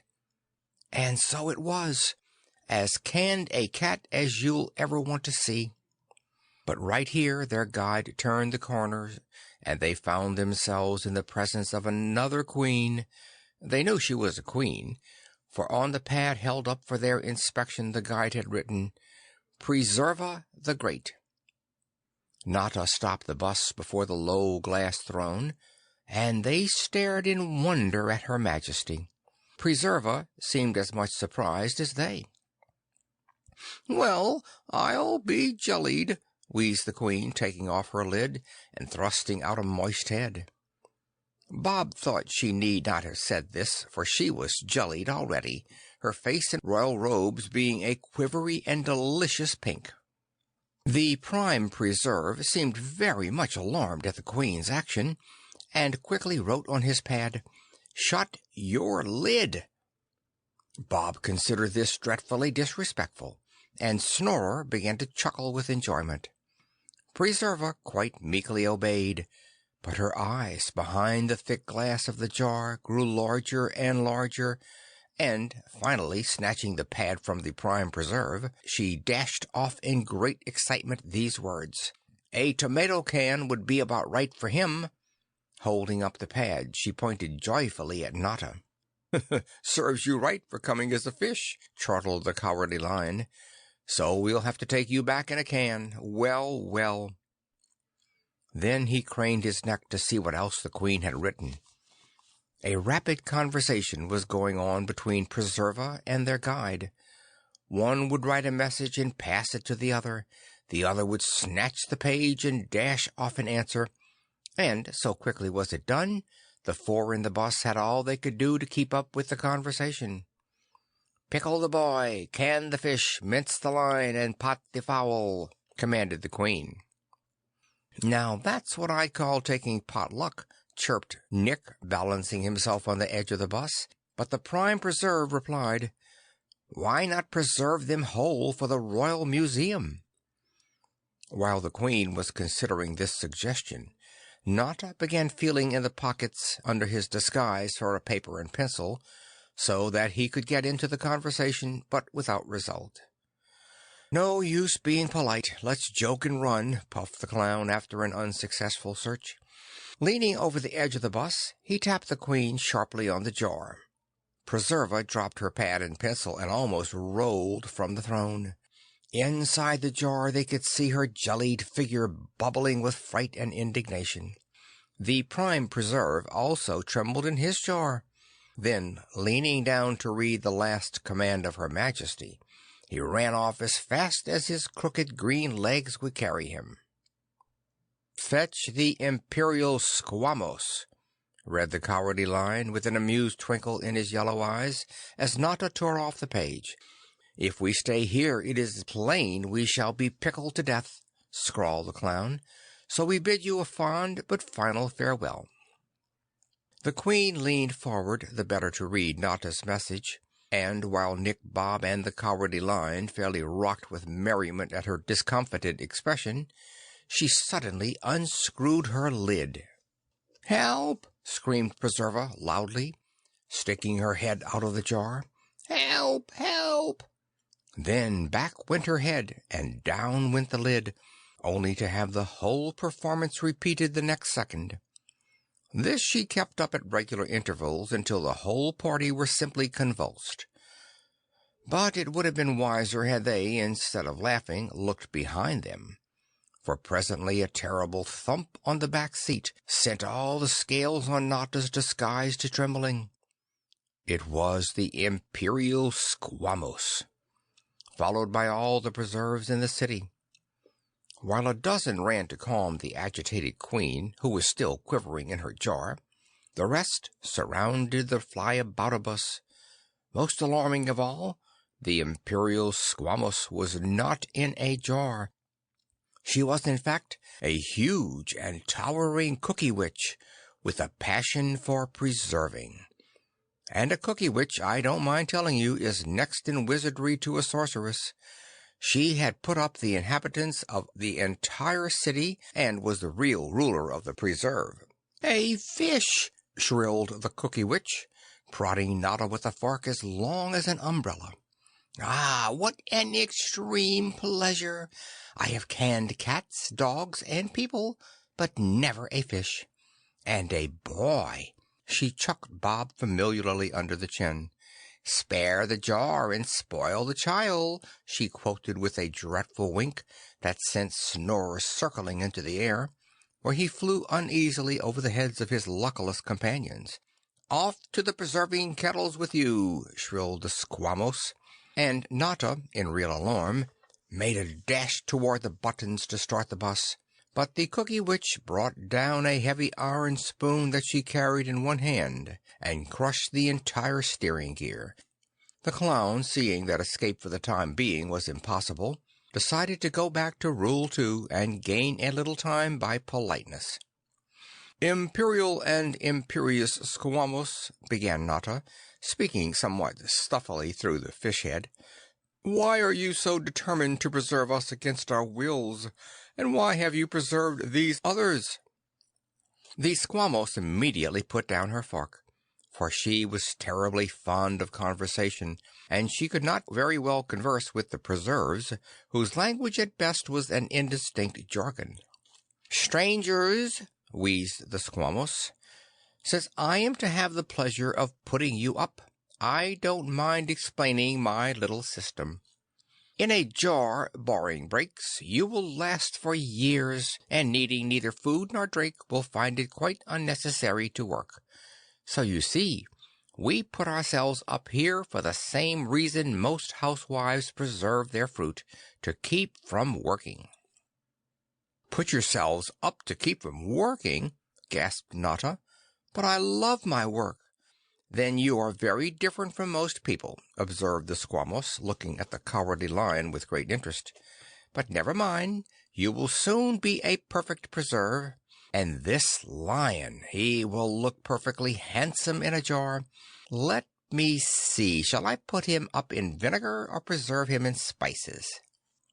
The Cookie Witch closed her eyes, and Notta, winking warningly at the Cowardly Lion who was about to spring on the imperial monster, cautiously moved his hand toward the only button in the Flyaboutabus that the iron spoon had not smashed, the button that said "Up."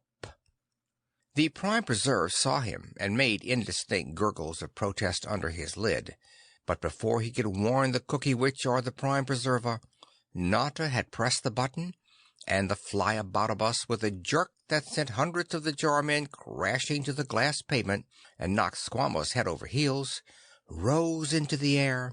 Snorer made a flying leap and caught it on the wing, so to speak, and in a flash they were hurtling toward the sky. Notta, jerking off his disguise, frantically felt for all the buttons, but they were hopelessly broken. "This continual flying about makes me light-headed," groaned the Lion, hanging onto the arms of the seat with both paws. "Where are we going, Notta?" gasped Bob, edging close to Snorer and peering giddily over the edge of the bus.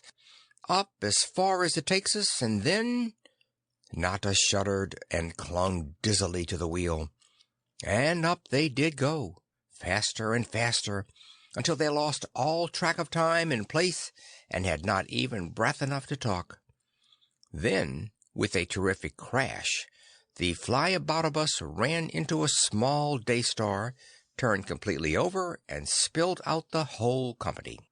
There, caught by its feather wheel, it hung on the point of the star, while Notta, Bob, Nick, and the Cowardly Lion fell head over heels through the air.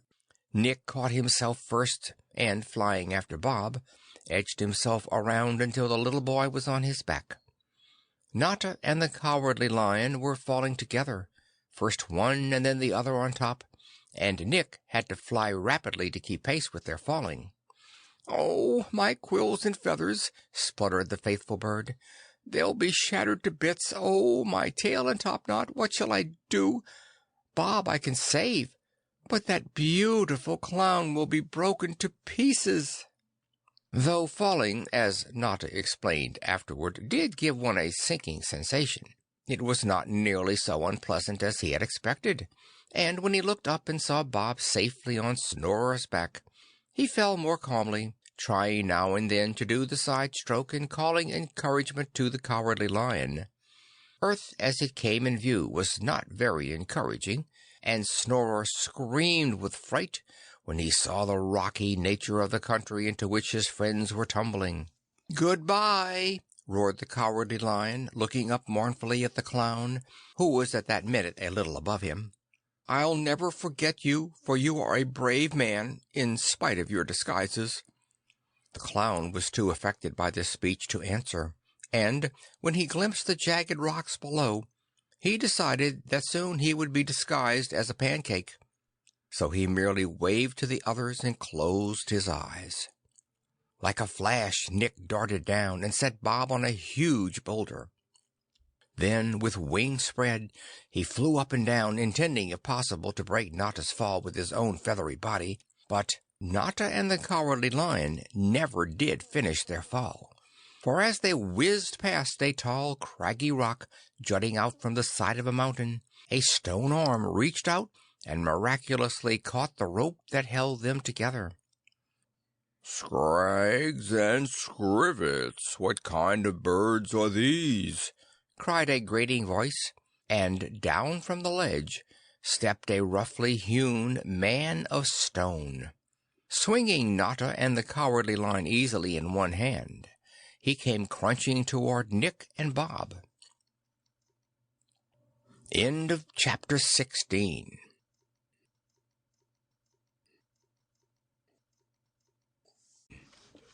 Chapter 17. The Stone Man of Oz. Bob put his arm around Snorer's neck, and Nick, clapping his nose on its hook, prepared to fly from this new danger.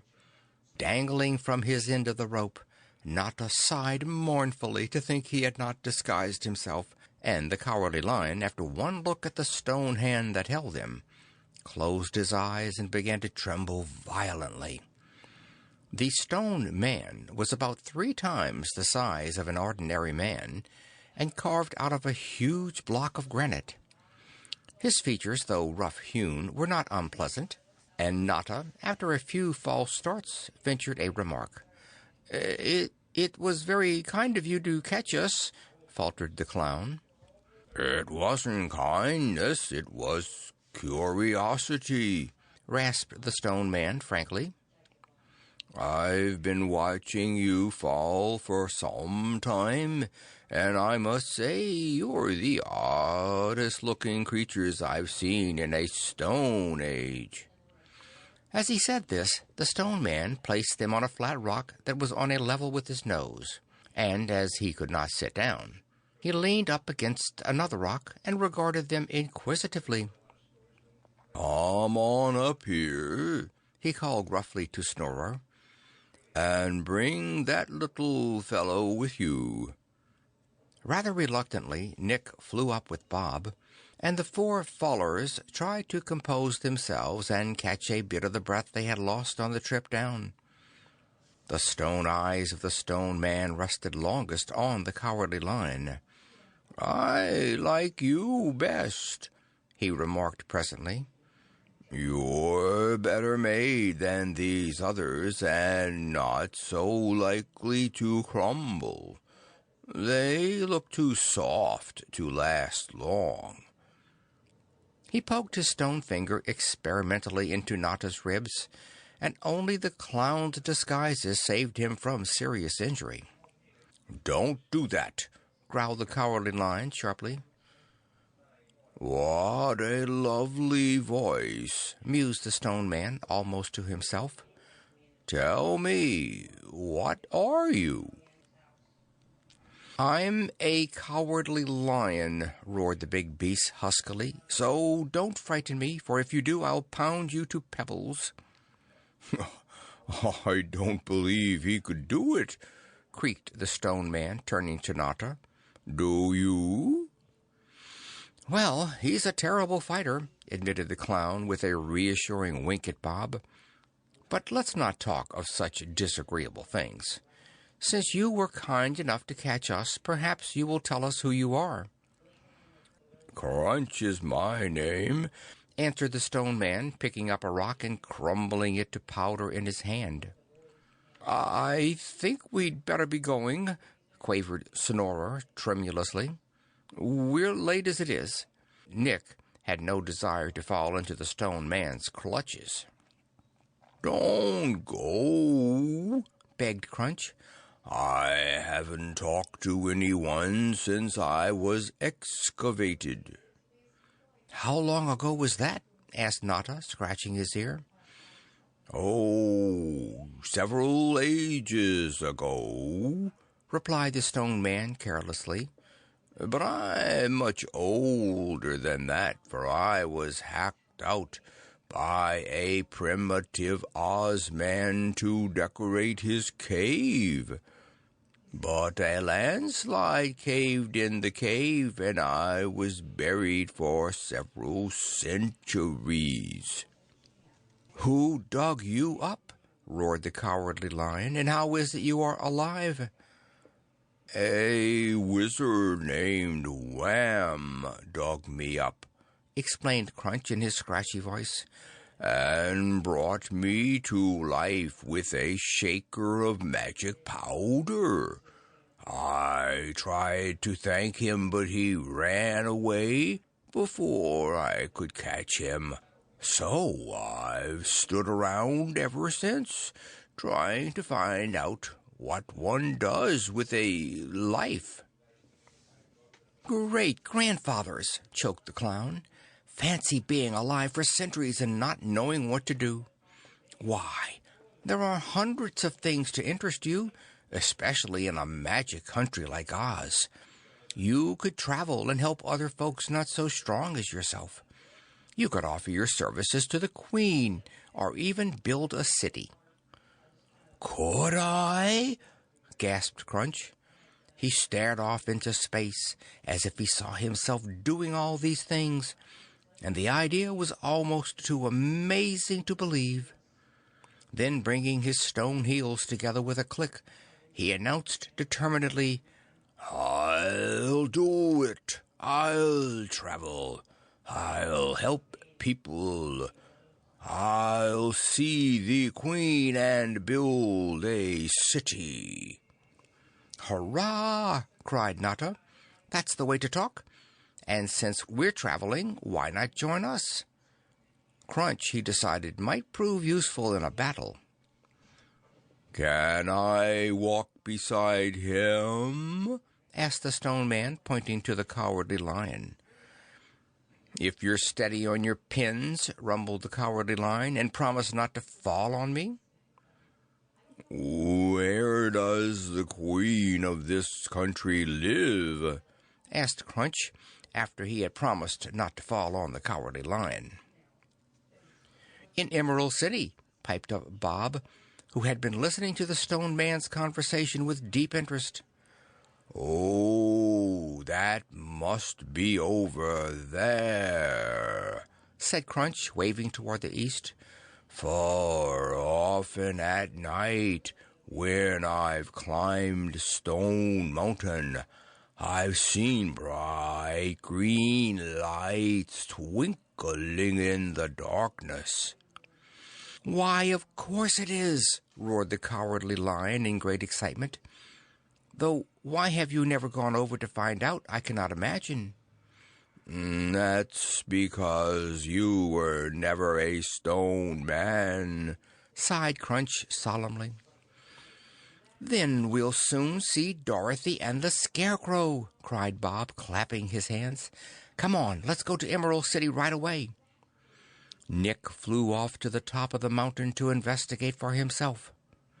"Oh, you mustn't forget Mustafa's enchantment," sighed Notta, pointing sadly to the rope that still bound him to the Cowardly Lion. "I dare say if we took a step toward the Emerald City, Mustafa would ring us up again." "Who is Mustafa? And why has he enchanted you?" demanded Crunch, rubbing his stone forehead noisily. Notta explained so much of their story as he thought the Stone Man would understand, and when he had finished, Crunch gave a little spring that almost knocked them from the ledge. "Why, it is clear as cobbles," he roared, bringing down his fist upon a rock and splintering it to fragments. "You are weaker than I, and as I have fully determined to help someone, let me help you. Where is this Mustafa Mudge? Take me to him, and I will pound him to powder and disperse him to the winds." Before Notta could answer, Nick came flying back to assure them that he had really seen the Emerald City from the mountaintop, and that it lay scarcely a half-day's journey away. "Then it seems to me," said Notta, who had been doing some quick thinking, "that the time has come for us to separate. Bob, Nick, and I will hasten to this Emerald City and appeal to Ozma, Dorothy, and the Wizard of Oz. Meanwhile, the Cowardly Lion can start toward Mudge, and thus Mustafa's ring will not betray us. But before he reaches there, we will have found a way to help him." "And I will go with the Cowardly Lion," declared Crunch promptly, "for I would rather help him than anyone else." "Hurrah!" cried Bob Up, and so it was all decided. Then Notta sat on the Cowardly Lion's back, and he sprang down from the ledge.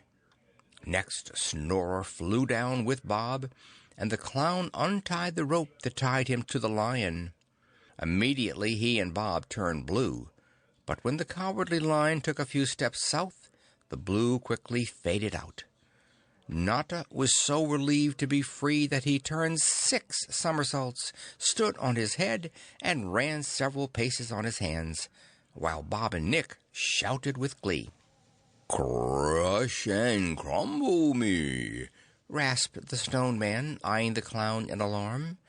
"Is that the way men get about nowadays? The men I watched in the Stone Age never did that, and I simply could not manage it, you know." "Don't try," begged Notta, and Nick hastened to assure him that most men walked in the usual fashion, 1 foot before the other. Mudge should be exactly southwest from here, so come on, old caveman, let's be moving. Together we'll conquer the whole tribe of Mudgers," said the lion.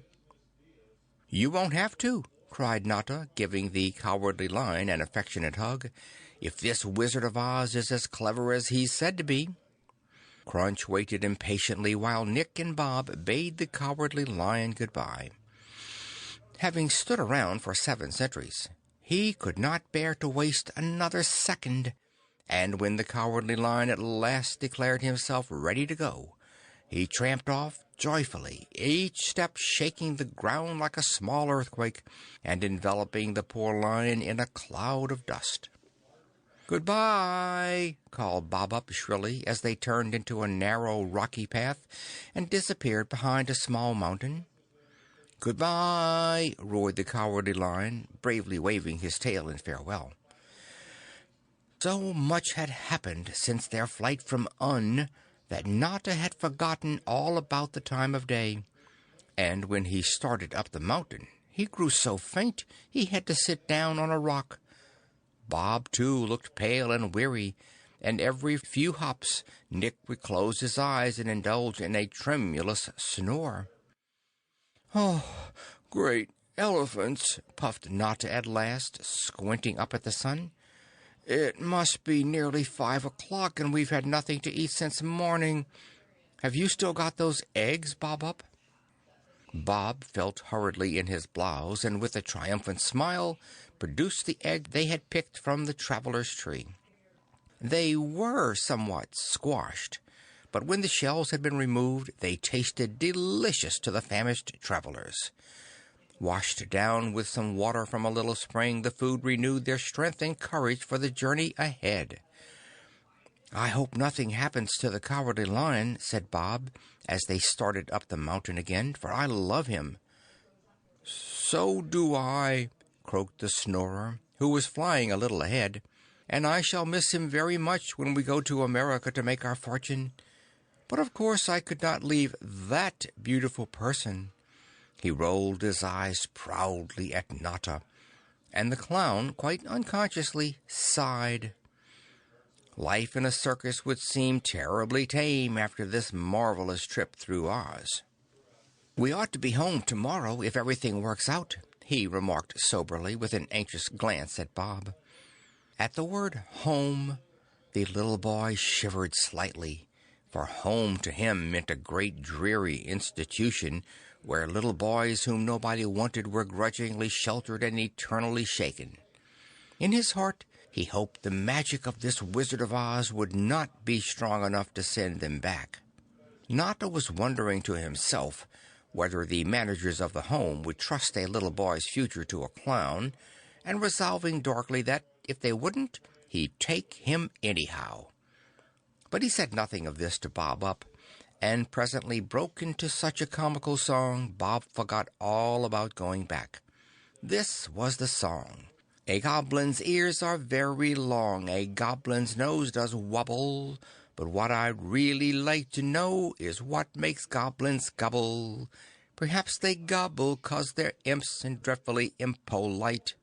Pshaw, all they do is squabble, hobble, gobble through the night. Speaking of night, chuckled Snorer, balancing on the branch of a low tree, we'll probably have to spend it in that forest below, for it would hardly be safe to travel in the dark, and it'll be dark by the time we're down this mountain. Well, laughed Notta, it wouldn't be the first time Bob and I have slept in a forest, and your snores ought to scare off any wild animals. Ah, that's so, sighed Nick, adjusting his nose, and quite satisfied, he flew on ahead. The path was rough and uneven, and though Notta and Bob frequently slipped and slid, in another hour they were safely down the mountain. It was dusk as they stepped into the strange forest, and Bob fancied the trees were peering down at him kindly. They were so tired, Notta paused under an immense maple tree, and Nick leaned up against the trunk and fell instantly to snoring and stamping, while Notta began gathering branches and leaves for bed.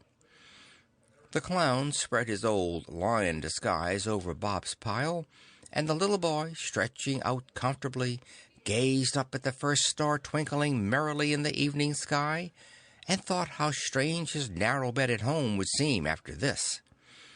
The wind sighed in the treetops with a gentle and soothing sound, and even Nick's snoring seemed comforting and pleasant to Bob Up. "Bob," said Notta as he dropped down beside him, "this is the friendliest forest I was ever in." Bob nodded, and at this a little rustle went rippling through the forest as if the trees had actually heard him. And in the same instant each tree quietly opened its trunk and drew forth a fiddle. Before Notta and Bob had recovered from their surprise, a wave of music swept through the woods, now soft, now loud, but more entrancing than any they had ever heard. And the trees, swaying and bending in the dim starlight, plied their bows with more skill than any orchestra in the mortal world. For Bob and Notta, you see, had come to the Fiddlestick Forest of Oz. End of Chapter 17.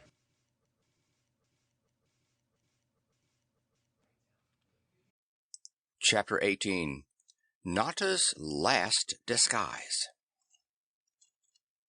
Of all his adventures, Bob remembered this strange concert longest. The fairy-like music that even made the moon bend down to listen, the drum-like accompaniment of Nick's snores, and the misty faces of the trees themselves bending down in the dim starlight, all added to the enchantment. Bob could not remember falling asleep, for all through his dreams marched the music of the fiddles, but he must have slept, for opening his eyes suddenly he found the sun out and shining merrily. He looked around to ask Notta whether he had dreamed about the fiddles or really heard them, but Notta was nowhere to be seen. Nick, too, had vanished. Rather alarmed, Bob jumped up. As he did so, a large green leaf with white lines traced on it fluttered to the ground. "You may use the Fiddlebow Boat," said the leaf, and, looking up, Bob fancied the big tree was smiling at him. So he made a stiff little bow and, holding fast to the leaf, started off uneasily to find his friends. The sound of water rippling over stones took him to the left, for he was terribly thirsty, and in a few seconds he had come out on a rapid little stream. The water was so clear Bob could see the white stones gleaming on the bottom. Throwing himself down, he took a long, satisfying drink. When he straightened up, he was astonished to see a boat tied to a slim birch that leaned far out over the water's edge. "Why, this must be the Fiddlebow Boat," cried the little boy, hastening over to examine it. It was of a smooth and satiny garnet, and exactly the shape of a huge, hollowed-out fiddle. It rode gaily at the end of its pink line, and this discovery only made Bob more anxious than ever to find the clown. Calling first Notta and then Nick, he ran back to the big tree, and just as he reached it, was horrified to see a witch bending over the pile of leaves he had slept on.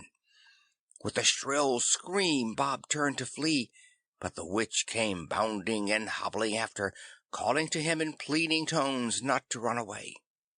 But the more the witch called, the faster Bob ran, and he might have been running yet, had he not tripped over the roots of a tree and fallen headlong.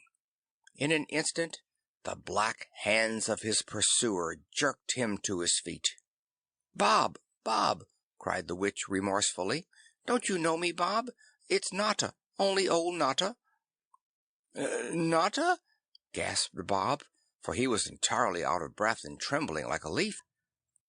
"There, there," coaxed the clown. "It's only one of my disguises." As Bob continued to regard him with disfavor, he explained hurriedly. "You see, we were going to this Emerald City, Bob-Up, where every other person is more or less magic. Now, what attention would they pay to a silly clown? Why, they might not even listen to me. But if I pretend to be a powerful witch, Princess Ozma and the Wizard of Oz, whom we've been hearing so much about, will hasten to do what I say." "You'll frighten them," said Bob stubbornly, but Notta shook his head. "People in fairy cities aren't frightened as easily as little boys," he chuckled knowingly. "And just look what I've found you for breakfast." In Bob's cap he had gathered nuts and berries of every kind, and Bob, seeing Notta was determined to go to the Emerald City as a witch, said nothing more but began to eat hungrily. After a hearty breakfast, Nick came flapping back, and was so startled by the clown's disguise that his nose fell off the hook with a crash. But Notta soon reassured him, and as Bob was tingling with impatience to show them the boat, they finished the berries in great haste. "This is the friendliest forest I ever was in," repeated the clown, viewing Bob's discovery with delight. "This will take us out faster than we could walk, and it's much safer than the fly-about-a-bus. Now then, all aboard for the Emerald City." Gathering up his witch skirts, Notta leaped into the Fiddlebow boat, and, seizing the long oar, pushed it in close to the bank. Snorer alighted on the end, and Bob settled himself cozily among the cushions. Merrily the boat went dancing down the stream, propelled by Notta's strong arm. The only thing that marred Bob's pleasure was the thought of Notta's disguise. But he determined to tell Dorothy or the first person they met that the clown was not a witch, but the jolliest person in the world. Somewhat comforted by this thought, Bob gave himself up to pure enjoyment. "Did you hear the fiddles last night?" asked the little boy presently. "Bob," sighed Notta, "I did, and never heard any like it in the whole of my travels." "It must have been my snoring you heard," said Nick, preening his feathers busily, for he wished to appear at his best in the Emerald City. Notta laughed uproariously at this, and almost upset the boat. They all felt light-hearted and gay, and Bob was no more like the solemn little orphan who had fallen into Mudge than Nick's snoring was like the music in the Fiddlestick Forest. "I wonder if there are any other boys and girls in the Emerald City beside Dorothy?" asked Bob after a little pause. "And I wonder if Dorothy ever heard of or doorways?" "You'll have plenty to tell this little girl from Kansas, Bob-Up?" smiled the clown. And Snorer, after adjusting his nose, related all that he knew of the Emerald City, which unfortunately wasn't much, as very little news of the capital ever came to "I hope the Cowardly Lion is having as pleasant a journey as this," said Notta, as they skimmed along under the branches of the tree. And I hope Crunch is behaving himself properly." "I should think he'd be a hard person to get along with," chirped Nick, giving the clown a nudge so he would be sure to see the joke. "Because he's made of stone, you mean?" replied Notta. "Well, trust the Cowardly Lion to manage him. Hello! Looks as if we're out of the woods." A turn of the rapid little stream had brought them into a broad meadow, and the Fiddlebow Boat stopped of its own accord. "Guess this is as far as it goes," puffed the clown, after vainly endeavoring to push it forward with the oar. So he guided it to the bank, and they all hopped out. "But it doesn't seem right to leave it here," observed Notta, scratching his ear anxiously. No sooner had he spoken than a tall tree near the edge of the water leaned down, seized the boat in its branches, and passed it along to the next tree, and in a second it was being tossed lightly from tree to tree, much to the amazement of Notta and Bob. With wonders happening every moment, you could expect them to be used to it, but each time they were newly astonished. When the last trace of the magic boat disappeared, they struck out across the meadow, for already over the top of a little hill they could see the sparkling green towers of the Emerald City of Oz. Nick, hopping sidewise, paused every few minutes to see that his curly nose was safely on its hook. Notta began rehearsing long speeches he meant to make to the lovely little ruler of Oz, while Bob skipped between the two, nearly bursting with excitement. On the other side of the meadow they came to the yellow brick road mentioned by Mustafa. From the windows of the little green cottages scattered here and there, the inhabitants looked at them curiously, and several of the quaintly dressed townfolk whom they met on the road, at sight of a witch, took immediately to their heels. But without waiting to explain themselves or talk to anyone, the three hurried on to the gates of the Emerald City itself. Bob gazed with round-eyed delight. Nick began to snort with surprise, and Notta, who had seen in the course of his travels every great city on 2 continents, was struck dumb with amazement. For the capital city of Oz outshone them all in beauty and magnificence. Its streets of green marble sparkled with emeralds, and the palace, rising majestically from its flowering gardens, shone with splendor in the bright morning sunshine. The guardian of the gate was breakfasting in his cottage, and Nick flew over the bars and, turning the emerald key, quietly admitted Bob and Notta. "Let us proceed to the main tent," puffed the clown a bit nervously, for he felt ill at ease among so much magnificence. He had forgotten every word of his speech, and with a sigh resolved to stick to his old rules: disguise, politeness, joke, and run. "Though I see no reason why we should have to run," he muttered uneasily, settling his witch hat a bit more firmly. It was still rather early, and the gardens were deserted, but all at once Bob, who was a bit ahead of the others, spied a little girl in pink sitting on the edge of a fountain reading. "It's Dorothy!" cried Bob, waving excitedly. "She looks just like a picture in the Lion Book. Come on!" Immediately Snorer spread his wings and flung himself into the air. Notta grasped his black cloak, and catching Bob's hand, started on a run for the fountain. The flapping of Nick's wings made Dorothy look up. With a little scream she jumped to her feet, for any little girl, even though she is a princess of Oz, cannot help being afraid of witches. "Help!" cried Dorothy, turning to run. But just then she caught sight of a gold bucket that always stood beside the fountain, and she remembered an experience she had had long ago with the Wicked Witch of the West. Water had melted one witch, why not another? Seizing the bucket, she filled it hastily at the fountain, and, just as the witch, strange bird, and little boy reached her, she flung its contents over the witch's head. "Oh, oh!" screamed Snorer. "You have insulted the most beautiful person in Oz." Notta, taken completely by surprise, could do nothing but choke and splutter. "Wait!" panted Bob, for Dorothy was refilling the bucket. But he was too late, and down splashed another bucket on Notta's head, carrying away his hat and drenching his black wig. Unable to speak, Notta began to wave his arms, and this was anything but reassuring to Dorothy.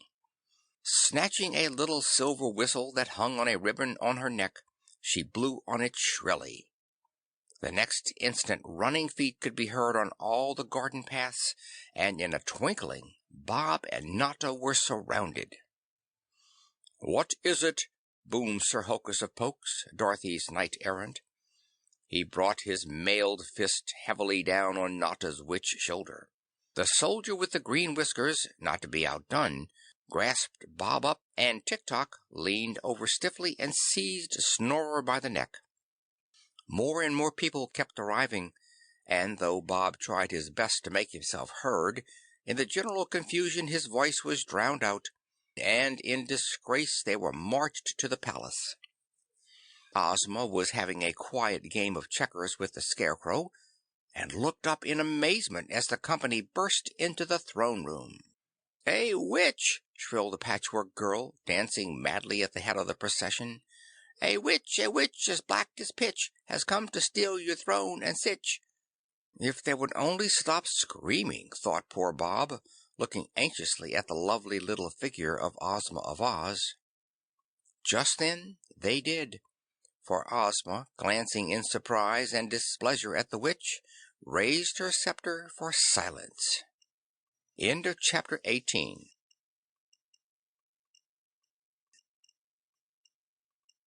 Chapter 19. In the Emerald City.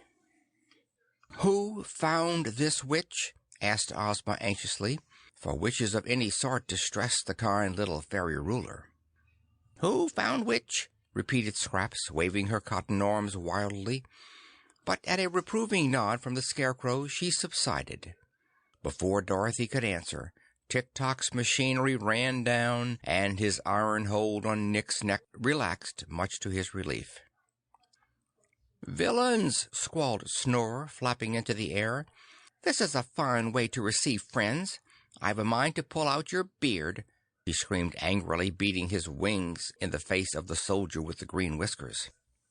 "Run, Bob!" he cried, as the terrified soldier let go of the little orphan. Everyone was so surprised at Snorer's sudden outbreak and his unusual appearance that they simply gasped. But Notta, realizing what a bad impression they were making, called pleadingly for Snorer to take his claws out of the soldier's whiskers, and as Bob-Up added his voice to Notta's, Snorer let go and retired sulkily to the top of a golden cabinet. "They're worse than Uns," he muttered, stamping his foot. "I think there is no harm in the boy," whispered the Scarecrow to Ozma, for he noticed that Bob made no attempt to escape. "Why do you travel in the company of a witch?" asked Ozma, rather sternly. "He's not a witch!" cried Bob-Up miserably. "He's Notta!" "Not a witch?" puzzled Ozma, wrinkling up her brows. All the celebrities stared suspiciously at their prisoner, but as Sir Hokus had him firmly by one arm and the Tin Woodman by the other, Notta could not remove his disguise. "The boy has spoken the truth," quavered the clown. "If these gentlemen will let me go for a moment, I will prove that I am not a witch." "Don't let go," advised the Scarecrow, wrinkling his cotton forehead, "for he may bewitch us. Have little Dorothy tell her story." So while Bob fumed with impatience and Notta groaned at the delay, Dorothy told how they had come flying toward her in the garden. "But if it had been a witch, wouldn't she have melted when you threw the water on her?" asked Trot, who had listened so far in silence. She liked the looks of this little boy and felt that some mistake had been made. "Call the Wizard of Oz!" cried Jack Pumpkinhead. This was such a reasonable suggestion, Bob wondered how a Pumpkinhead could have thought of it. As there seemed no way of convincing these interesting folks that the clown was not a witch, Bob gave it up for the moment and began examining them with close attention. Tik-Tok simply fascinated the little boy, and he immediately decided that, next to Notta, he had never seen anyone more jolly than the Scarecrow. Even the Knight, now that he had his visor up, no longer alarmed Bob up, and when the Comfortable Camel thrust his long neck in through one of the windows to inquire what was the matter, Bob burst out laughing in spite of himself. Right here the little bald Wizard of Oz came bouncing into the throne room, a small black grip clutched in one hand. "If this person is a witch," sighed Ozma, after the Scarecrow had related all that happened, "she must be destroyed. Can you discover by your magic whether or not it is a witch?" "Certainly," said the sprightly little Wizard, laying out his tools in a businesslike manner. Snorer flew down from the cabinet in alarm. "Will it hurt?" he cawed uneasily. "If she is not a witch, she has nothing to fear," replied the Wizard, eyeing Snorer with amazement. The Wizard, sending for a tumbler, first mixed a pink and green powder together, and then added a drop of red liquid that immediately set the powder to sizzling. When it bubbled to the top, he flung the contents of the tumbler directly in the witch's face. Sir Hokus and the Tin Woodman ducked, and Notta spluttered, but the fiery liquid trickled harmlessly off his nose. "It is not a witch," smiled the Wizard of Oz, turning to Ozma. "Then why do you pretend to be?" asked the little Queen. Her voice, though still stern, sounded very much relieved. Taking heart, Notta begged his two captors to release him. This they did, and the clown instantly tore off his wig and stepped out of the black cloak. "Why, it's a clown!" cried Dorothy in delight. "I told you he wasn't a witch!" shrilled Bob Up, wriggling away from the soldier with the green whiskers and rushing over to Notta Bit More. "Why, bless my heart!" cried the Wizard of Oz, bounding down the steps of the throne two at a time. "This is a surprise! Sir, let me embrace you." And as Notta made no objection, he gave him several good hugs. "I used to work in a circus myself," beamed the little Wizard, "and I tell you a clown is a sight that makes me homesick." "As to that," said Notta with a little bow to Ozma, "this country surpasses any circus I was ever in." "Can you do funny tricks?" asked Dorothy. "He can somersault, cartwheel, stand on his head, walk on his hands, and he knows lots of songs, don't you, Notta?" cried Bob, dancing with excitement. "So do I!" shrilled Scraps jealously. "And if he thinks I cannot stand on my head, let him watch."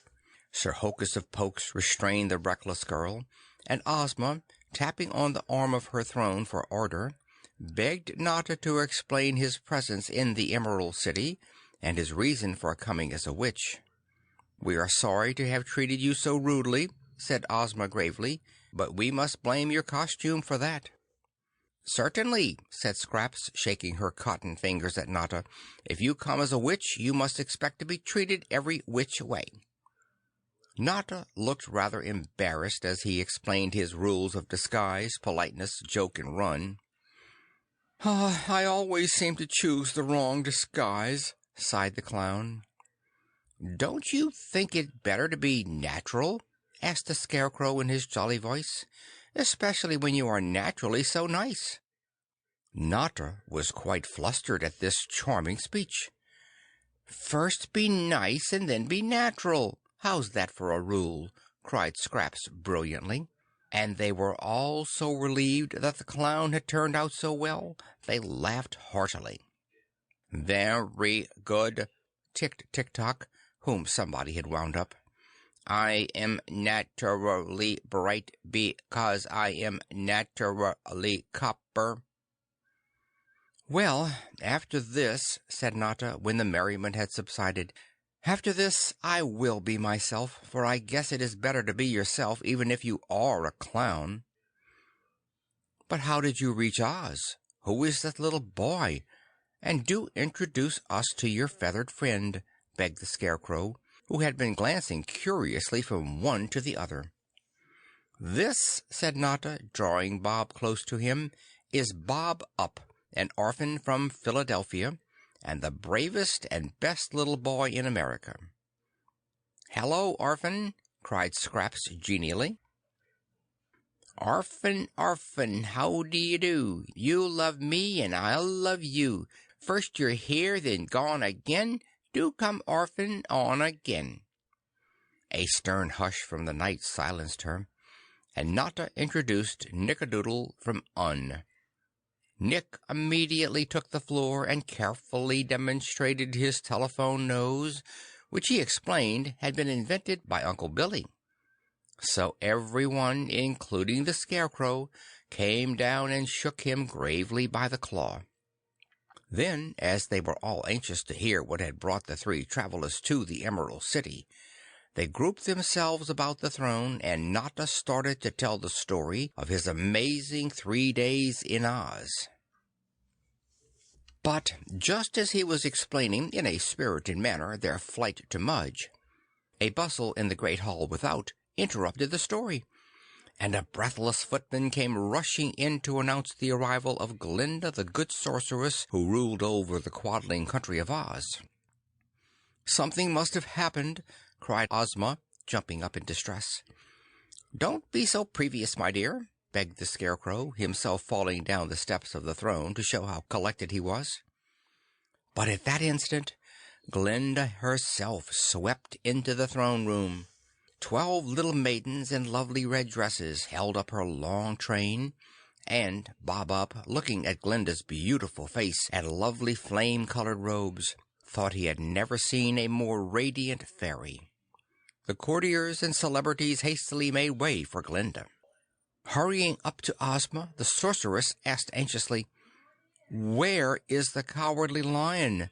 Has anyone seen the Cowardly Lion?" Now, strangely enough, no one in the palace had missed their big chum, but at Glinda's words they all began shaking their heads and looking uneasily at one another. "Why, I haven't seen him for 2 days," cried Dorothy with a worried little frown.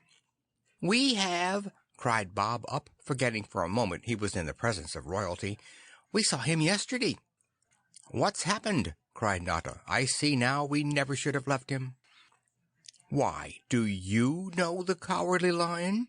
asked Ozma in surprise, for Notta had not yet come to their meeting, nor even told them of Mustafa's determination to add the Cowardly Lion to his collection.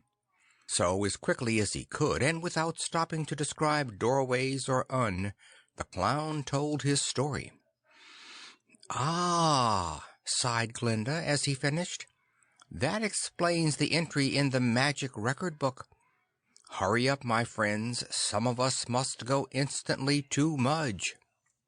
"What did the record say?" asked Dorothy, and all the celebrities looked frightened and anxious, for the Cowardly Lion was a great favorite. The magic record book is one of the treasures of Oz.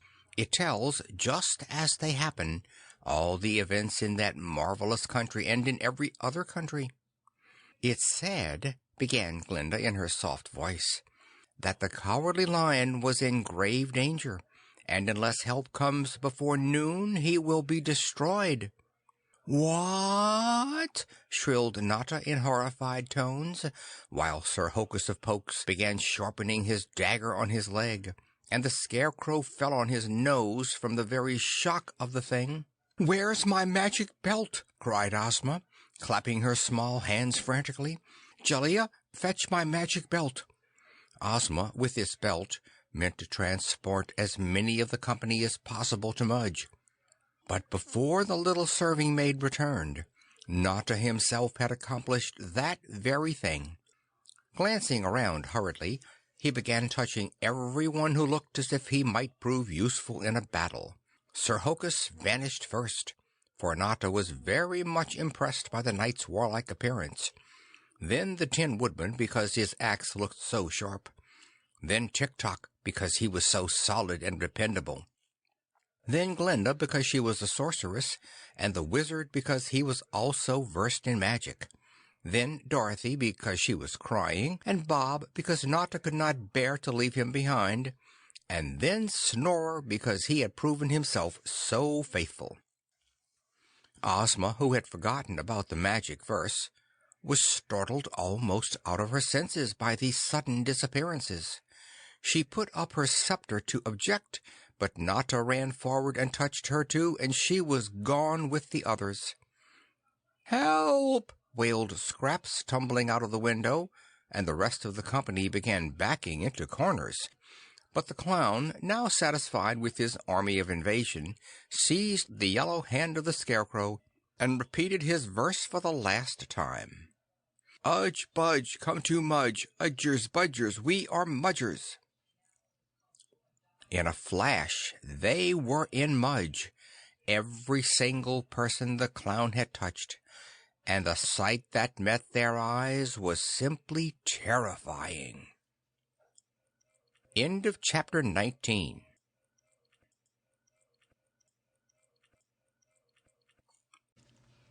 Chapter 20. The Cowardly Lion's Peril. To understand how the Cowardly Lion made the journey to Mudge in one day instead of 3, we must go back to the afternoon he started down the mountain with the Stone Man of Oz. Crunch, as he tramped along beside the Cowardly Lion, was thinking harder than in all the stone ages of his hard life. The wizard Wham had given him brains of a sort, and though they had not been used before, the events of the afternoon had brought them quite suddenly into action.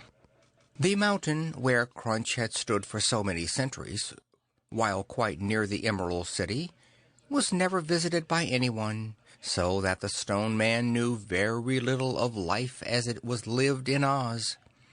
Notta's suggestions had aroused his curiosity, and for the Cowardly Lion he was developing a great fondness. As the afternoon progressed, the Cowardly Lion grew positively embarrassed by his terms of endearment. "You are the handsomest creature in Oz," insisted Crunch over and over.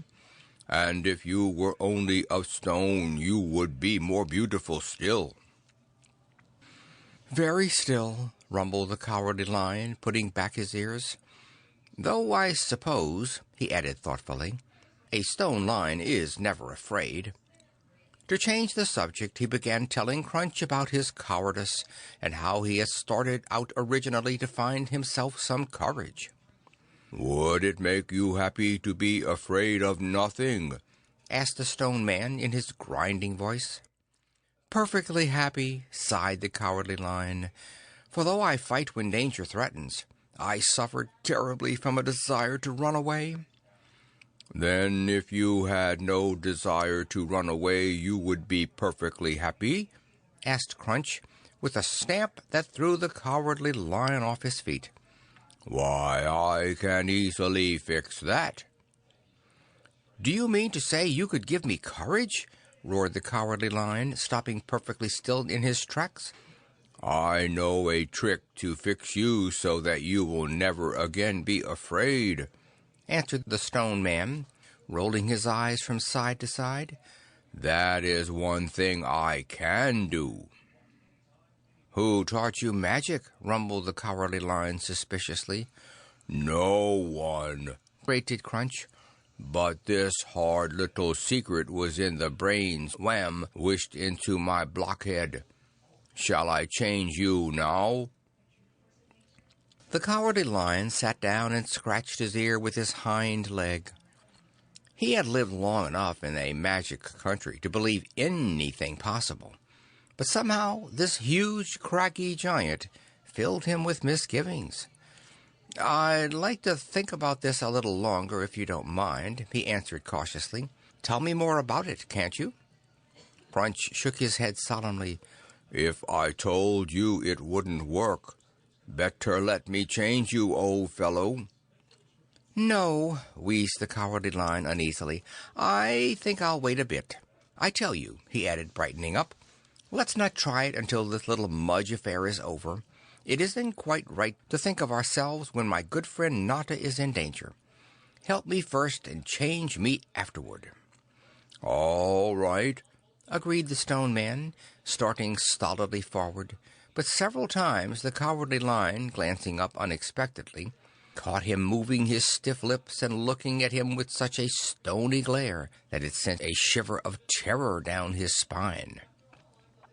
"Now, see here," roared the Lion, planting himself determinedly in Crunch's path. "You must promise me not to try that trick till I'm ready.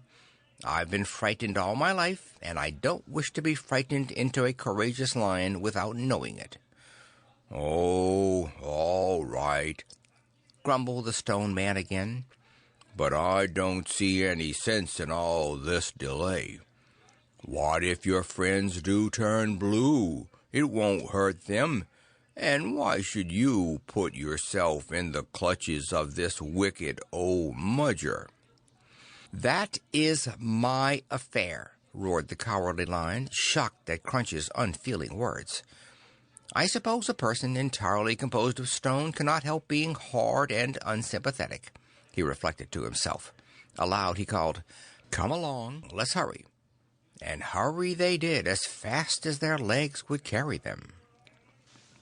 A Munchkin farmer, whose cottage they passed just at dusk, gave the Cowardly Lion a hearty dinner, but he shook his head doubtfully at Crunch, who had propped himself up against a barn while the lion ate. "He'll break something," whispered the farmer nervously. "He's too heavy to be walking about. What's he doing alive anyway? Has Ozma seen him, or the Scarecrow? Here, here," he called angrily, as the barn began to creak and lean to one side. "You'll have to lean against something else." "I'll stand right here and nothing will budge me," grumbled Crunch disagreeably. At this, the Cowardly Lion swallowed the rest of his dinner at one gulp and started to run down the road. He knew that the Stone Man would follow him, and he did not want the poor farmer's barn demolished. "I thought you were going to help people," he roared reproachfully as Crunch overtook him. "No, I've changed my mind," announced Crunch with a terrible grin. "I'm only going to help you." The Cowardly Lion started to lecture the Stone Man, but as he paid not the slightest attention, he finally gave it up and trotted along in silence. He was growing wearier every minute, and finally, on the edge of a little wood, he stopped altogether. Night was coming on, and after the flights and excitement of the past 2 days, the Cowardly Lion felt he must snatch a little rest. "Crunch, old rock, "Will you keep watch while I get a little sleep?" he yawned. The Stone Man nodded impassively. He had watched men sleep in the long ago Stone Age, and though he could not see any use in this strange custom, he concluded it was another tiresome habit of these creatures not brought to life by magic. With a long sigh, for he sadly missed his jolly companions, the Cowardly Lion stretched himself out under a tree and almost instantly fell into a heavy slumber. For a time the Stone Man stood perfectly still. Then he began to mutter crossly to himself. The idea of waiting until they reached Mudge to try his trick was not pleasing to the stony fellow, for after the change, though he had been careful not to say so, the Cowardly Lion would be absolutely in his power, and with the Cowardly Lion he meant to return to his lonely mountain and stand happily ever afterward. Already the thought of offering his services to the Queen and building a city had begun to bore him. The pounding about chipped his toes and jarred his granite. Why had he ever made that ridiculous promise to the Cowardly Lion? But made it was, and a Stone Man can no sooner break his promise than his head. Kicking the earth up fretfully, Crunch tried to think of a way out of the difficulty. Just as the 20th star came prickling out in the heavens, he had an idea. Crunch, being of stone, never tired, and could therefore travel indefinitely. If this Mudge business had to be got through with, then the sooner they arrived in Mudge, the better. He knew that he could go 3 times as quickly as an ordinary flesh and bone man. Therefore, he ought to reach Mustafa's kingdom by morning. Snatching into the air a startled Munchkin shepherd, who was strolling along with his hands in his pockets, he asked him the way to Mudge. When the lad's teeth stopped chattering long enough to tell him, he dropped him carelessly on the ground and picked up the Cowardly Lion. The next instant he was running with all his might toward Mustafa's dreadful desert, trampling under his feet any fences or small buildings that got in the way, and jarring the whole country with his heavy strides. The Cowardly Lion awakened almost immediately and tried to wriggle out of his grasp, but escape from those mighty arms was an impossibility. "Where are you going?" he growled angrily, the words being fairly jolted out of him. "To Mudge," shouted Crunch without slackening his speed. "I promised not to change you to a courageous lion till we finished with Mustafa. Well, now I am going to finish Mustafa." "Stop!" implored the Cowardly Lion, but he might as well have argued with the wind. And to continue the argument, when Crunch's every step deprived him of his breath, took the whole of his strength and determination, but continue it he did, with roars, threats, and rumblings. To these the Stone Man paid not the slightest attention, and finally the Cowardly Lion was too exhausted and shaken to utter another roar. "There's no use reasoning with me," Crunch had insisted stubbornly, "for I am a hard mass of mineral matter. I will take you to Mudge, because that I promised to do. But as soon as we reach Mudge, you will be mine forever." The Cowardly Lion had not even strength to tremble at these awful words, so he closed his eyes and tried not to think about Mustafa and his 9,999 lions, nor Crunch and his terrible threat. It would be impossible for Notta and Bob to reach Mudge in time to help him now, so the Cowardly Lion resolved to fight as long as he could, and then bravely resign himself to whatever fate had in store for him. At every step of the Stone Man, he more bitterly regretted the moment he had trusted himself to the company of this treacherous giant. Whether he fell asleep or was shaken into unconsciousness, the Cowardly Lion never knew. The next thing he remembered was leaning up against an iron enclosure and hearing Crunch calling loudly for admittance into Mudge. For the Stone Man had run without turning so much as an inch out of the way, directly to the land of the Mudgers. The sun was high in the heavens, and winds from Mustafa's desert blew hotly in their faces. The Mudger guard, hearing the terrible clamor, came running to see who was hammering on the gates, and when they saw Crunch and the Cowardly Lion, they turned and flew toward their master's striped tent. Mustafa, still gazing fixedly at his ring, hardly heard their terrified description of the stone giant. All that he heard was the wonderful news that a lion, undoubtedly the Cowardly Lion of Oz, had at last been delivered into his power. Calling Panapee, and running so fast that he lost both of his sandals, Mustafa rushed out to the lion enclosure and with trembling hands unlocked the gates. Fortunately, the 9,999 lions were in another part, and when he waited for Crunch and the Cowardly Lion to enter, they did so without disturbing Mustafa's ferocious pets. The Cowardly Lion wobbled slightly, for he was still shaken by his terrible journey, but the Stone Man tramped defiantly toward the blue-whiskered monarch of Mudge. "Welcome!" wheezed Mustafa, waving his scimitar. Panny, with an outraged glance at the Stone Man, climbed the nearest palm tree. "I understand you wish to have me captured," growled the Cowardly Lion, trembling slightly, but resolved to go through with this disagreeable business. "Don't say captured," cried Mustafa shyly.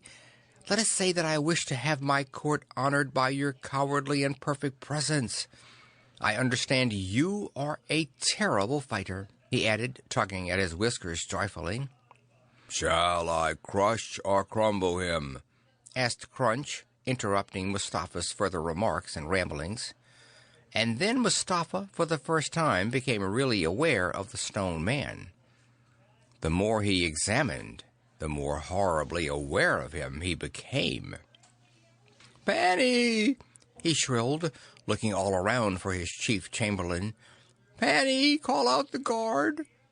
"Call them out yourself," chattered the trembling chamberlain, frightened out of his usual submissiveness. "I'll not stir from this tree." Crunch made a snatch at Mustafa, but the Cowardly Lion hastily intervened. Wicked though Mustafa had been, the kind-hearted lion was not going to stand by and see him crushed to a crumble. He motioned for Crunch to follow him a few steps, and quite sulkily the stone man obeyed. "This is my fight," puffed the Cowardly Lion. "Now be a good fellow and keep out of it till I need you." "How long will it take?" grated Crunch, slightly mollified. To tell the truth, he wanted to think over the formula needed to change the Cowardly Lion. One of the magic words had slipped his stone memory. "Oh, an hour or two," answered the lion uneasily, determined, if he could, to escape from both these treacherous villains. "All right, old fellow." Crunch smiled as he said this. He felt he could afford to be generous, for in a few hours the Cowardly Lion would belong to him for good, so he leaned stolidly against the enclosure, while the Cowardly Lion hurried after Mustafa, who was running in a cloud of sand toward his tent. "Where's that animated tombstone?" gasped Mustafa, sinking down on his throne. "Outside," panted the Cowardly Lion, too tired to notice the signal that passed between Mustafa and two guardsmen in the opening of the tent. In an instant a gold collar and chain had been clapped round his tawny neck.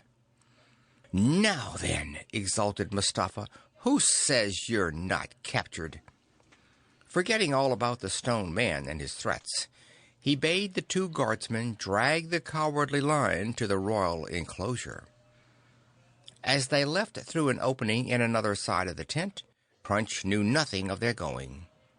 The Cowardly Lion planted all 4 feet and roared terribly, but 6 more guardsmen came to help the others, and ignominiously he was dragged along.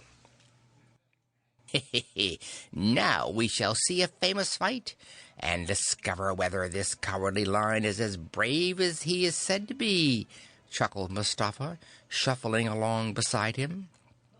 The part of the enclosure to which they were taking the lion was widened out into a regular arena. Already the 9,999 lions, whose noses pressed against the bars, were watching the approach of their rival. For Mustafa had talked so long and tiresomely of the Cowardly Lion who was coming to fight the whole company of them, that they considered him an enemy to be destroyed upon the spot. They did not have long to wait, for while 2 guardsmen opened the gates of the enclosure, 6 more, with the ends of their scimitars, urged the Cowardly Lion forward. Stars! What an array of eyes, tails, and gleaming teeth! What a thunder of savage growls, roars, and rumbles! Before they made a spring at the Cowardly Lion, an unexpected interruption startled them. It was Sir Hokus of Pokes, falling down like a ton of kitchen tins beside the monarch of Mudge. And before the lions had stopped blinking at that, down rattled the Tin Woodman and Tik-Tok, Glinda, and the little Wizard of Oz, followed by Dorothy, Snorer, and Bob, and last of all, Ozma, the Scarecrow, and not a bit more. "Help!" screeched the guards, running in every direction. "It's raining royalty!" shrilled Tazzywaller, who had sneaked out to witness the fight. "Fly for your life!" The fat little lion feeder tugged at Mustafa's robe, for he had at once recognized Princess Dorothy and Ozma of Oz. But before Mustafa could flee or the company from the Emerald City had caught their breath, Mustafa's lions, recovering from the shock of so many fallers, sprang with 9,000 different dreadful roars toward the Cowardly Lion. Dorothy screamed, and the Scarecrow recklessly tried to squeeze himself through the bars. But before anyone from the Emerald City could raise a hand, Crunch, aroused by the thumps and roars, came pounding upon the scene. Just as the Cowardly Lion crouched to meet the overwhelming rush of Mustafa's lions, the Stone Man held up his arm and shouted 7 magic words. End of Chapter 20.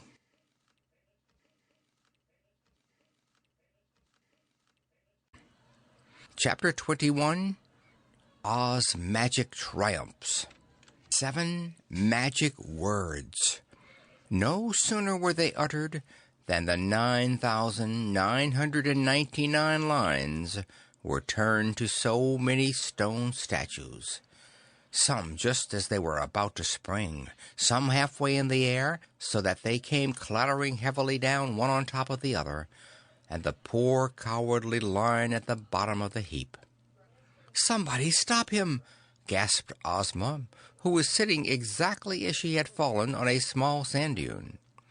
Sir Hokus of Pokes sprang bravely at Crunch, but his sword snapped at the first thrust, and the Stone Man, paying no more attention to the people of the Emerald City than if they had been so many flies, began bending out the iron bars of the lion enclosure.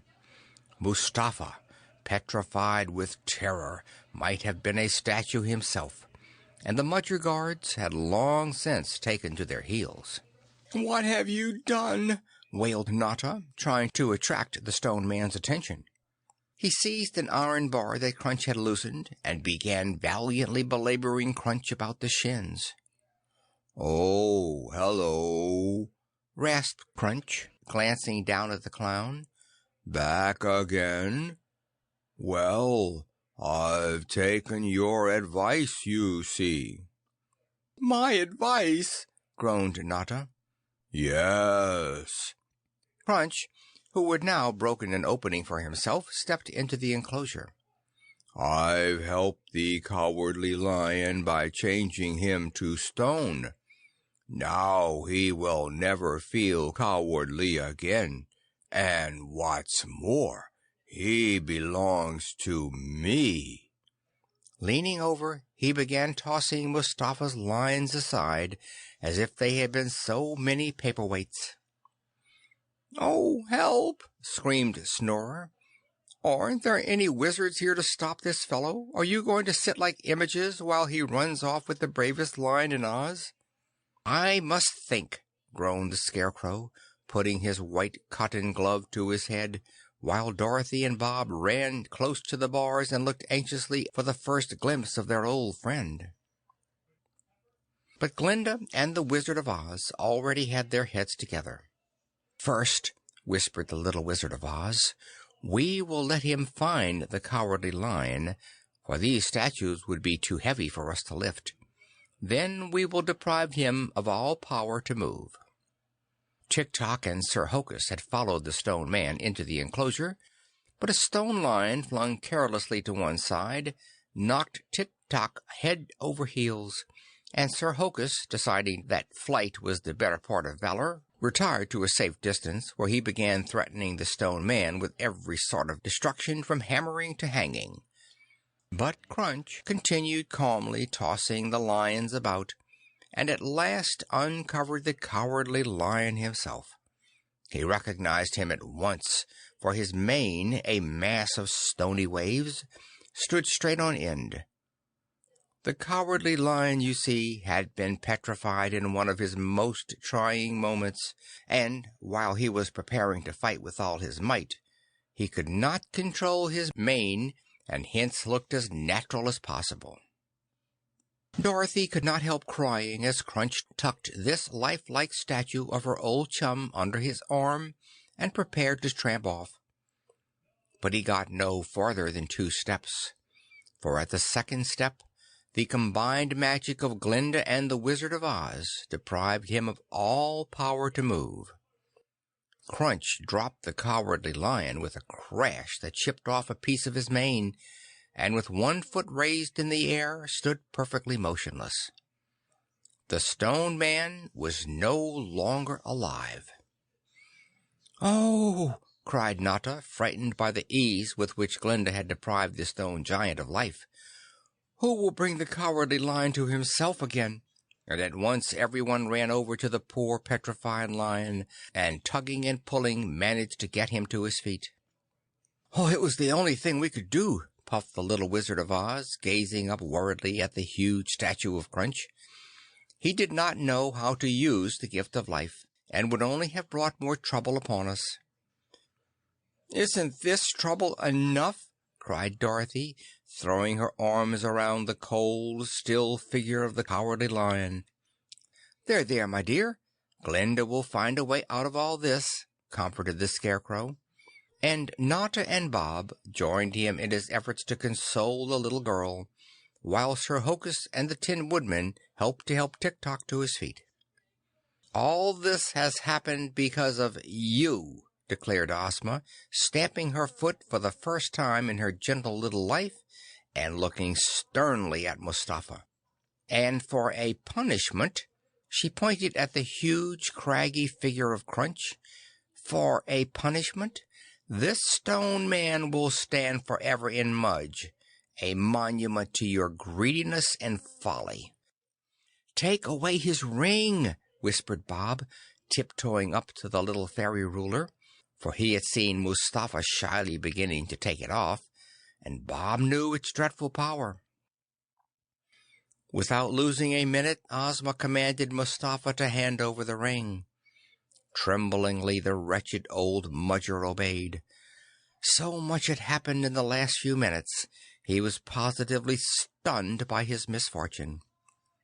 Not only had he offended the ruler of all Oz, lost the Cowardly Lion and his ring, but all of his other lions were turned to stone. Jerking his turban over one eye, the miserable monarch shuffled mournfully to his tent, and no one cared enough to stop him. Then, as the whole party was heartily disgusted with the hot desert city of the Mudgers, Glinda, by a quick transportation phrase, wished them all safely back to the Emerald City. There, for several hours, Glinda, the Wizard of Oz, and Ozma worked over the Cowardly Lion, but all their magic failed to undo the Stone Man's spell, and it looked as if the huge beast would have to spend the rest of his life as a garden ornament. 20 of the palace servants bore him down the steps and placed him gently in the center of a large flower bed, and all the inhabitants of the city came and gazed sadly at their once lively and cowardly comrade. "He is the image of himself," choked the Scarecrow, hanging a wreath of daisies round his neck, which was still adorned with Mustafa's gold collar. "But I don't want an image," cried Princess Dorothy, and climbing on the Cowardly Lion's stone back, she cried as if her heart would break. Notta and Bob were too overcome by this dreadful misfortune to think of themselves. It did not even seem right to enjoy the lovely sights in the Emerald City, so the clown and little boy sat on a bench in the garden and gazed sorrowfully at the monument of their faithful old friend. Then, all at once, Bob jumped up with a little shout. "Look!" he cried, waving his cap joyfully. "Look! He's coming alive again!" And so he was.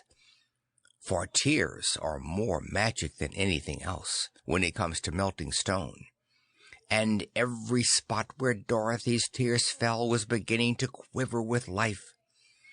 When Notta ran to the palace with the news, the excitement was tremendous.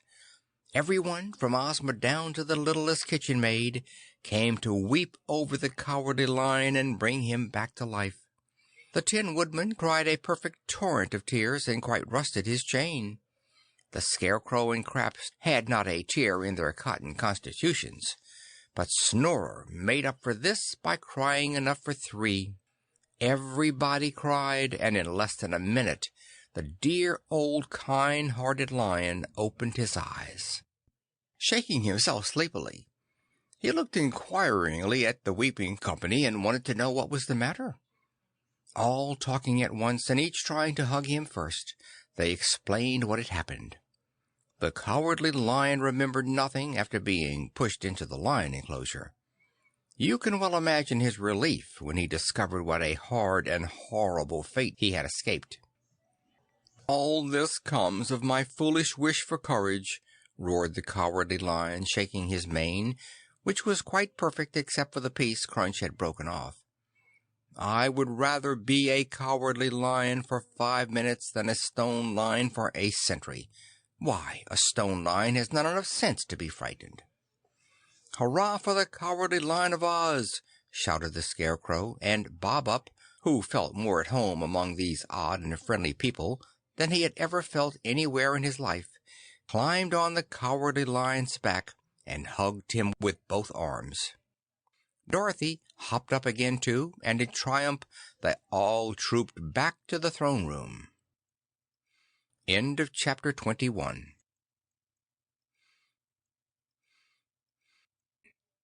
Chapter 22. A Happy Home in Oz. "And now," sighed the little Queen of Oz, sinking down among the soft cushions of her emerald throne, "let's have the whole story." Nothing could have exceeded her amazement as Notta told her of their marvelous adventures in Oz, of Doorways and Un and Preserva the Great, of the Flyaboutabus and the Fiddlebow Boat. Dorothy was so curious about the Skyle of Un that they all ran to look in Ozma's magic picture, which shows any place or person one wishes to see. "Show us the Uns," commanded Ozma breathlessly, and Bob and Notta almost tumbled over backwards when the magic picture showed them I Wish I Was and his Featherheads. A great battle was in progress, for I Wish I was furious at the loss of the Flyaboutabus. The guards and their friends on one side and the wicked ruler on the other were fighting tumultuously. Sticks and feathers were flying in every direction, and they were even pulling down their tree houses. Ozma shook her head gravely, but Bob Up, who had been thinking about the only good Un ever since they left the Skyland, suddenly remembered his name and triumphantly whispered it to Ozma. Instantly, Ozma, with the help of Glinda and the Wizard, commanded the good Un to come out from his hiding and sit upon the throne. The fighting ceased at once, and the Uns began to look at one another with puzzled expressions, as if they could not remember what they had been quarreling about.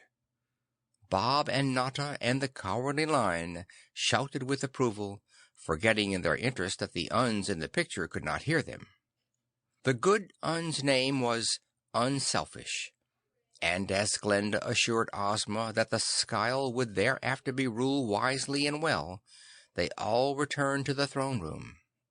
After Dorothy had hugged Notta a few dozen times for his devotion to the Cowardly Lion, and the clown had turned his best somersaults, told his best jokes, and generally made himself so funny that everyone was doubled up with laughter, Ozma again raised her scepter for silence. "I suppose," said the little fairy regretfully, for she had taken a great fancy to the clown and Snorer and Bob Up, "I suppose that now you are anxious to return to America." Notta took off his cap and scratched his ear, a habit he had when puzzled or embarrassed. "Don't go yet," begged Dorothy, seizing the clown's arm imploringly. As for Bob Up, he retired behind an emerald pillar so that no one could see that he was crying. "Oh, yes," cawed Snorer, flapping down from the back of a tall chair, where he had been enjoying a noisy little nap. "Oh, yes, we must go to America and make our fortune. I am going to have my nose patented and teach the people there how to snore properly." "That's right," agreed Notta soberly. I'm a family man now and must go back and earn enough to send Bob to college. I must save up for my old age, for clowns can't be tumbling around the country forever." "Why, it's nothing but fun!" cried Scraps, who had been quiet as long as she could contain herself. "Not always," sighed Notta. "Making people laugh is the hardest work in the world. Look how easy it is to make them cry. But come along, Bob Up, it's high time we were going, and if this little lady will just say the magic words, we'll bid you all good-bye. I must be saving up for my old age," he repeated mournfully.